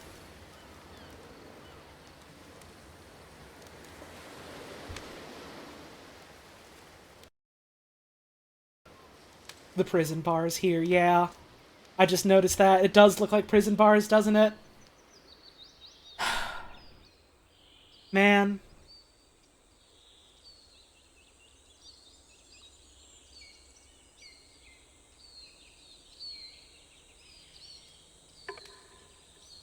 It's hard to talk about this kind of game in a Twitch chat. Ooh, yeah, huh?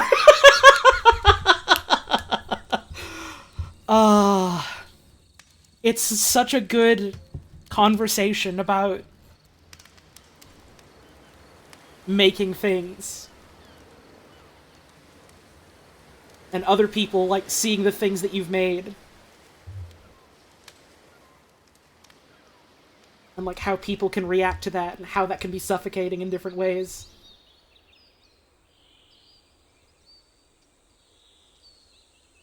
There's a lot more to it than that, obviously. Again, I'm very emotional, and my thoughts are a little scattered right now, having just played a video game I really liked that has made me feel a very strong sort of way.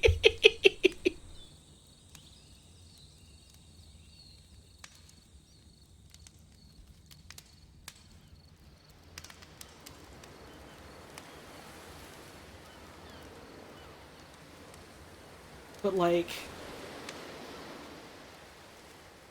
yeah, it's such a cool look at, like... making stuff. And trying to understand what that says.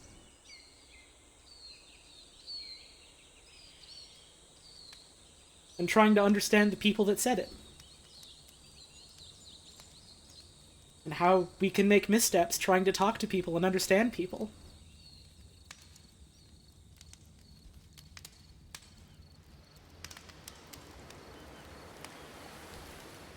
And trying to get that validation from someone that maybe shouldn't be giving it to you. The teacher in the hall giving the lecture about how it's so easy to be perfect. It's so easy, it's easy.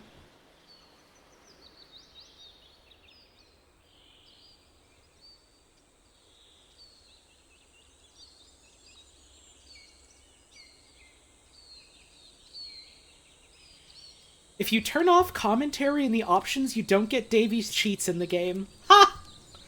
That's funny.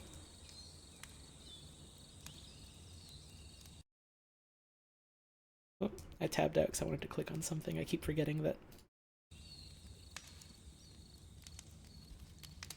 It's a cool conversation about, like, why do we make things? Who do we make them for? How does that matter?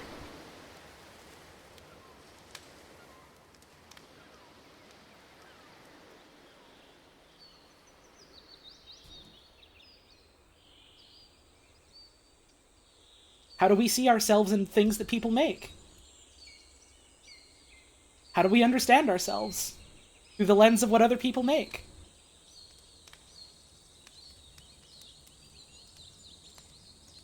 Does that mean we understand everything about the people that made it? Can we?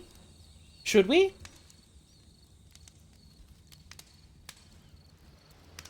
Can we understand ourselves? Will we?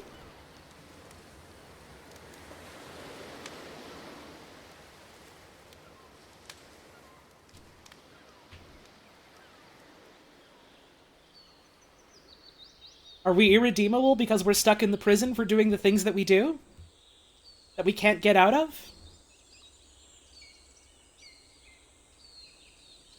And once we look back on it, do we have to condemn ourselves? Can we keep moving forward? Will we? It feels very poignant. Given that this comes out, like, right after the Stanley Parable hits it big. And the author, you know, is going through it. I think they've said, at least in part, because of that. The stress of, like, a success like that. I'm sure there were other factors in it. Again, I don't know him. I won't know him. The Coda that we see through Davy talking about Coda is Davy. And us looking at the video game, we're Davy too.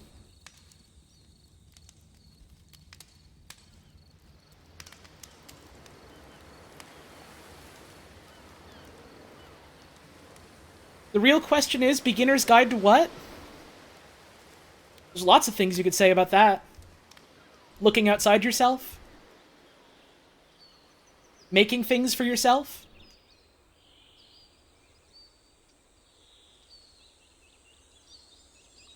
Perspective?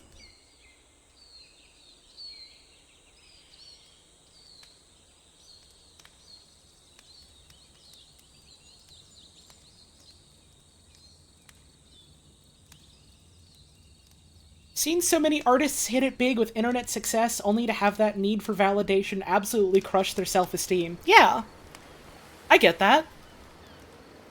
That happened to me fucking years ago. You want to know why that happened to me years ago? It wasn't even because of, like, anything I've made on, like, a stream or anything like that. It's because some posts I made on Tumblr years and years ago when I was in, like, high school and early college got big.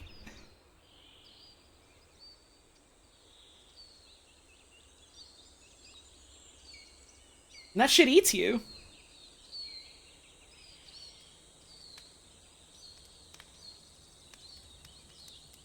And you make mistakes because of it. Because sometimes it's hard to see anything outside of the you being eaten.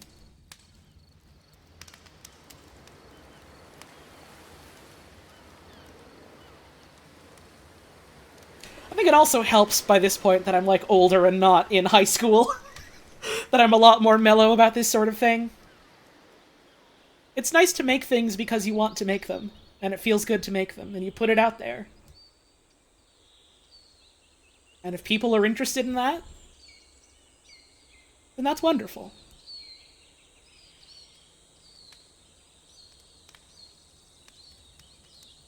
Nothing has helped in high school? By being in high school? Yeah. Ooh.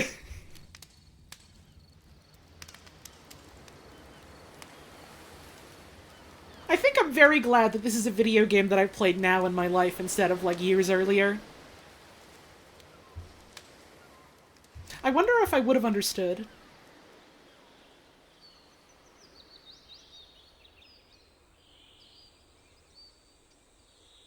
I wonder if I would have written to the author and asked him why he was like that. I wonder if I would have been Davey. I suppose I'm still Davey. We all are, you know?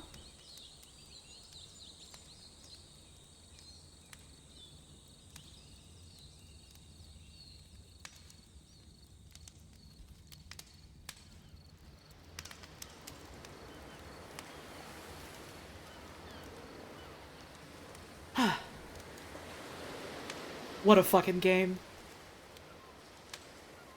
Man, what a fucking game. People thought Coda was real and sent Davey hate mail? Aw, man. I suppose I'm not surprised to hear that, but I'm a little sad.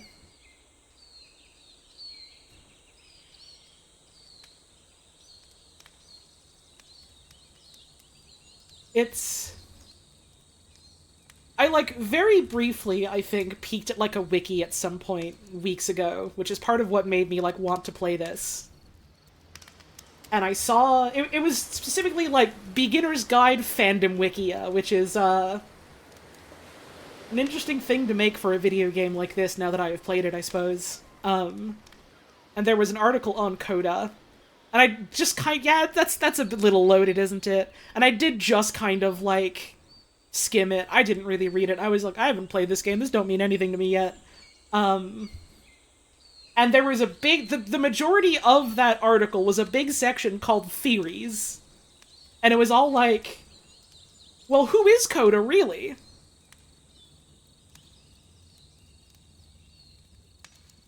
I don't remember what any of it said. It's not important. Man, that's, feel some kind of way about that now that I finished it, huh? Specifically because, like, part of it was like, yeah, Coda is real. One of the theories was like, Coda is real, textually real.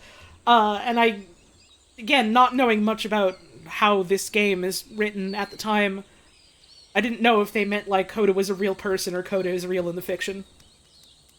You know?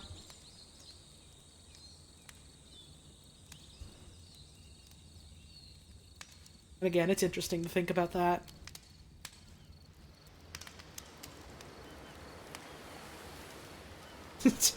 Yeah! Really funny message from Swoosh FM in chat. We need to find the real Coda. That's what he would want if he was real, I'm sure.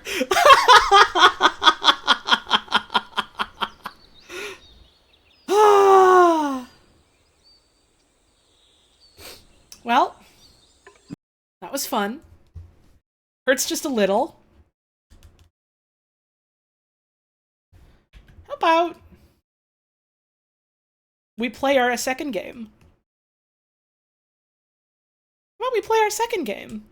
We get attacked by a tiger. How does that sound? Does that sound fun? Does that sound good?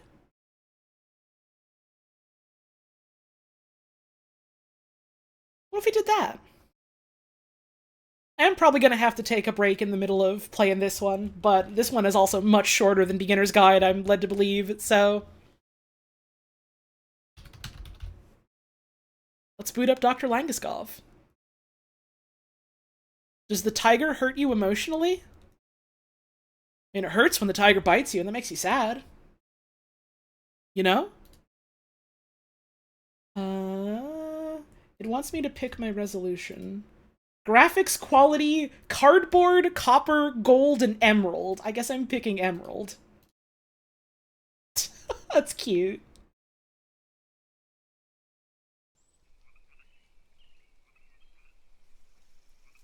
This video game was made by, I'm immediately also forgetting their name in the way that I forgot the name of Davey Wreden. I mean, this game is made by several people, but I believe it was, like, written or conceptualized or led in some way by, is it William Pugh? William Pugh? I've never known how to pronounce their name. I should have looked this up beforehand. I'm very sorry. And this was made by Crows, which is a group of game developers. I know, pronounced Pew. Okay, thank you. I recognize one of the names on the credits, and people in chat are bringing it up. It's Jack DeKeat from Friends at the Table, who worked on this video game. And so when I was looking at like who Crows is, I was like, wait, I know that name. Wait, I know that one. I seen it. I seen it. So that was fun. There's also Justin Roiland? Like fucking Rick and Morty Justin whatever the fuck? The stream's over.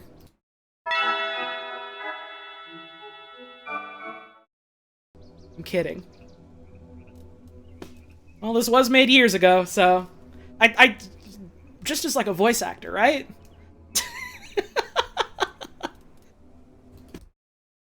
Italian cypress trees cast incredibly deep shadows.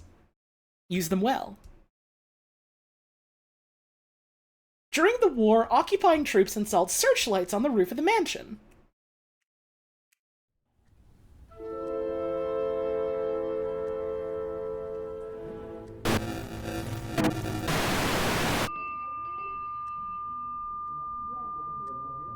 Okay, 2 minutes. This is your 2 minutes.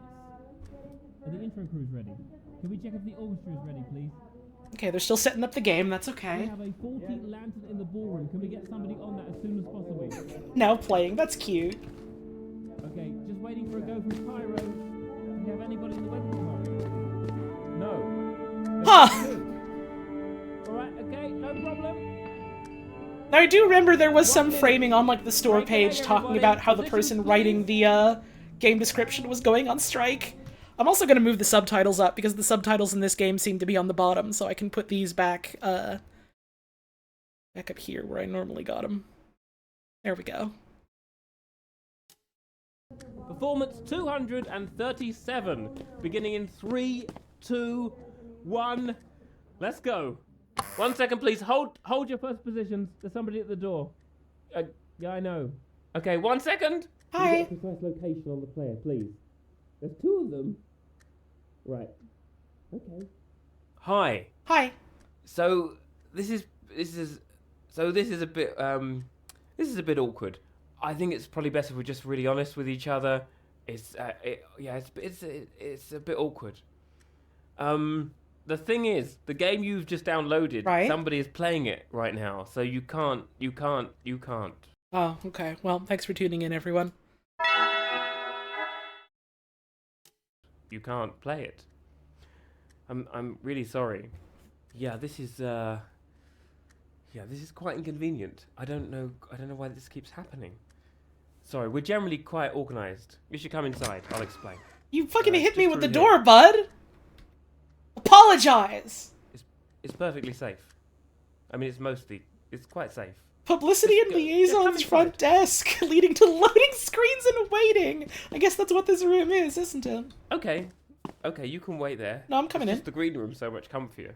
Here's the thing: the game's live, which makes it impossible to insert you, and also it's just quite difficult now for you to leave. But I think it's okay.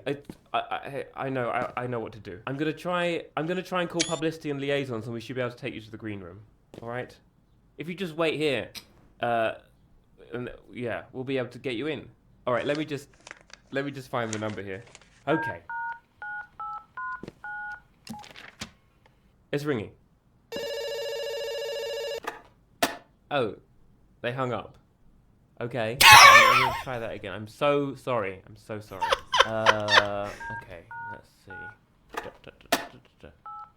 I'm sorry, I know we've both got better things to be doing with our lives. Oh, come on. Okay. Oh, I know what's going on. We've got something of a strike sort of situation emerging. Yeah, we've I should change the game on Twitch. I didn't do that yet. Hang on. This is not the beginner's guide anymore.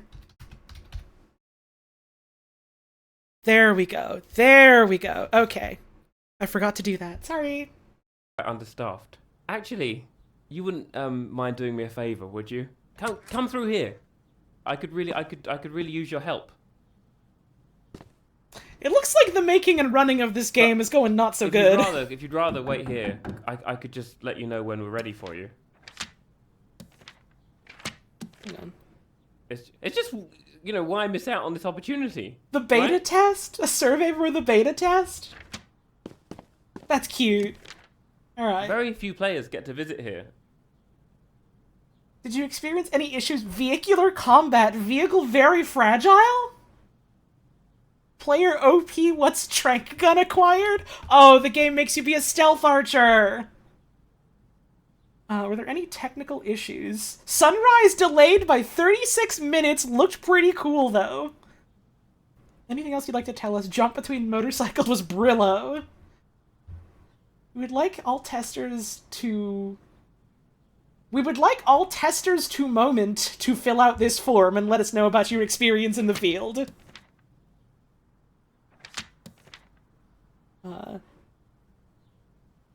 Sends off sort of clever, you don't know Jack 90s vibes.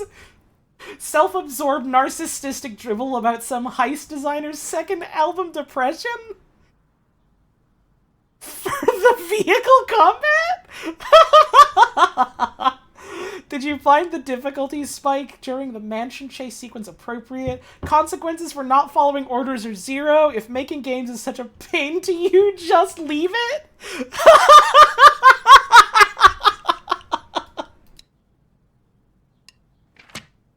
I don't think this game is going so good. Grappling hook? No! I'm really big fan of this graph.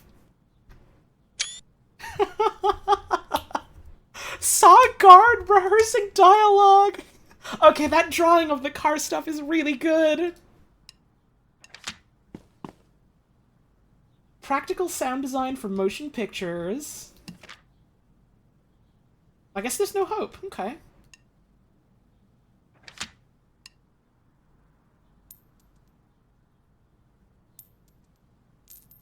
I guess I'm taking their money. I don't think I can undo that, so I don't feel especially bad. Mine now. If you're gonna make your workers go on strike, I suppose I'm just gonna take the money and give it to them, if I can do that. I don't know if it's gonna let me do that, but... Orchestra stab, tiger close-up, the vault, the emerald... For the trailer? That's cute. This is a good textured chair. Yeah, it's got a fun look to it. BRB. Oh, I just took that. Okay, it's mine now.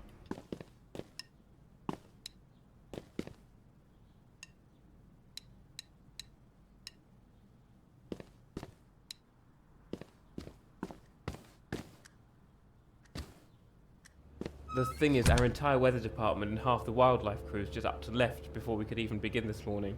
And it's all super simple. It's mostly buttons. You like buttons, right? Sure. And you'll be able to play the game as soon as whoever's in there at the moment is finished. Promise. Your help? Oh, this is fantastic. The fucking okay, lean this way. when you crouch. Yeah, the lighting department's right through here. Workers Don't against worry about unsafe this working conditions. We'll get through it. Rights to fair pay, rights to workers' safety. Yeah, hell yeah. Oh no! Devil in the details. I can't tell what is written on pencils. You're spoiling some of the magic, 4. you know. It feels a bit like cheating, but, you know, it's okay. You carry on. You do Okay. whatever you need to do. Thank you. I will. Langeskov meeting Tuesday. The room extension cords.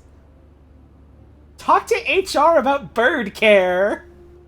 Good drawing of that car as well. Coursework and crowd noise. Rehearsal room. This is probably going to take more than 20 minutes, given how I'm doing this. Access to game space strictly restricted. Making games is hard. Damn, they gotta rehearse all this? Maddie to spend afternoon in electrics and hydraulics. Waterfalls to be finished.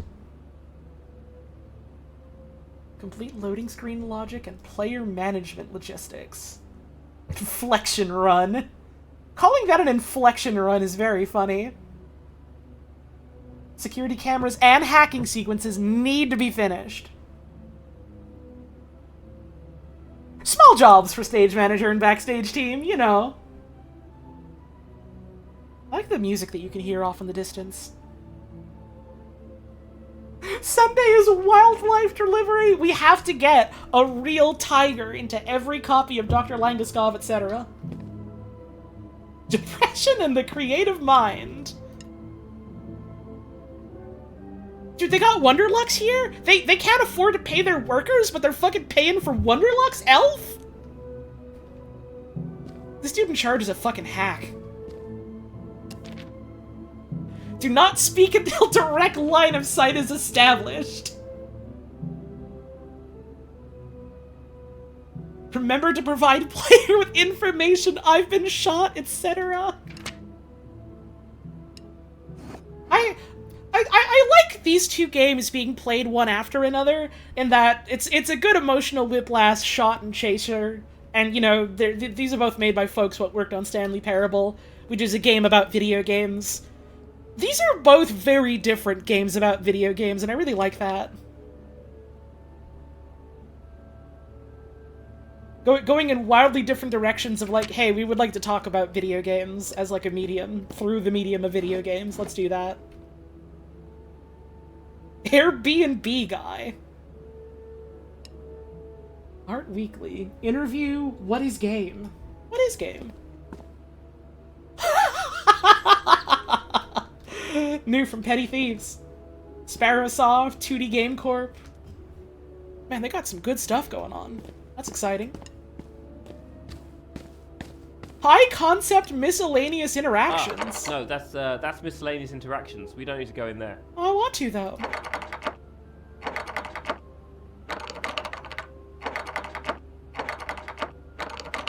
Please? Well, it makes a good sound, at least. Oh no, that's where the game is. You can't go in there. I'm sorry. It's a single player game. Yep, that's the broom. This is fun. This is giving me so many little different toys that I can click on and touch and look at. What does it say? It's too dark to tell. Cell room coffee machine. Another really cool car. William drew this, he's cool! Respect for William. A lot of boxes here. Right. First things first, could you bring up the lights? Thank you so much, because, you know, we can't have people playing in the dark. Or they'll fall over, and they could die. See that lever? Studio It lighting sets the essentials. sunset off. We got the reflections in the lake looking... They're sort of great. What about lasers? Can we do lasers? Oh, no, that's absolutely not the right button. You just made a beeline for that one, huh? Yep. I think we're okay. We're okay. I still need you to pull the lighting lever though. That would be ideal. Yeah, just now. It's the bigger one. That's cute. I can't let you in there. Sorry. It's very complicated. Health and safety. It's shelves. There's a lot of shelves. Come on, let's get the lights up.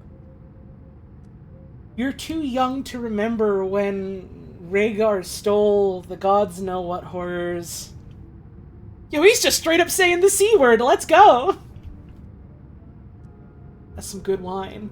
They never tell you how they all shit themselves. They don't put that part in the song.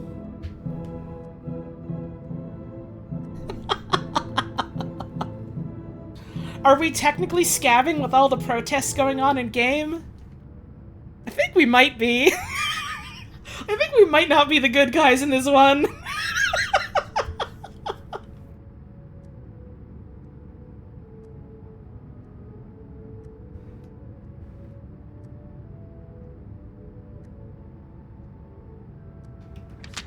Cute.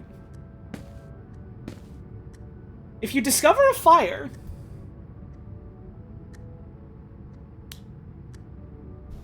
hang on. Could you maybe not do that, please? Well, that didn't sound good. Oh well. It's okay, everyone makes mistakes. Are we being paid? I mean, I did steal some of their money, so... I don't know if you could argue that's maybe not being paid. Operate the nearest fire alarm call point immediately. Attack the fire with a suitable extinguisher. Attack it. The brigade will be called by Pat. Okay, well, I guess we might as well turn on the light. Pencils game concept. Damn, they really like this pencils game idea, don't they? Unknown. The lighting department spent at least an afternoon on that. They'd be really unhappy if they were, you know, still here. There we go. There it goes. You get to throw the switch, Little that's lights fun. blinking on in the windows of the mansion, up past the ornamental ponds. Oh, it's pretty magical, really. Okay, now we need to attack them with a tiger. It's a heist game. The player's playing a big heist. I'm sure they are. I don't want to spoil it for you, but the tiger's very important. It's in the title. All right, into wildlife preparation. It was on the title, that's true. Just through the door. The RGBs for the lights! You don't have to be alarmed. It's not a real jungle. It's just a game. It's just a room full of bits of jungle. The difference is important. But I can understand the concern. That's how games work, yeah. It's all just little rooms giving you the illusion of something. It's fine. The tigers aren't real. The tigers in this one are real, though. Hang on, I gotta check. Does it want me to take a break? Yes, it does. Okay, well, right before the next room is a good point to get up then for a bit of a stretch. This is probably going to end relatively quickly when I get back, but I do gotta get up for my stretch, get a little bit more water, and then we'll see through the rest of Dr. Langeskov and hopefully not get bitten by a tiger. So get up and have yourself a stretch. We'll be back real soon.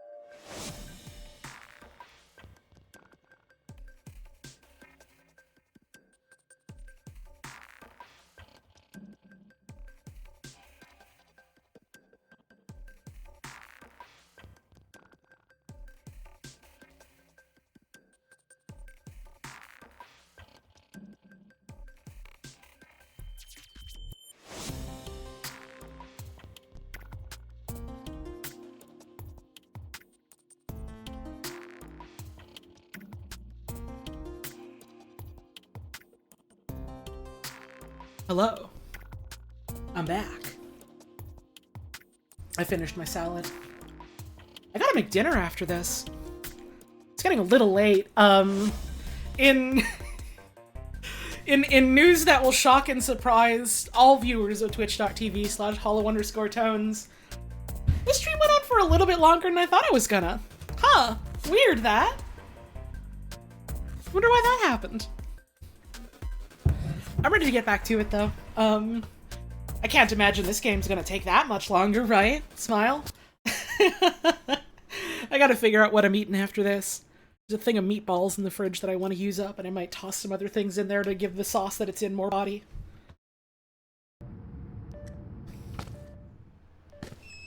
Right, this is all... It's so safe. We'd usually have someone else do this, but they started striking right after one of them got. Well, that's not... I shouldn't have... just pull the lever and let's say, introduce the tiger to the level. Why they got a tiger in a damn cardboard box? I guess that's not cardboard, that's metal. You should pull the tiger lever. Really. I'd like to go back.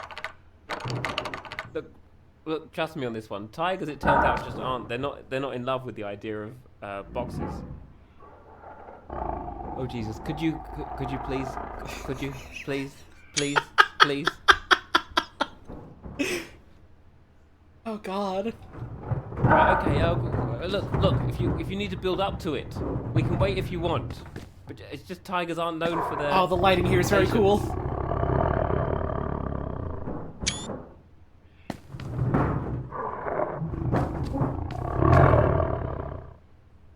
Tiger retrieval. Cute. Yes! Yes! Perfect. The tiger is out! There should be a red button nearby. It will just let the recovery crews know that the tiger's ready to pick up. It's the button. I think it's by the doors to the weather. Screaming! Okay, press it again. Oh, thank goodness. The recovery crew are on the move. I worried that they might have joined the picket or gone to the union or been eaten by a tiger, you know. Okay, well, I hope they did those first ones. Work out where you're going to be most useful. I don't think we have anybody left in catwalks, do we? Oh, we do. Well, the cat's walking out there. Wow. Can't believe it. I guess weather control then. The door's just over there. I just noticed this mug says coffee because the C is the handle. You're doing so great. There's really not far to go. Okay, man, that's great. I'm gonna keep on taking my time now. Garden assets. Different cypresses, the 2 rocks. Do not scale Cypress C! Oh, that feels so real. Something is wrong with this asset if you make it much bigger than that. Don't do it. I can't make this go back up. That would have been fun. Bad, but fun. Oh no, not that door. There's a far more pressing concern in the room, and it's growling. Look, the tiger's inside the level. We need to make sure it doesn't, eat everybody. Could you hit the red button to send the retrieval team? I already did that, though. That's funny. That dialogue seems a little bit misaligned. I've discovered something new every day, unless it's not new and they know about it. I don't know. They didn't expect me to play with the toys after I played with the main toy. Oh, I hate this room. This hasn't been easy, During our second performance, a pipe burst in here and flooded the whole garden level. The player got stuck on the roof of the summer house. Alright, okay, the script calls for a storm. Let's make it rain. It's the red valve on the pipe next to the door. Gently. I am cutting the leaves. A lot of the story relies on there being a story. My name is Meanie Greenie and I am singing a song. 3. Oh, this is about the Temple of No. That was one of the other games they brought up. Don't worry about what I told you about the flood. We've had 235 non-fatal performances since then. So is that fatalities as in deaths or injuries? All right, there's a difference. Let me be totally honest. In 2 performances, we had mostly underwater surprise moments. But we give everyone armbands now. Yay! Letter of resignation. I didn't quit when the flood happened. I didn't quit when you reassigned me to a spectacularly dangerous department with no training. I didn't quit when the forklift broke and dropped a set piece on my ankle. But looking at all those things written down, I'm beginning to realize I probably should have. How do armbands help? Makes them feel good. not generally in favor of industrial action, but thinking about it, when the brand new health and safety department literally catches fire within days of being established, perhaps, just perhaps, something like this is necessary. Santiago Morris. Heavy goods transportation, formerly paint shop. Oh god. Oh god. No, too much. Okay, we're good. There's a button below the fan that sorts out the thunder and lightning. Cool Could you do bird. the lightning? It's a really nice effect. It really is. Oh. It might be wired up wrong. I'm sorry. That room gets like that. Now I think about it, it might have been saved. Oh no! There it is! There it goes! You've got to picture the building lit up by these big flashes of lightning. It's really imposing. The set's massive. Oh! Speaking of, the player has apparently entered the mansion through the orangery and is... They're going to use the lift. Okay, that's okay. We can do this. We're right here. This way. Actually, wait, hang on a second. This is really important. Behind this door is the closest the player ever passes backstage. They'll be right behind a wall, and I don't know what the wall's made of, but I do know that it's phenomenally cheap. So, you can have to be very quiet, okay? I want the interactables! They're denying me my interactables! Can I take the umbrella? Damn, it would have been nice.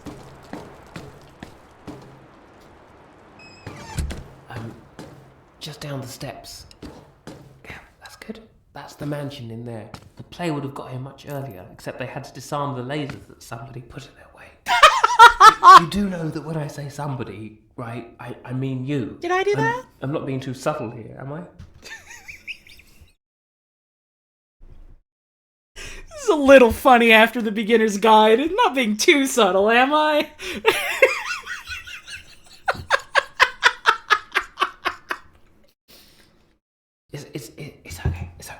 It's okay. It was just it was a fun and unexpected and searing challenge for them. Good. In any case, here's what we need to do.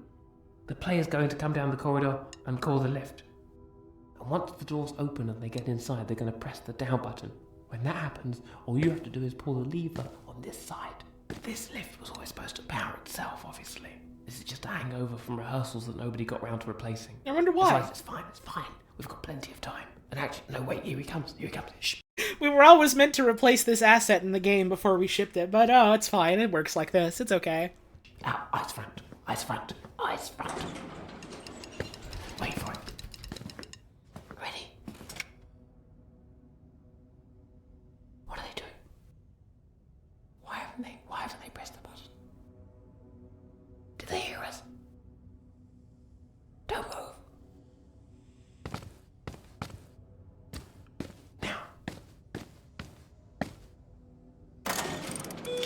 Oh, thank God, we're moving. Yay! Oh, no idea what happened there. I think they can't have heard us. I hope they didn't hear us. They probably didn't hear us. At least they're on their way now.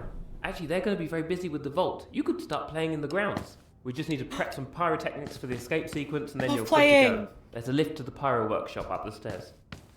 I love playing! I could probably turn the alerts back on for this game. Thank you, Magic Hats, for the 25 months. Much appreciated. Yippee.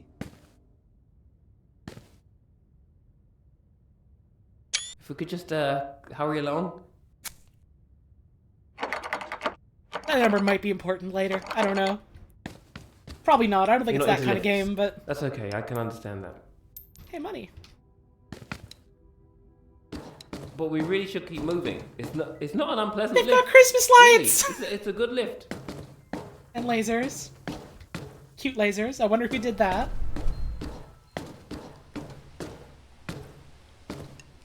The Tower of Cans! They got that whiz fizz! Can I turn this off? Oh, I was hoping I could hit that switch there. No vaping! Stop it with the sodding vanilla breath. Oh, I had a guy like that when I was back in night school who would always vape right before class and then come in and then sit next to like his friend right in back of me and talk about what he was vaping and what flavor it was, and it was like, oh, it's okay, man. We can smell it. Don't worry.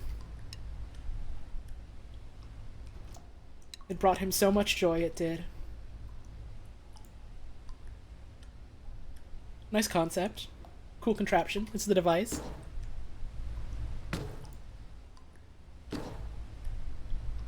The high school bathroom sense? No. You don't understand. I mean, maybe you're just talking about your experience, but this was college. This was college night courses. This was well after high school. We were well into adulthood. Ineffable, incomparable. Coming soon. Oh my god. Are you okay? Yeah. Do you still have your ankles? Nope. Are they in the correct orientation? I don't have a body. Okay, you're okay? You do? That's great. Oh god, I'm so sorry about that. This is the weather room, isn't it? Yep. Right. Okay, listen. Since we can't reach the lift of Pyro, the only way back into the game is through a department called High Concept Miscellaneous Interactions. I didn't want to have to do this to you. There's usually a lot of training involved. But I'll talk you through it. You'll be fine. I can be trusted. You brace yourself. You can trust me. You can trust me. You can trust me. You can trust me. Miscellaneous Interactions. This is the department that controls a lot of things. Locked and unlocked doors, interior lights, smoke machines, telephone calls, actor cues, laser lights, vault guards, tranquilizer dart strength, that kind of thing. Can I press everything? I don't know why. And usually the operator's got this big, usually they know what they're doing. But I've got a manual here. I think we'll get through it. All right, in order to get started, you're going to want... Oh, God, no, that wasn't 4. That was like the opposite of 4. Yeah. I don't think that light was a bad sign. 5, 7, 2, 1, 2, 1. 3. Okay, so what we did there, it turns out, was the wrong thing. Could you press 9 and then 4 and then 1? Who's calling, please? It's working. Oh, I think we restarted it. Yo, no clip. Right. Let's go. Page in the manual about this. What? Sorry, busy. What did you just... That could have been very important. 4, What did you... 4, Why did you... 5, 2, Ah. 7, Oh, 8, sorry. 0, Okay, I 1, found the right- 2, No. 3, Very important. 5, I 6, double-checked. 7, 9. 4, 1, 1.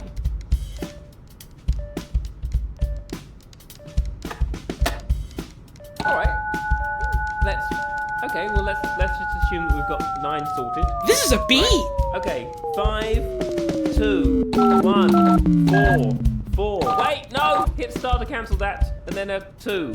6. Just ignore that. That's fine. Right. 7, 2, left. 1, 4, 2. Oh, Christ! Who's calling? Oh, Bye. come on! Again? Is there? Do you just not know how to use the 5, phone? 5, Alright, back to 5, the board. 5, Hit the 8, four number. 5, 2, 5, 2, 9. 5, Oh, I 9. don't need to bother with 9. Oh. That sound that I might have told you to ignore turns out Haunted. that's a very bad 5, alarm. 5, I'm going to 5, need you to 5, just do 5, 180 Okay. right down the stairs, please. 1, right there. 8, Probably, 0. I'd probably go 5, further. 5, 5. You really Okay. want to move right now. I'm sorry to know about the alarm, but there's been a lot going on in my life. And here's good. Great. Oh, that wasn't too bad. Okay, back. Come on, back up the stairs. Yes! A bit faster than that, please. Just a bit, just a bit. All right. Don't Fast worry. as I go. Actually, do worry a bit. Hit 7, 7, 4. then asterisk. Whoops. Is there a fire 7, below? 4, asterisk. Is there something on fire? Sure is, bud. What's next? I don't think any of this room is supposed to be on fire. 5, 5, Please don't 5, do what I think 6, you're about to 5, 5, Please don't 6, do it. 5. Pick up the phone and put it to your ear. Who's calling, please? Normal person. Later. No!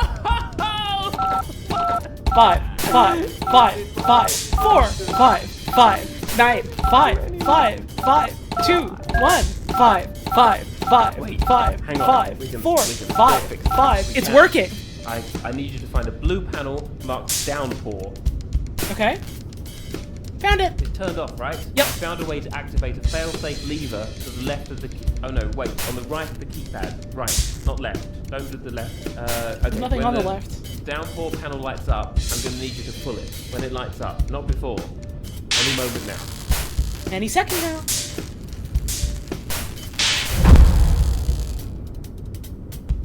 Now.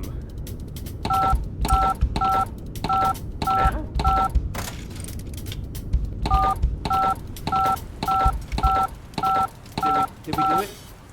It's I think we downpouring. did it. The players left the mansion.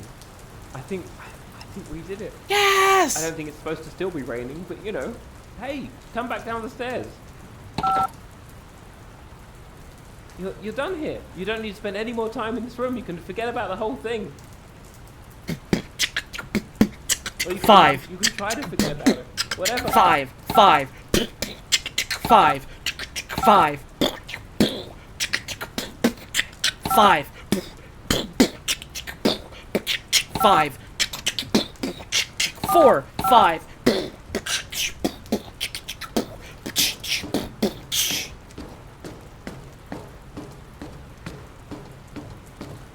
This is it. You're done, sister. Thank you so much. Welcome! Thank you so much. You really helped out. I'm literally the most We couldn't helpful. have made it through without you. We really couldn't have. Through here. I wonder if this is a real website that you can go to.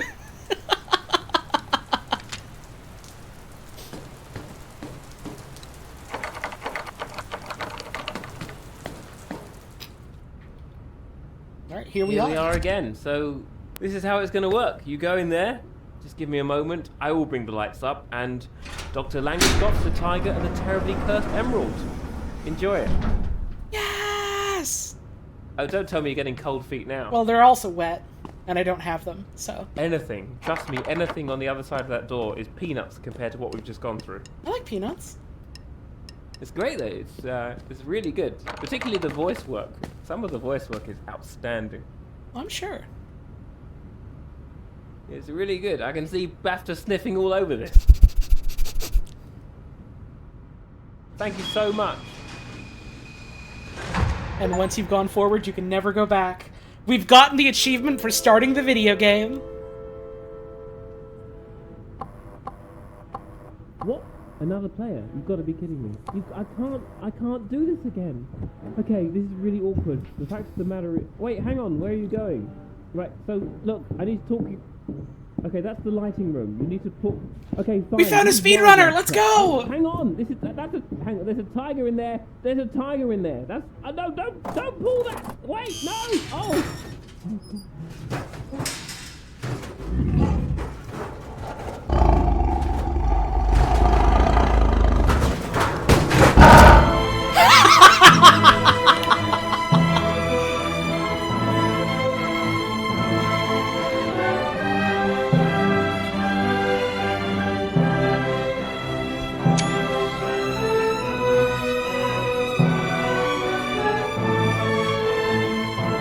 Thank you, little Tommy!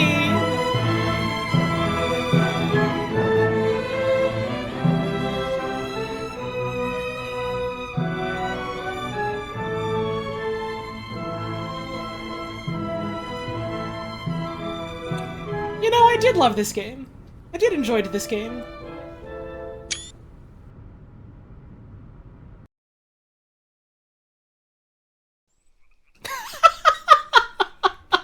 And that's the game! Oh, that is a fun way to cap off the day. That is.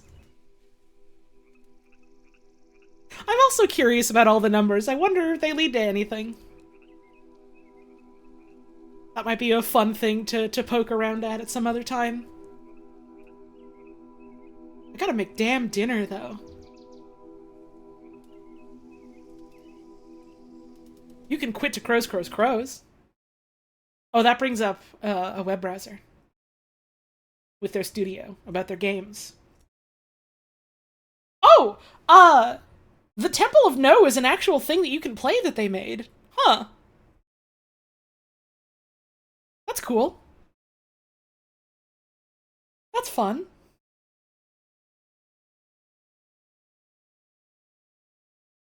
They've got some other cool stuff on here from the looks of it. That's cool. I also forgot they did the Ultra Deluxe version of Stanley Parable, didn't they? I've never played that.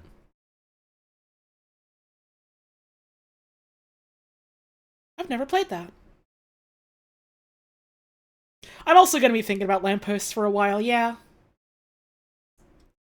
I played the original Stanley Parable, and then I played the other version of the Stanley Parable they made after that. That was like bigger. And I've never played Ultra Deluxe. I heard good stuff about it. I just haven't checked it out yet.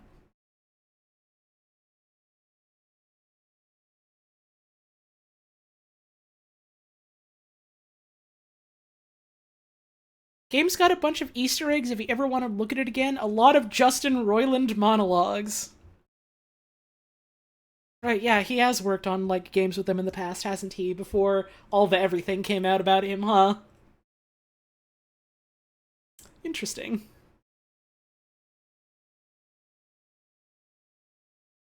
I'll have to look into that at some point, I suppose. I would also like to stream, Ultra Deluxe. At some point. Did I get the broom closet ending? I don't know what that is. What is that? We have a little bit of time. I can, how do you get that? Where's the broom closet?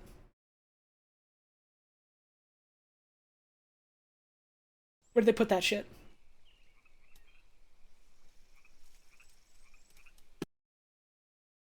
It's a Stanley Parable thing. Oh. I thought you were talking about this damn game. You got me so excited. Not this one. Damn. Close that shit. Turn that game off. I don't remember any particular specific endings that I have done in the Stanley Parable. I've done most, if not everything, in the Stanley Parable original version. I have not gotten the achievement for, like, not playing it for years or for playing it on a Tuesday.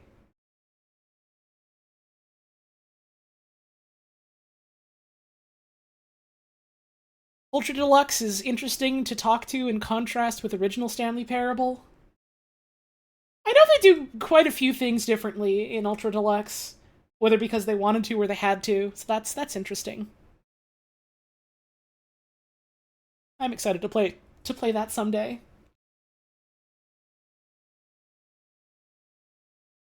Let's get some music back on. No promises about, like, when I'm gonna play it. Eventually. We'll see. I'd like to. More will happen eventually.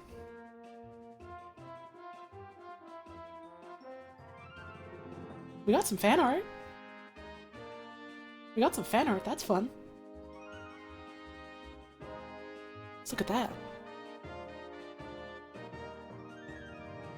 This one here from Vivian X. The phone booth, the phone call. I keep fucking thinking about that booth.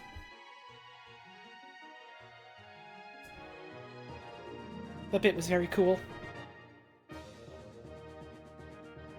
Thank you very much. This one from Your Name is Being Truncated because I got streamer mode on. This one I really like. I really like the environment here. And the way that, like, the phone and the me are just, like, you know, white sketches. See-through. That's really cool. That's such a cool way of rendering that. That's fucking awesome. Thank you so much. And that's the fan art.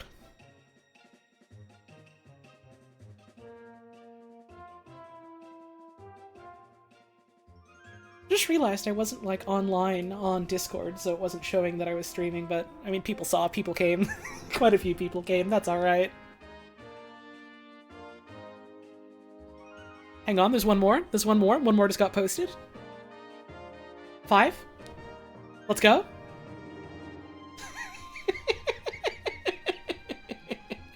Let's go, it's 5. You love to see it? Thank you very much.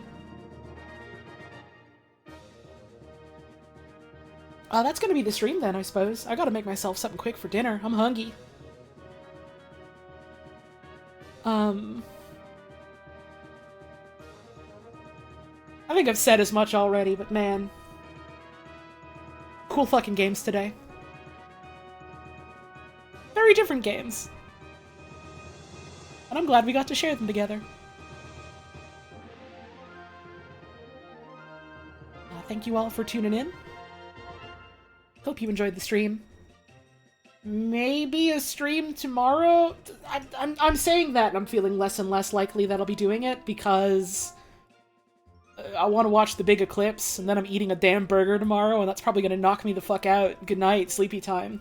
Big ass burger to bed. So let's try for Tuesday, and we'll see how that goes. When am I watching the eclipse? When it happens. when it happens, when it's outside and I can see it. That's gonna be fun. That's gonna be fun. Alright, well, thank you all very much for tuning in. Thank you for the support tonight, for the subs and the tips and the bits and all that. It's always very much appreciated. Thank you for nice conversation about the video games that we have played. It's always fun to talk about what we're seeing and what we're thinking about it together like that. That's part of why I really like doing these streams, is it's fun to talk to folks like y'all about the stuff we are engaging with. It's real cool. I feel very, very lucky to have a sort of platform like this, to be able to share stuff like this with people.